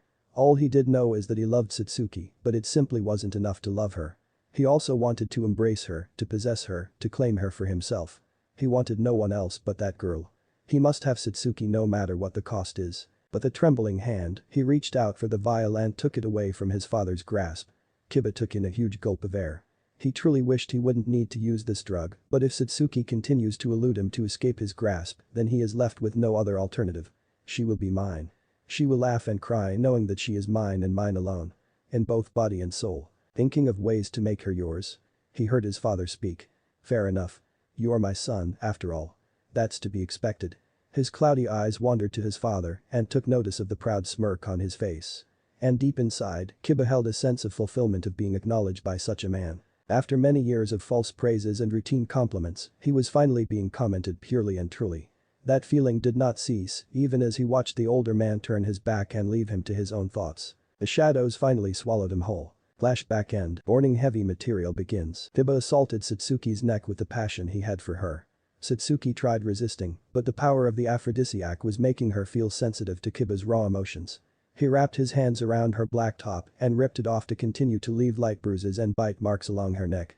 He was animalistic and brutal, unlike Naruto's gentle and sweet kisses. She loved it. He lengthened his fingers into claws and ripped off her bra and the bandages wrapped around her sweaty-toned stomach right above his prize. Kiba pinned her to the training ground and continued his assault on her now blemished cream skin. Why? Kiba stopped for a second and hovered his face in front of hers, and she shivered at the possessive look in his eyes. He tried to take you, Satsuki-chan. He then returned to nipping at the raven's skin. I just could not let that stand any longer. After all, I would never forgive anyone who dares take you away from me. She shuddered, and yet she allowed Kiba to undress her, letting her shirt and shorts fall to the side and on the grass. He returned his attention back onto her hard nipples that were crying out to be touched. So he answered the call. Kiba twisted her nub, causing Satsuki to squeak out in pain until Kiba lightly blew on it and took it in his mouth while swirling his tongue around it, giving her both pain and pleasure that was driving her wild. Kiba popped off her breast and began to lightly bite down her body, slowly heading down her wet stomach, reminding her with every bite he was inching closer to her nether lips. You're being cruel, Kiba. Kiba bit down on the hem of panties and started to slowly drag them down until he suddenly stopped. Satsuki, who was watching him doing this, whined loudly that he did not just rip them off her. Cruel? Only to those who dare challenge me and those who would hurt you. But tell me, Satsuki-chan. When have I ever been cruel to you? Kiba practically growled in her ear, sending jolts of excitement throughout her body. Didn't I always? He rubbed his erection over her lightly clothed pussy. Try to take care of you. He rubbed himself deeper in, making Satsuki lean her head back deep into the grass from the feeling of his thick cock, making its presence known to her nether lips. Spend time with you. He let go of her arms and let her grip his head tight. Be a friend to you when the other girls and guys talk behind your back about you being a bitch. He allowed her to guide his head down to her soaked panties, and he greedily took them off her with his bare teeth and marked her with bite marks around the area, never giving her the release she truly wanted. Didn't I, Satsuki-chan? His tongue flickered over her excited clitoris, sending bursts of electricity down her spine. He dove in and spread out her lips with his fingers, getting his tongue deep inside. Satsuki bucked her hips and moaned loudly, feeling Kiba take his tongue deeper and explore her now flaming pussy. He felt her fingernails trying to shove his entire head inside and he could feel she was on edge, so he quickly took control again. "Do you hate me?" Satsuki was angry at the lack of release, but before she could vocalize this, he bit hard on her shoulder and tightly gripped her breasts, again getting her to moan again at the dangerous mix of pleasure and pain. "Do you hate me, Satsuki-chan?" Kiba's fierce brown eyes matched Satsuki's fading coal eyes. "I don't know." Satsuki answered honestly. That was not good enough for Kiba, he needed to know, he could not be with her knowing she hated him. "Satsuki-chan. Do you want me to stop? I really love you and I want to show it to you." Kiba returned to lightly nipping her body as Satsuki thought about telling him to stop, but with Kiba's loving attention to her body and the aphrodisiac giving her extra pleasure, she couldn't bring herself to stop him. Kiba looked up and silently asked a question with his brown eyes. "No. But please. Don't put it inside me." She half-heartedly said as her body spoke for her as it fought to get the pleasure of Kiba's dick. Kiba regarded her plea for a moment, then flipped Satsuki around, reversing their positions. He caressed Satsuki's cheek, toying with her hair, before leading her gently down to his groin. "Suck," the Inyazuka said in a commanding tone. "Do what I tell you, and I'll consider it." Satsuki looked a bit uneasy. It was her first time ever going up to this point, but she fought down the nervousness through sheer hormones and took off his pants, letting Kiba's dick spring out almost hitting her in the face from his length. Taking the man's member in her soft hands, she took a tentative lick at the tip before wincing at its bitter taste. He reached for her long black bangs, brushing them away, and their eyes met again. Satsuki gulped and shuddered at the feeling of being watched. She took in Kiba's manhood, earning a loud moan from the man himself. Kiba was big so she couldn't put it all in her mouth, but her hands pumped the bass as she bobbed up and down on his shaft. "Satsuki." Kiba gasped, feeling his length come to full erection in her mouth. "Oh, fuck, you're good. So good. You like it, don't you? My cock in your mouth." Kiba was losing it as her soft tongue swirled around his head and it felt as if she was trying to rip his dick off through pure suction force alone. Satsuki submerged once again and began deep-throating him. "Fuck. Satsuki-chan. Ah, yes. Keep that up." Obeying his wishes, she continued her ministries, despite the way her throat hurt. She had no idea how long she kept sucking the Inyazuka off until a tan hand finally reached out and stopped her. "Very good, Satsuki," he spoke. "You've lubed me up pretty well. Now, come over here and put it in." Satsuki paled as Kiba leaned forward, whispering so sultry in his ear. "Ride me. Now." She tried to resist by saying that he promised they wouldn't, but he told her that he thought about it and refused. The raven gulped and trembled, but could not fight off the desire to be filled. She swallowed whatever pride she still had left and proceeded to straddle Kiba's hips. Taking the engorged cock in her hand, she guided it to her waiting entrance until she felt the head enter him. The blush crept up her cheeks as sweat began to slick her body. She slowly lowered himself down, flinching at the pain of being stretched. She was not prepared for the sudden pain as he was halfway in. "Damn, even though I broke my hymen in training, his dick still hurts." She stopped midway and took in a deep breath of air. It hurt. She wanted it out. Well, she had this moment of control over his own actions thanks to the pain. "It has to go all the way in, Satsuki." Kiba spoke, holding the raven's waist for support. "It's just going to get uncomfortable for you." True enough, Satsuki's legs felt numb. She simply couldn't keep this position for long, so she steadied her hands on the Inyazuka's chest and, in the next breath of air, plunged herself downwards on Kiba's cock, feeling it go all the way in straight to the hilt. "Ah. Gah. Ahhh." She screamed to the top of his lungs. She didn't bother waiting to adjust to the size. If it hurt, maybe she won't end up liking it. She began to move his hips in tiny circles, feeling the swollen organ hitting her inner walls. Kiba threw his head back and bucked his hips. "Oh, yes, so good," he moaned, expressing just how amazing she felt around his dick. Yeah, like that. Satsuki." Satsuki blushed at the way her name was called and practically felt herself melting at Inyazuka's touch. She lifted herself slightly, then plunged back down, earning a gasp from both herself and Kiba. She continued the motion until the tip of Kiba's cock hit against something in her that made the pain transform into pleasure. She did it again and the feeling of ecstasy swelled up inside her. Her movement sped up and was practically bouncing up and down Kiba's tensed eyes. She felt herself getting lost in the lust and pleasure, yet it wasn't enough, not yet enough to complete her. Kiba-kun. Please. My breasts." "Ah." He understood and latched onto her perky breasts, alternating between every few thrusts. The sudden pleasure from her chest started driving Satsuki over the edge. It was amazing. Satsuki continued to ride Kiba's cock for a few more minutes until she felt her insides coil up, ready to release something from deep inside her. "Kiba-kun, I'm coming." Satsuki wrapped her arms around his head and held her close to him as she could hear him moan from the sudden feeling of her vagina tightening around his cock like a velvet grip and her flood of juices gushing all over his crotch. Endorphins rushed throughout her body making her feel as if she had died and gone to heaven. Satsuki blushed yet again when she returned back to Earth, even though her whole body was practically flustered. The force of her ejaculation was intense and she felt herself falling forward, drifting to unconsciousness. Kiba caught her and flipped their positions over so that Satsuki was the one lying down on the grass this time. Kiba. SHH. Kiba silenced her with a kiss. You're still recovering from all of your training. I'll let you sleep, but let me finish first. I don't want to hurt you so please relax. Satsuki didn't really have a choice in the matter. Even if she protested, the Inuzuka heir would still have his way. She braced herself as Kiba began pounding into her, filling the training ground with their pants and moans once more. She closed her eyes tightly, wanting all this to be over soon. She hated her body for responding to such touches, for spreading her legs even wider like a whore to accept Kiba's manhood. She hated it. Her mind began to clear up and she realized just how much of a mistake this was, but it was too late as she was still swimming in pleasure from Kiba's thrusts. In what seemed like an eternity to Satsuki, Kiba finally reached his peak and released inside the raven's warm caverns. Satsuki arrived at the feeling of the warm liquid spreading inside her, and after a minute or so, the Inuzuka landed on top of her, breathing hard and extremely satisfied. I love you, Satsuki-chan, he whispered. Do you love me as well? Satsuki, tell me you love me. Do I love you? I love it. Is this how I truly feel? Or is this the result of what you've done to me? I love you, Kiba. I don't know anymore. But that finished, Satsuki didn't wait for Kiba to pull out of her and drifted off to sleep. He slowly pulled out of her, moaning at the loss of her warm core gripping him, but winced at the feeling of pain in his balls as they went through its refract period. He gently picked up his raven. She is mine now. He quickly sunshine into her bedroom and tucked her into the sheets. Kiba turned to leave only to look back at Satsuki's gently sleeping face and kissed her on her forehead.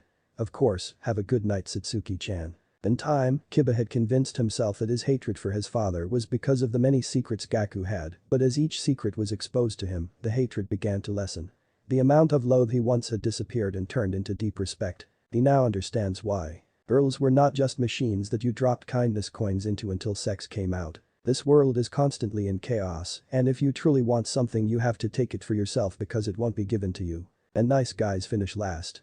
Not because they are weak. But because they are something that can be easily ignored. End of scene. Two young men went to sleep that night having their lives changed. Arashi curled up on his couch unable to sleep as his heavy heart pulled him down into despair. Kiba had his arms tucked behind his head and had a big grin on his face as he got what he wanted through any means. Just like his father. And his father before him. Gaku was a true ninja, one who took what he wanted, no matter the suffering it caused others. He received his lesson from his father, so he in turn indoctrinated Kiba in the ways of this cruel world. This younger generation that were becoming ninja became corrupted by the previous generation. Kiba and Arashi were both nice guys in the beginning, however when both of their hearts were broken, a true ninja showed Kiba the ways of the real world and in the end, he took by whatever means, no matter how wrong, to get what he wanted. To prove he was something that could not be ignored in this world of chaos. Arashi, however, did not have a true ninja guide him in this chaos, and thus he failed to get what he wanted, as he does not understand the reality of the world created by his forefathers. Now he is hurt by this system of lies and evil, as his love is corrupted by the two who love her very much. Because they ignore their faults. And thus the cycle of ignorance continues to turn slowly. Chapter 11. Poisoned Youth. In the early hours of the morning one still figure laid immobile in her bedsheets as memories of the previous night played before her dull coal eyes that once held a fiery spark that struck fear in her opponents. The morning sun rose and struck her face as a reminder that the world still moved on without her. I should get up. She slowly rose up from the bed and peeled away the bedsheet covers, leaving her bare to the world, and yet she could not bring herself to care. She walked into her bathroom and just stared at a reflection her body. Tainted. She looked away from the mirror and entered into the shower, letting the water run over her. She put both of her hands against the wall of her shower, only allowing water to flow down from her head and along the curve of her back. She shivered at the feeling of the cold air striking her exposed arms until she retreated into herself as she sat down and curled into a ball, feeling the water embrace her entire body like a warm blanket that was cleaning her. Why? Because I love you, Satsuki-chan. She felt deep guilt well inside her as if what happened was her fault. Was it because she ignored him after she was with Naruto-kun? I don't think you would want a weak-mouthy bitch like me, huh? She retreated further into herself as she lacked a sense of personal identity and personal power. She felt dirty, unclean, and unfit for others, as though if she left the shower she would only be living a lie, ignoring what happened to her. But who would believe me? Yes, who would believe her? The great Uchiha heiress, one who was destined to be a prodigy even greater than her brother. A future hero of the Hidden Leaf. She clutched her head as she could no longer think straight. She began doubting herself, she was indecisive as she was submitted to his will and lost all feeling of personal power. So she searched and searched and searched inside herself to find some nerve, some will that not been broken inside her, yet she could not find one as her skills failed her, her bloodline, her friends. Wait, what? My friends couldn't have done anything. Satsuki lifted her head slightly and let the water run down over her ears, silencing any outside noises to listen to herself. But what if others knew about this? What if they could have stopped it? She stopped that train of thought as she knew that none of her friends would do that to her. But he used to be a friend. Friend. That word left a sour taste in her mouth and she could fight off the desire just to spit onto the floor of her shower at that word. Who is a true friend? What does friend mean? Are they simply people you allow close to you? Close enough to hurt you? Satsuki began doubting her personal relationships, so she tucked her head back between her legs as fear filled her. Maybe I shouldn't see anyone for a while. Yeah, just for a little bit until. She did not know when she would return. When would she get over this? When would she be herself again? How much time alone would it take for her to trust herself and others again? She dug her fingers into her head as it was becoming too much for her. They would just reject me. How am I supposed to deal with this Kami? I'm just 15. She got up and turned off the shower, slowly approaching her image in the mirror. She let her eyes trail down the bite marks and bruises on her body, only to slowly return back up to eyes reflected in the mirror. When she met those eyes she grew angry and turned all of her hurt and fear outward instead of keeping it inside. AHHH. She slammed her arms onto her bathroom counter and slid her arms along its cool surface, trying to throw everything off to the side. She punched the mirror, shattering the image of her broken self and let the blood from the shattered glass flow through her clenched fingers. She pulled back her clenched fist and stared at the freely flowing blood to focus on the pain that was happening to her right now, this reality, not the one where she was weak, where she was submitting to anyone, where she was just a princess, where she was a foolish little girl. Now I am a ninja. Satsuki wiped off the blood coming from her hand, only to find that in her fit of rage, one of her bangs now covered her right eye. She did not care at the moment, so she did not brush it away, but instead let the rest of her hair fall down to her neck. Her jagged black hair was now eerily similar in form to a great and fearsome Uchiha of the past. Satsuki walked away from the destroyed bathroom and re-entered her room to change into her clothes. None of these clothes suit me anymore. Indeed, what sort of ninja dressed themselves in such a revealing manner? If she were truly serious about leaving the past behind, she would need to leave behind what the old Satsuki Uchiha would wear. She grabbed some of her training clothes and wrapped her headband around her neck for the time being. I did not want to wear it until I became at least but now is the time. She shunshined from her room into the closed Uchiha weapons shop, only to walk by all of the shinobi gear on display and head directly into the dark backroom. The room itself was dusty and primarily used for storage, as the room was littered with boxes full of useless gear. Broken tantos, rusty kunai and shuriken, etc. Satsuki ignored the junk and headed straight to the large bookshelf covering the back wall. Fire style. Fireball jutsu. Instead of a large fireball, she produced a stream of flames that slowly burned down the large wooden bookshelf, leaving only burnt wooden splinters and charred edges of pages floating around in the air. She turned on her fully matured Sharingan, revealing a small text faded into the wood that was only legible to someone gifted enough with the bloodline to read the faint letters written in by chakra. She could not read it before as her Sharingan was simply too weak, but now she would not fail to decipher the text as she could only guess what was behind the white and red fan. A duo unlike any other. A great wind god and one of flames fought the great tree and its water tempest. The wind was silenced by the water and its last moments gave its power to the flames, allowing the flame god to reach unbelievable heights and yet in the end it lost to the great tree. However, together they created what two boys dreamed together on opposite sides of a vast river. Satsuki's face scrunched up in confusion as she analyzed the text. Okay, I have no idea who the two boys are, but let me take a look again at the characters. Wind god, fire god, great tree, water tempest. Right there we have the main elements of wind, fire, and water, but wood. That is a combination of earth and water, right? Thinks Satsuki. Okay, I-chan is the second wood user after Hashirama, so the great wood tree must be him. Okay, then it's water temperature. It is possessive and personal, so with people it must be a relative of some kind. Water. Tobirama. Yes, of course, his brother. But that's not the duo the story is talking about though, so a great god of wind and one of flames. Hashirama and Tobirama fought Madara Uchiha in the past, so he must be the answer. She cleared her throat and then said out loud Madara Uchiha, expecting something to happen to the wall, but nothing did.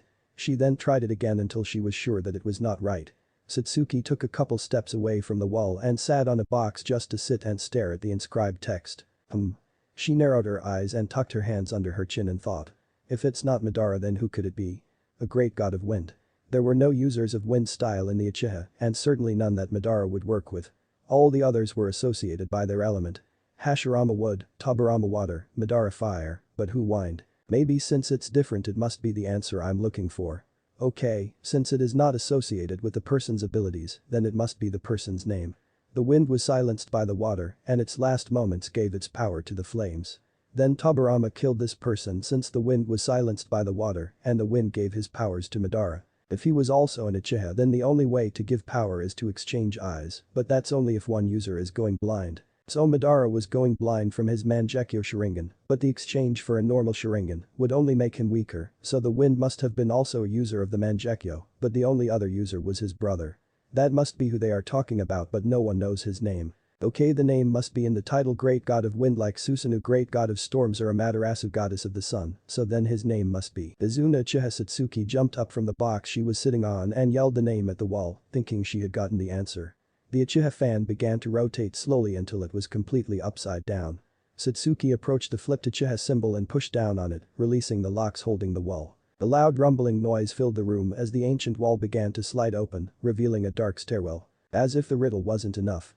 She huffed but proceeded down the stairs anyway. It was deathly silent in the tunnel as only the sound of her footsteps echoed in the empty hall. With each step forward, a new set of torches ignited so she could only see what was 5 feet ahead of her. As she made her way down, she could not help but notice the large Uchiha clan symbols that were covered in cobwebs of dust, meaning that they must not have been cleaned in decades. Finally, she reached the end of the tunnel where she was met with a simple-looking door, but when she tried to open it, the lock prevented her from entering. I did not come all this way for nothing.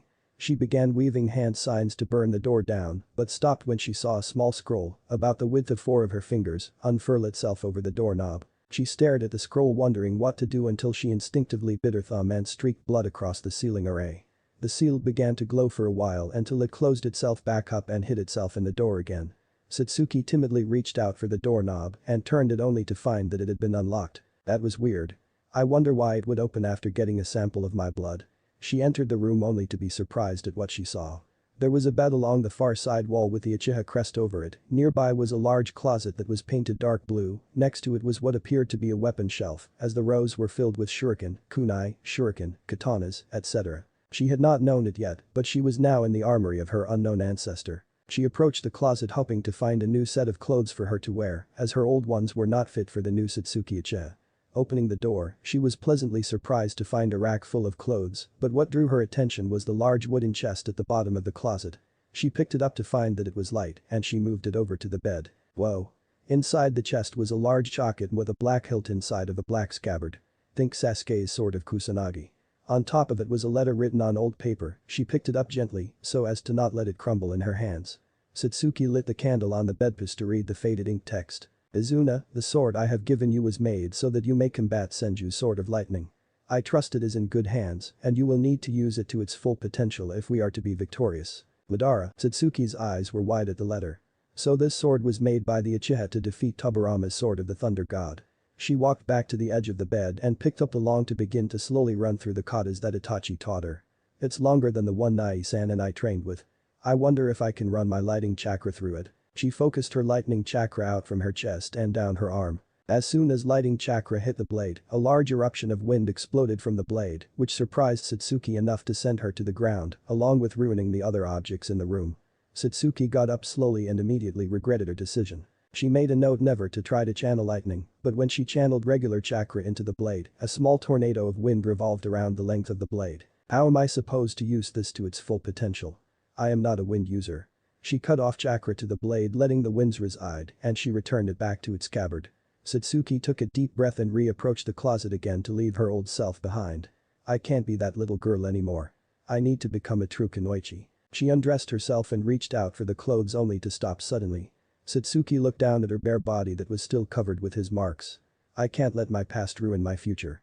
She summoned a shadow clone and used what little medical chakra technique she knew to remove all of the marks she could see and had the shadow clone get the rest. Once she was now purified of her past, she put on her ancestors' clothes, which were unfortunately too big, so she took them off and laid them on the bed.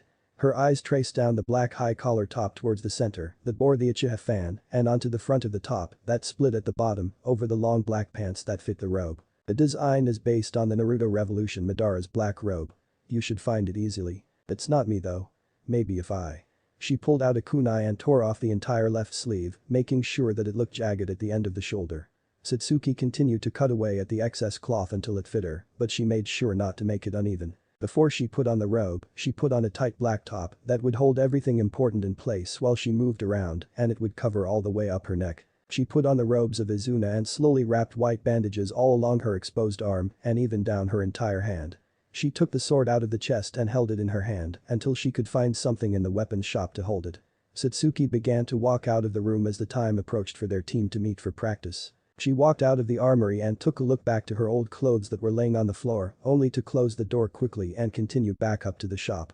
Once she made it back up the stairs leading into the back room, she resealed the hidden door so it looked as it once did before she entered. Satsuki re-entered the store in search of something to hold her new weapon in place only not to find anything that could hold such a unique item. Damn.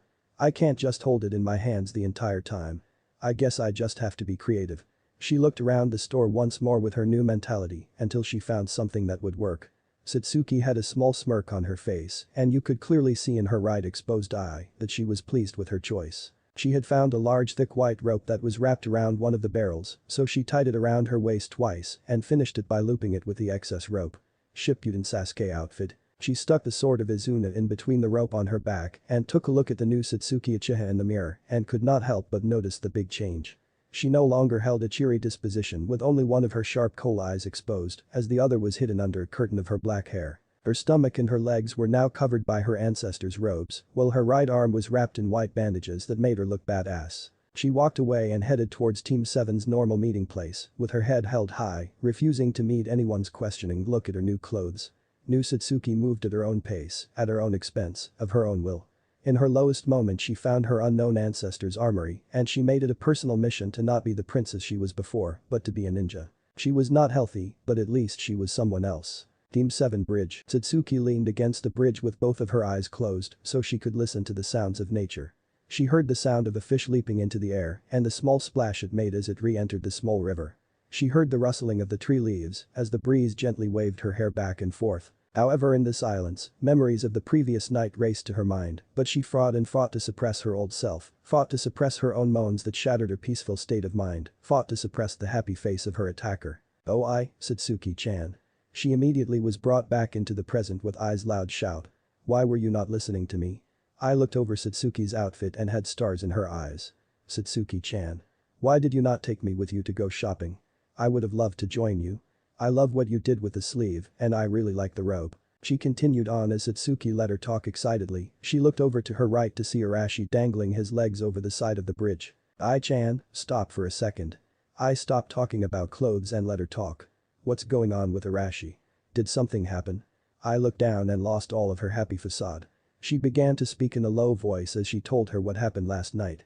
Satsuki's exposed eyes went wide at hearing that I had a brother that died and how crushed her parents were. She took another look over at Arashi and was thankful that he was there for I when she needed someone. "Maybe I should tell someone what happened to me." I however continued to talk. "Yeah, Arashi, Nai-san let me cry on his shoulder the whole night and even put me into his own bed. He is such a nice guy." I sighed as she truly appreciated Arashi's kind actions. Satsuki looked back at I with "Are you stupid" look on her face. "Wait. You are calling him your brother now?" I gave her an enthusiastic nod while Satsuki turned back to look at the depressed Arashi. "Yup. I love him for doing that and it only felt right that I called him Nai-san for doing all that for me. I mean he gave me flowers, a great dinner and even listened to me when I needed a friend." I had a true smile on her face as Satsuki gave one of her own, seeing as her surrogate sister was really happy, but, "Ai-chan. You really shouldn't call Arashi your brother." I tilted her head and Satsuki took a sidelong glance over at Arashi, who was trying to look disinterested but was obviously listening into their conversation. She sighed and looked back up at I's curious look. What if Arashi is going to do the same thing he did? What if I end up responsible for ruining Ai-chan's heart? Could I live with myself if she goes through the same thing that happened to me? "You should not get so close to someone you barely know." She said it so definitively that it sounded even offensive to her own ears. I came to the defense of Arashi, while Arashi was angry at Satsuki for saying that he was basically a stranger to them. Seeing his team fight, Kakashi decided that now was the time to interrupt. Yo.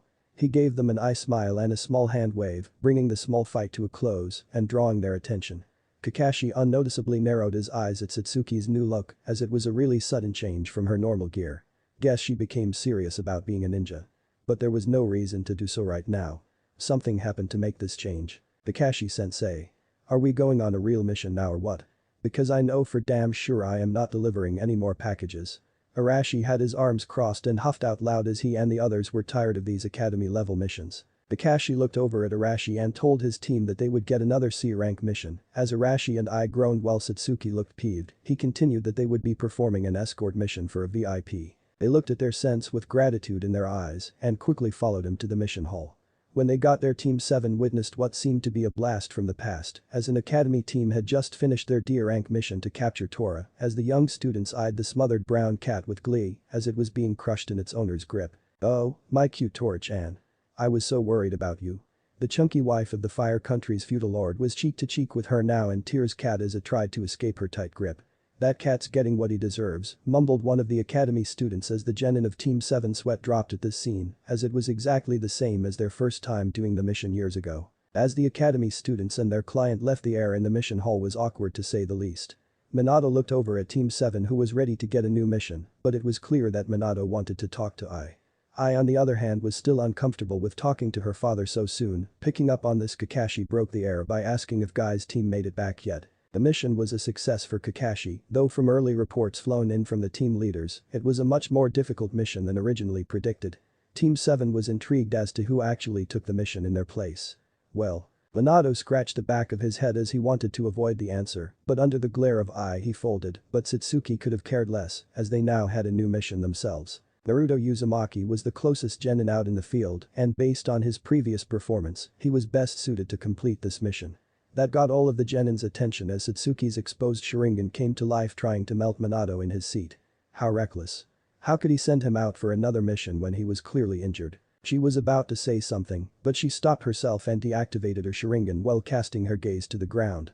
Everyone expected her to have some sort of outburst, but this. "Aren't you going to say something?" Arashi said to Satsuki as he was furious that they sent Naruto out again after what he went through. "It doesn't matter anymore, clearly it was successful. We have our own mission to complete." She said it in such a cold fashion that it quelled Arashi immediately and left the others wide-eyed.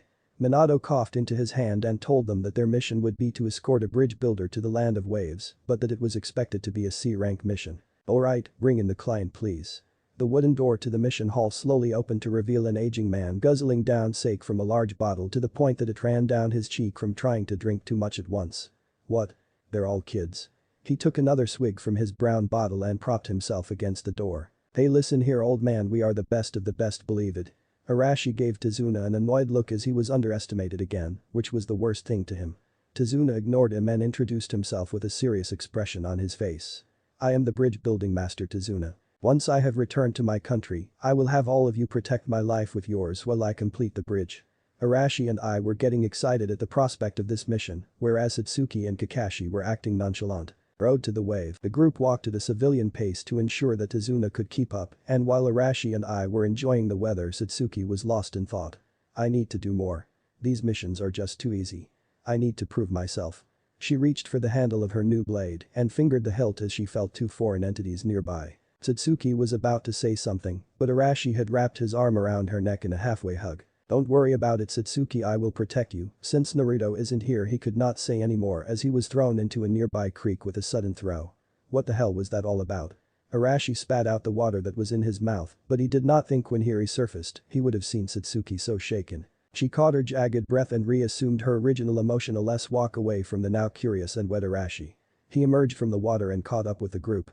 Tazuna said nothing as he did not want to get on the bad side of the Uchiha heiress. "You know, if anything is bothering you, you can tell me, or hell even Naruto," but he probably wouldn't listen. Satsuki casted her gaze over Arashi while glancing over at the puddle in the road. "What I mean is that he most likely would try to use his fists first as he can get defensive, as you probably know." Arashi tucked his arms behind his head, acting as if was relaxing, but in reality he was getting his hands near his bow staff. "Yeah, Naruto can be a little aggressive sometimes, but he still is a good guy," I said with a cute smile as she held her arms behind her back while leaning forward to look at Satsuki. Satsuki looked down and silently turned on her Sharingan as the previous chakra sources were now rushing out of the water puddle. What the Kakashi was quickly wrapped up in a large chain held by none other than the demon brothers. They pulled on their chain hard, slicing Kakashi into pieces. One down. They disappeared and reappeared behind Satsuki, who was facing Tazuna and was the only one in front of their target. "Got you?" They were on top of her and stretched out their chain to wrap around her. Clang. Their eyes widened as their chain was cut in half from an unbelievably quick sword draw from Satsuki, who quickly tucked the sword back into its scabbard to avoid any future questions from her team, since in that brief moment, she used its wind properties to easily break their chain. The demon brothers refused to give up and rushed at her side by side, with their claws extended. Satsuki slowly turned around and lifted her head, making eye contact with the two who could not look away fast enough. Her exposed Sharingan caught the two so quickly that they could not react fast enough. Jinjutsu. They both passed out while running at full speed, causing the two to roll onto the ground on both sides of the calmly standing Uchiha, who no longer had her Sharingan active. They skidded on the ground for a few moments before they laid immobile at Azuna's feet, indicating just who the target actually was. Kakashi came out of the bushes congratulating the team on their successful counter to the ambush. He narrowed his eyes at Tazuna, who was sighing heavily in relief, but he continued on to pick up the two unconscious missing ninja and tied them to a nearby tree trunk. He released them and began to speak again. "These guys are Chunin class ninja from the hidden village of the mist. They are known to keep fighting no matter what the cost." One of the two bound ninjas spoke up, asking how they were able to detect them so quickly. "It hasn't rained for the past few days and it's sunny today, so a water puddle shouldn't exist." Azuna asked Kakashi why he let the kids fight if he knew they were going to attack. "If I was up to it, I could have killed these two in the blink of an eye, but..." He turned slightly and sharply glared at Azuna. "I needed to know who the target was for these two. In other words, were you being targeted or was it somebody from our group? We have not heard anything about you being targeted by ninja. Your request was protection from armed groups like gangs and robbers. This mission as it stands now is above a B rank as there are enemy ninjas involved." Azuna looked down as he had not considered just how dangerous this mission would be. He looked away from the group as he did not want to reveal anything. "It looks like you have your reasons, but it only troubles us if you lie in your request details. This wasn't part of the mission. We are not running away from this." Everyone turned to Arashi, who had a fierce look in his eyes. "I am tired of being babied like some brats. I refuse to give up. We can handle this, Kakashi-sensei. If we back out now, who knows when we will ever get another mission like this." Satsuki and I silently stood behind him in support as Kakashi was silently happy at this moment of team bonding. He gave an exaggerated sigh and told Tazuna that he was lucky to get such an exceptional group of genin. "Now to deal with you two." He turned onto the now panicking demon brothers. "Wait. We will tell you all you want to know if you let us live." Kakashi stopped moving towards them and gestured to them to continue. "Look, okay, we have been traveling with a camp that should be somewhere nearby. We are really only scouts and were just to see who was escorting the target, but we got cocky and tried to get him ourselves for more money." "Who hired you?" The demon brothers hesitated for a few seconds until a kunai was lodged between both of their heads, sending the clear message that they would die if they held back information. Okay. We don't know. Our camp was approached by some shady man in a business suit who just handed over a picture of the old guy and some money up front along with the rest once the mission was done. Did you get a name or something?" They quickly shook their heads indicating that they had no idea, but Tazuna knew, however he did not say anything. Kakashi sighed as they had little intelligence on who was after their client. Whoever it is, they must have deep pockets to hire an entire camp of bandits and Chunin level ninja. And I doubt that even if we take them out it will end this mission. His thoughts were interrupted by the demon brothers as they asked what was going to happen to them. Don't worry about it now, I promise you will live like this." He pulled up his headband and knocked them out with a heavy sleep. Kakashi whistled loudly and after a minute or so a small bird landed on his shoulder, so he wrote down as much necessary information as he could and sent it on its way. I asked Kakashi what would happen to them and he told everyone that someone from the Hunter Division would retrieve them and put them away in the Konoha Correctional Facility since they don't really have a large bounty on their heads and they did technically help them. "Come on guys, we will set up camp for the night and we will ambush their camp at dawn." All three genin nodded and followed Kakashi as Tazuna was glad that he had such great protection. As the pigeon was flying away it was struck down by two needles, killing it instantly. A masked ninja appeared in front of the unconscious demon brothers and crossed his arms in thought.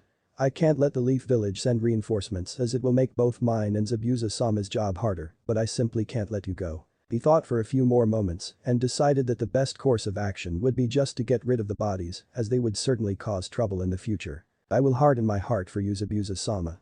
And with that thought in mind, Haku killed the demon brothers and eliminated any remains that would give away his presence. Night.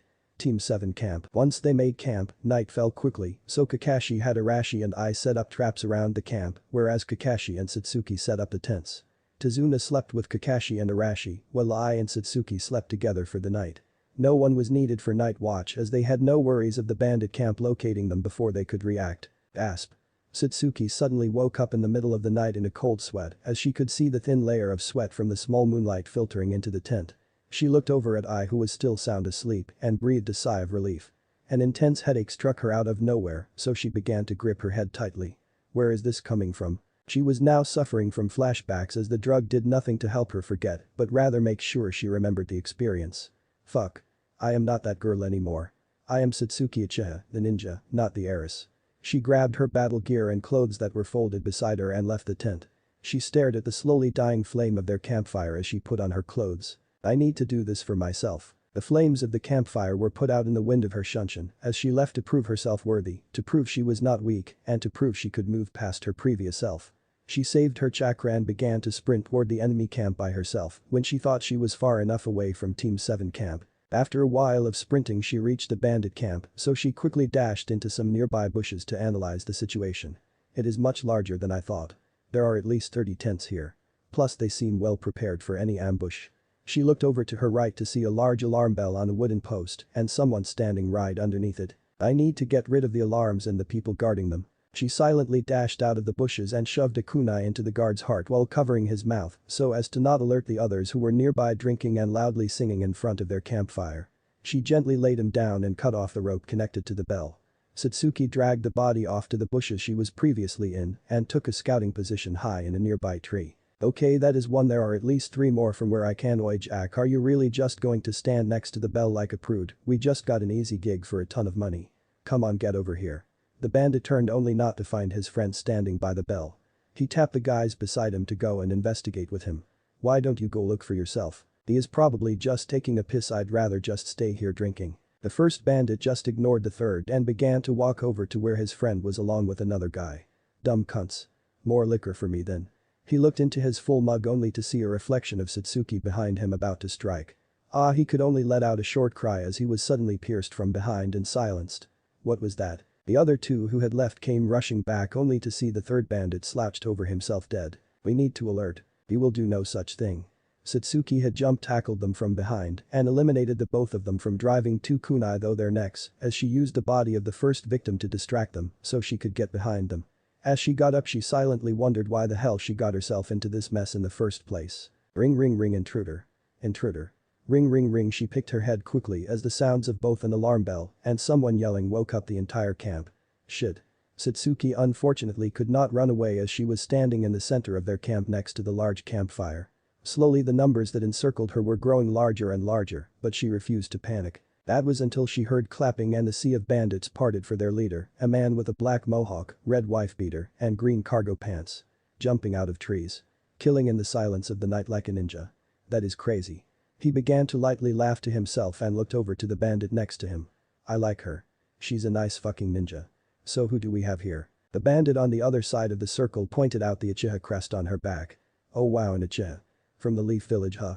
He took a few steps closer to the still silent Uchiha. HMP. Well, I hope your mama and papa really love you. Cause you, white girl, look very expensive, and that's good because I like expensive things. Satsuki snarled under her breath as she was still thinking of a way to get out of this situation or just try to take them all down. The leader heard this and came threateningly close to her. I'm sorry, what did you say? No, seriously, what did you say? Do you want me to slice you open like I did to the others? Shut the fuck up. Okay, I'm the one with the fucking dick. Satsuki refused to make eye contact with him, but rather began to focus her chakra throughout her body, letting it flow through her chakra pathways. Look me in the eye. Seeing that she didn't, he continued. Hey. Look me in the fucking eye. Look me in the eye. Satsuki looked up with her frigid coal eyes, making eye contact with the psychopath. You're a bitch. I rule the land of waves. Shut the fuck up unless you want to try me and my men and you die. He came close to her side and gestured out to the numerous bandits that were surrounding them. Uchiha, what is it? Why aren't you enjoying yourself now like you did over there in those bushes? What is not fun anymore? Have I failed to entertain you? You see, the thing is. He pointed up into the tree where she was previously scouting from. Up there, you thought you had a chance. Way up in the fucking sky you thought you were a great ninja. But Hamana, down here. He bent down and rubbed his hand in the dirt. Down here. You hit the ground. He let a handful of dirt slowly fall to the ground as he finished, and he got up chuckling. But it's okay. I'm gonna chill, I'm relaxed. Because you and I are going to have a lot of fun together while we wait for the money. He walked away from her and signaled for the men to tie her up but stopped from leaving when he heard her begin to chuckle, then laugh loudly at him. So you want to dance? She slowly pulled out the sword of Izuna from her scabbard and ran chakra through it, making a small tornado fly around the blade. I hope that you are quick on your feet. She lifted her head up, revealing her glowing sharingan that were slowly spinning. The fire behind her began to slowly reach up and coil down her arm, twisting itself around the wind blade, creating a powerful mix of fire and wind tornado in her hand. Because. She disappeared and reappeared in front of the leader with her sword already through his chest. I hate slow dance partners. She dramatically increased the amount of chakra into the blade, creating a massive swirling firestorm through the bandit and anyone caught behind him. She pulled out her blade from the now charred bandit and began to speak again to the now terrified camp without turning around. Let's make this quick. I have a mission in the morning. Lighting began to crackle in her bandaged hand, letting the night be filled with the sound of 1,000 birds. She slightly turned to look over her shoulder, showing the rest of the camp her dark grin and blazing sharingan. Come on then, here I am, on the ground. Entertain me. They got their senses back and charged at the Uchiha, ignoring all forms of common sense.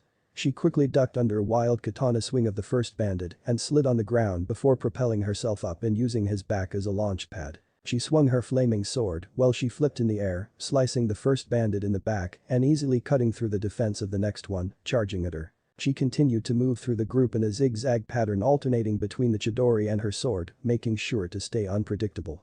Satsuki battled hard as she would bat away their weapon first, before plunging her lightning-encased jab into their chest within seconds of each opponent. Her sharingan traced a giant of a man trying to slam a large warhammer with a downward slice in the cool air. AHHH.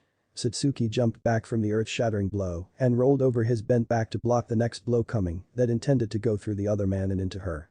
She kicked his shin, causing him to stumble momentarily as the giant pulled the warhammer out of the ground and with the other man Satsuki was engaging, attacked her from both sides. However, before they could land the blow, she formed a Chidori lance in her left arm, piercing the giant, and at the same time she extended the flaming tornado around her blade to pierce the other bandit, causing them to both fall over dead before they could strike her. Though it looked cool, she was running out of chakra too quickly, so she deactivated the Chidori and sheathed her sword. Looks like she's all tired out, let's get her, men. Satsuki took a deep breath and charged forward, meeting the new wave of bandits head-on. When she was face to face with the first bandit, she bent low and rocketed forward with a large surge of chakra to her feet, sending the first few bandits around her flying into the air. Once she reached the middle of the unprepared bandit wave, she used her taijutsu and her sharingan to track her opponents. Satsuki delivers a lightning-fast kick to one man's jaw, knocking him out cold before she leapt into the air and stomped her way into a new group of bandits with kunai in hand ready to strike. She dodged all of the wild slices coming at her and quickly grabbed one of the lighter men and spun him around, then releasing him into the crowd, causing a number of nearby bandits who were rushing to help them to fall onto the ground due to the surprising throw from Satsuki. She continued to run through the crowd, grabbing one of their kunai and making sure to eliminate as many as she could while speeding through. 1 second she was stabbing a bandit in the chest and the next she was already 10 feet away, delivering a fierce kick to another man's chest, sending him flying into other bandits. Suddenly a kunai came rushing toward the back of her head, but she quickly caught it and with her sharingan, she saw the explosive tag attached to it. Without missing a beat, she peeled off the explosive tag on the kunai, slapped it on the stomach of the closest enemy and kicked him away into a large group of bandits, sending the kunai back to the man who threw it at her, killing him instantly. The man freaked out and tried to pull it off him, but it detonated, quickly killing him and the others nearby, while creating a large smokescreen. She dashed around under the cover of smoke and grabbed 2 katana that were lying on the ground.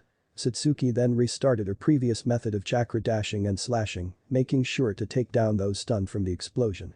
She shoved both of her weapons in one bandit and charged out of the smoke. A barrage of shuriken hit the body of the bandit she was using for protection, so she immediately threw it off of her sword and crouched down as she ducked under a new wave of shuriken.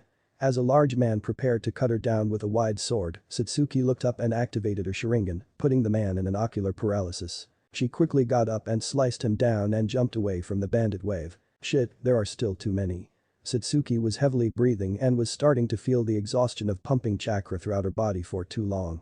She looked down at her ankles, thinking about removing them. Before I left, I almost forgot to give you something. Naruto rolled up his sleeve to reveal a small sealing array on his left shoulder. He pushed some chakra into the seal which made a small scroll appear.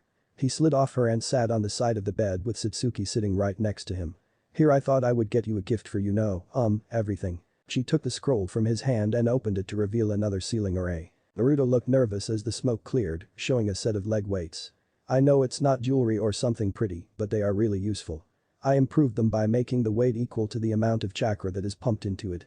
You don't have to worry about constantly charging them as they have their own locking mechanism that can be easily broken when you need to take them off. You just have to." Satsuki reached down and was going to take them off but stopped suddenly. Kiba stopped for a second and hovered his face in front of hers, and she shivered at the possessive look in his eyes. "He tried to take you, Satsuki-chan." He then returned to nipping at the raven's skin. "I just could not let that stand any longer. After all, I would never forgive anyone who dares take you away from me." She pulled her hand away from the weights and stood before the rest of the bandits fearless as she remembered why she was here in the first place. "I don't belong to anyone. I am a ninja. I am Satsuki Uchiha, an elite." She formed the horse hand sign and charged the rest of her chakra into her lungs. Fire style. Great fire annihilation. A sea of flames were expelled from her mouth, forming a massive wall of intense flames that roared through the entire camp, burning the bandit camp into nothing but charred remains. After she ended her technique, some of the campground still had areas where the flames were still burning. "I did it." Her celebration was short-lived as she collapsed onto one knee and was breathing heavily as her stamina and chakra plummeted to life-threatening levels. "I can't do that again or I will die for sure." Her Sharingan was deactivated and she struggled to get up, but when she was going to get up, she felt the ground in front of her rumble. What? They hid underground. A few missing ninjas were able to hide in the ground during her fire, and they were waiting for this moment. Die. The closest one emerged from the ground and aimed to kill her with a downward slice to the skull. She activated her Sharingan instinctively only for her to watch her impending death in slow motion as she could not move. "I guess this is it. Maybe I was foolish to think I changed." She could not hear the anguished cries of the other ninja behind the one in front of her. Nor did she hear the snarls of wolves ripping through their opponents to reach her. She could only see the tip of the kunai that was about to pierce her head only an inch away. Suddenly the kunai stopped cold and she could see a hand wrapped around the blade of it. "You know, when I saw you again I thought of asking you out for a second date, but this works too, I guess." Naruto ignored the pain from his rapidly bleeding hand and he pulled the kunai out of the stunned missing ninja's hand, then killed him instantly with it. "Hey. Come on, there are still some left." He gently picked Satsuki up and helped her up to her feet. Seeing her poor state, he reached into his pack and fed her a food pill, giving her the necessary physical energy and chakra to continue. "How?" she asked in a shaky tone. "Well, I was coming back from the land of greens and I sensed that you were in trouble since you literally burned down a section of the forest, so I rushed over." He gave her a smile that was only reserved for her and she knew it. "I really like your new look too. It really suits you." She slightly blushed but remembered just where they were and punched him in the chest. "Baka. We still have to finish this." Naruto nodded and turned on the surviving missing ninja. Satsuki stepped in front and pulled out Izuna. Naruto was curious about the new blade and was wide-eyed at the sudden wind tornado around the blade. "Satsuki, where did you go?" She did not answer and continued on by holding up half a tiger hand sign, releasing a small stream of flames to wrap around the mini tornado. "I will lead," she said definitively. Naruto just shrugged and took his place beside her. "Let's go." They rushed forward and engaged a few remaining enemies in sync. Satsuki began a flurry of sword swipes at one of the missing ninjas, who clearly had experience in sword wielding. They continued for a little while until Satsuki suddenly tilted her head to the side, allowing a kunai Naruto launched from his kunai arm bracers to fly past her and right in between the eyes of her opponent. This went back and forth as they would engage an enemy and allow the other to strike from a blind spot. "Satsuki." Naruto called out to her and she rushed right at Naruto. He put his hands together forming a platform and sent her sky high. Fire style. Blazing whirlwind. She began to spin rapidly in the air and funneled her chakra into the blade to form a large fire tornado that blazed through the already scorched battlefield. They tried to go underground again only to find the ground too dense to break through. They looked over to see Naruto shrug his shoulders and pet a large brown wolf. By the end all of the remaining missing ninja were dead, or so they thought. As Satsuki was descending, a barrage of shuriken were thrown at her. Naruto tackled her in the air to avoid the attack. They rolled on the ground but were on their feet immediately, back to back, trying to hold back their final two opponents. Naruto held off a katana with a kunai, whereas Satsuki held off her opponent with her deactivated Izuna. They were fighting to overpower their opponents when Satsuki's Sharingan eyes slightly widened at the feeling of Naruto's chakra wrapping around her. "So that's how you want to end this, huh?" She had a smirk on her face as lightning crackled around her free bandaged hand. Naruto matched her by condensing water around his other hand and increasing the sigh of the water to a level that could pierce steel. Their opponent's eyes widened and as the two thrust their forward, the missing ninja aimed their swords right where the attacks were going to land. Got them. Chidori. Water-piercing blade. The missing ninja were wide-eyed at the sudden feeling of their opponent's hand buried in their chest. They substituted with each other, so when we blocked, our weapons would be out of place. Naruto planned for them to take their final opponents by surprise, with a quick substitution, leaving them defenseless from the other's final blow. Naruto pulled out his arm and let his enemy fall to the ground at the same time Satsuki did. Damn. You sure know how to ruin a campsite. Just remind me not to get on your bad side anytime soon. Satsuki. He turned away from the burnt bandit campground and turned to the falling Uchiha elite. Satsuki. Hey, it will be okay. Naruto caught her before she hit the ground. She was already passed out so she could not hear Naruto curse himself for forgetting about what state she was in before he gave her a food pill. She should not have tried to do 2 high ranks back to back after just eating the pill. He gently carried her over to a nearby tree that wasn't burned to a crisp and laid down, letting her rest against his chest. I could find their camp, but that would lead to some unnecessary questions, seeing as I doubt she should be out here alone. Naruto was about to fall asleep but began to violently cough into his right hand. Fuck, that hurts. Naruto pulled back his hand and could see the blood that coated his hand, so he rubbed it on the ground. Asuga did remind me that teleporting again so soon after my last fight was a bad idea, seeing how Chiryu could not heal all of the internal damage, but… He looked down at Satsuki's sleeping face and brushed away the hair covering the other side of her face. I could not really live with myself knowing I let her die. On. Ex-bandit camp, Satsuki began to slowly wake up as the sun hit her face. She snuggled into what she thought was her tent sleeping bag. It feels so warm and… hard. She began to feel up to Naruto as she tried to think of what just happened until she remembered and almost jumped off of him with her brightly blushing face. Satsuki tilted her head and looked up from Naruto's fur collar to see his still sleeping face. She traced the whisker marks on his face and slightly giggled as he made a light purring noise, but it was a manly purr like a lion. At least that's what he would have told her if he was awake. She looked down to his hand that still had some blood on it. He was still injured from the previous mission. And yet he did not hesitate to save me. The raven-haired girl bit her lower lip and fought off the emotions that were rising in her heart. He doesn't deserve someone like me. I am still weak and I cheated on him with Kiba because I was too weak-willed to resist. He deserves someone stronger than me. I can't let him hurt himself for me. I need to find mine. My own ninja way. She pulled away from Naruto and lightly groaned at the loss of his body heat due to the cool mist hitting her body. Satsuki began to walk away until she heard Naruto wake up. Hey, wait up. He ran up to her and began to lightly stretch to shake off the tension in his muscles from the rough night. Ugh. It's dawn already. Anko is going to kill me, but I think she will understand. I hope so or we will probably spar again and I don't really want to know what it feels like to be eaten alive. Naruto walked up to Satsuki and held her. Well, I got to go. Send me a message if you need any help. I will be over here as faster than raindrop hitting the ground. He moved in for a goodbye kiss, only to be met with Satsuki's bandaged hand. Satsuki moved herself out of his grip and began to walk away. It's over between us, Naruto. As he watched her retreating back, Naruto tensed. Wait, what? He reached out and grabbed her left arm, only to be electrocuted from Satsuki's lightning style. He shook his hand to remove the tingling sensation in his hand. Satsuki-chan. He said it in such a small voice that she never had heard from him. It shattered her heart hearing him sound so defeated. Satsuki bit her lower lip and fought off the tears coming out. You heard me, dope. I don't need you anymore. It was just a stupid crush in the academy, that's all it ever was. We are ninjas now, not children, so deal with it. I don't think I ever will. She hesitated for a second as she refused to turn around. Naruto was getting ill by the second but asked anyway what she was going to say. I am sorry, Naruto-kun, please forgive me one day. I never loved you. You were just a toy I played with. Naruto's eyes widened as this must have been some cruel joke.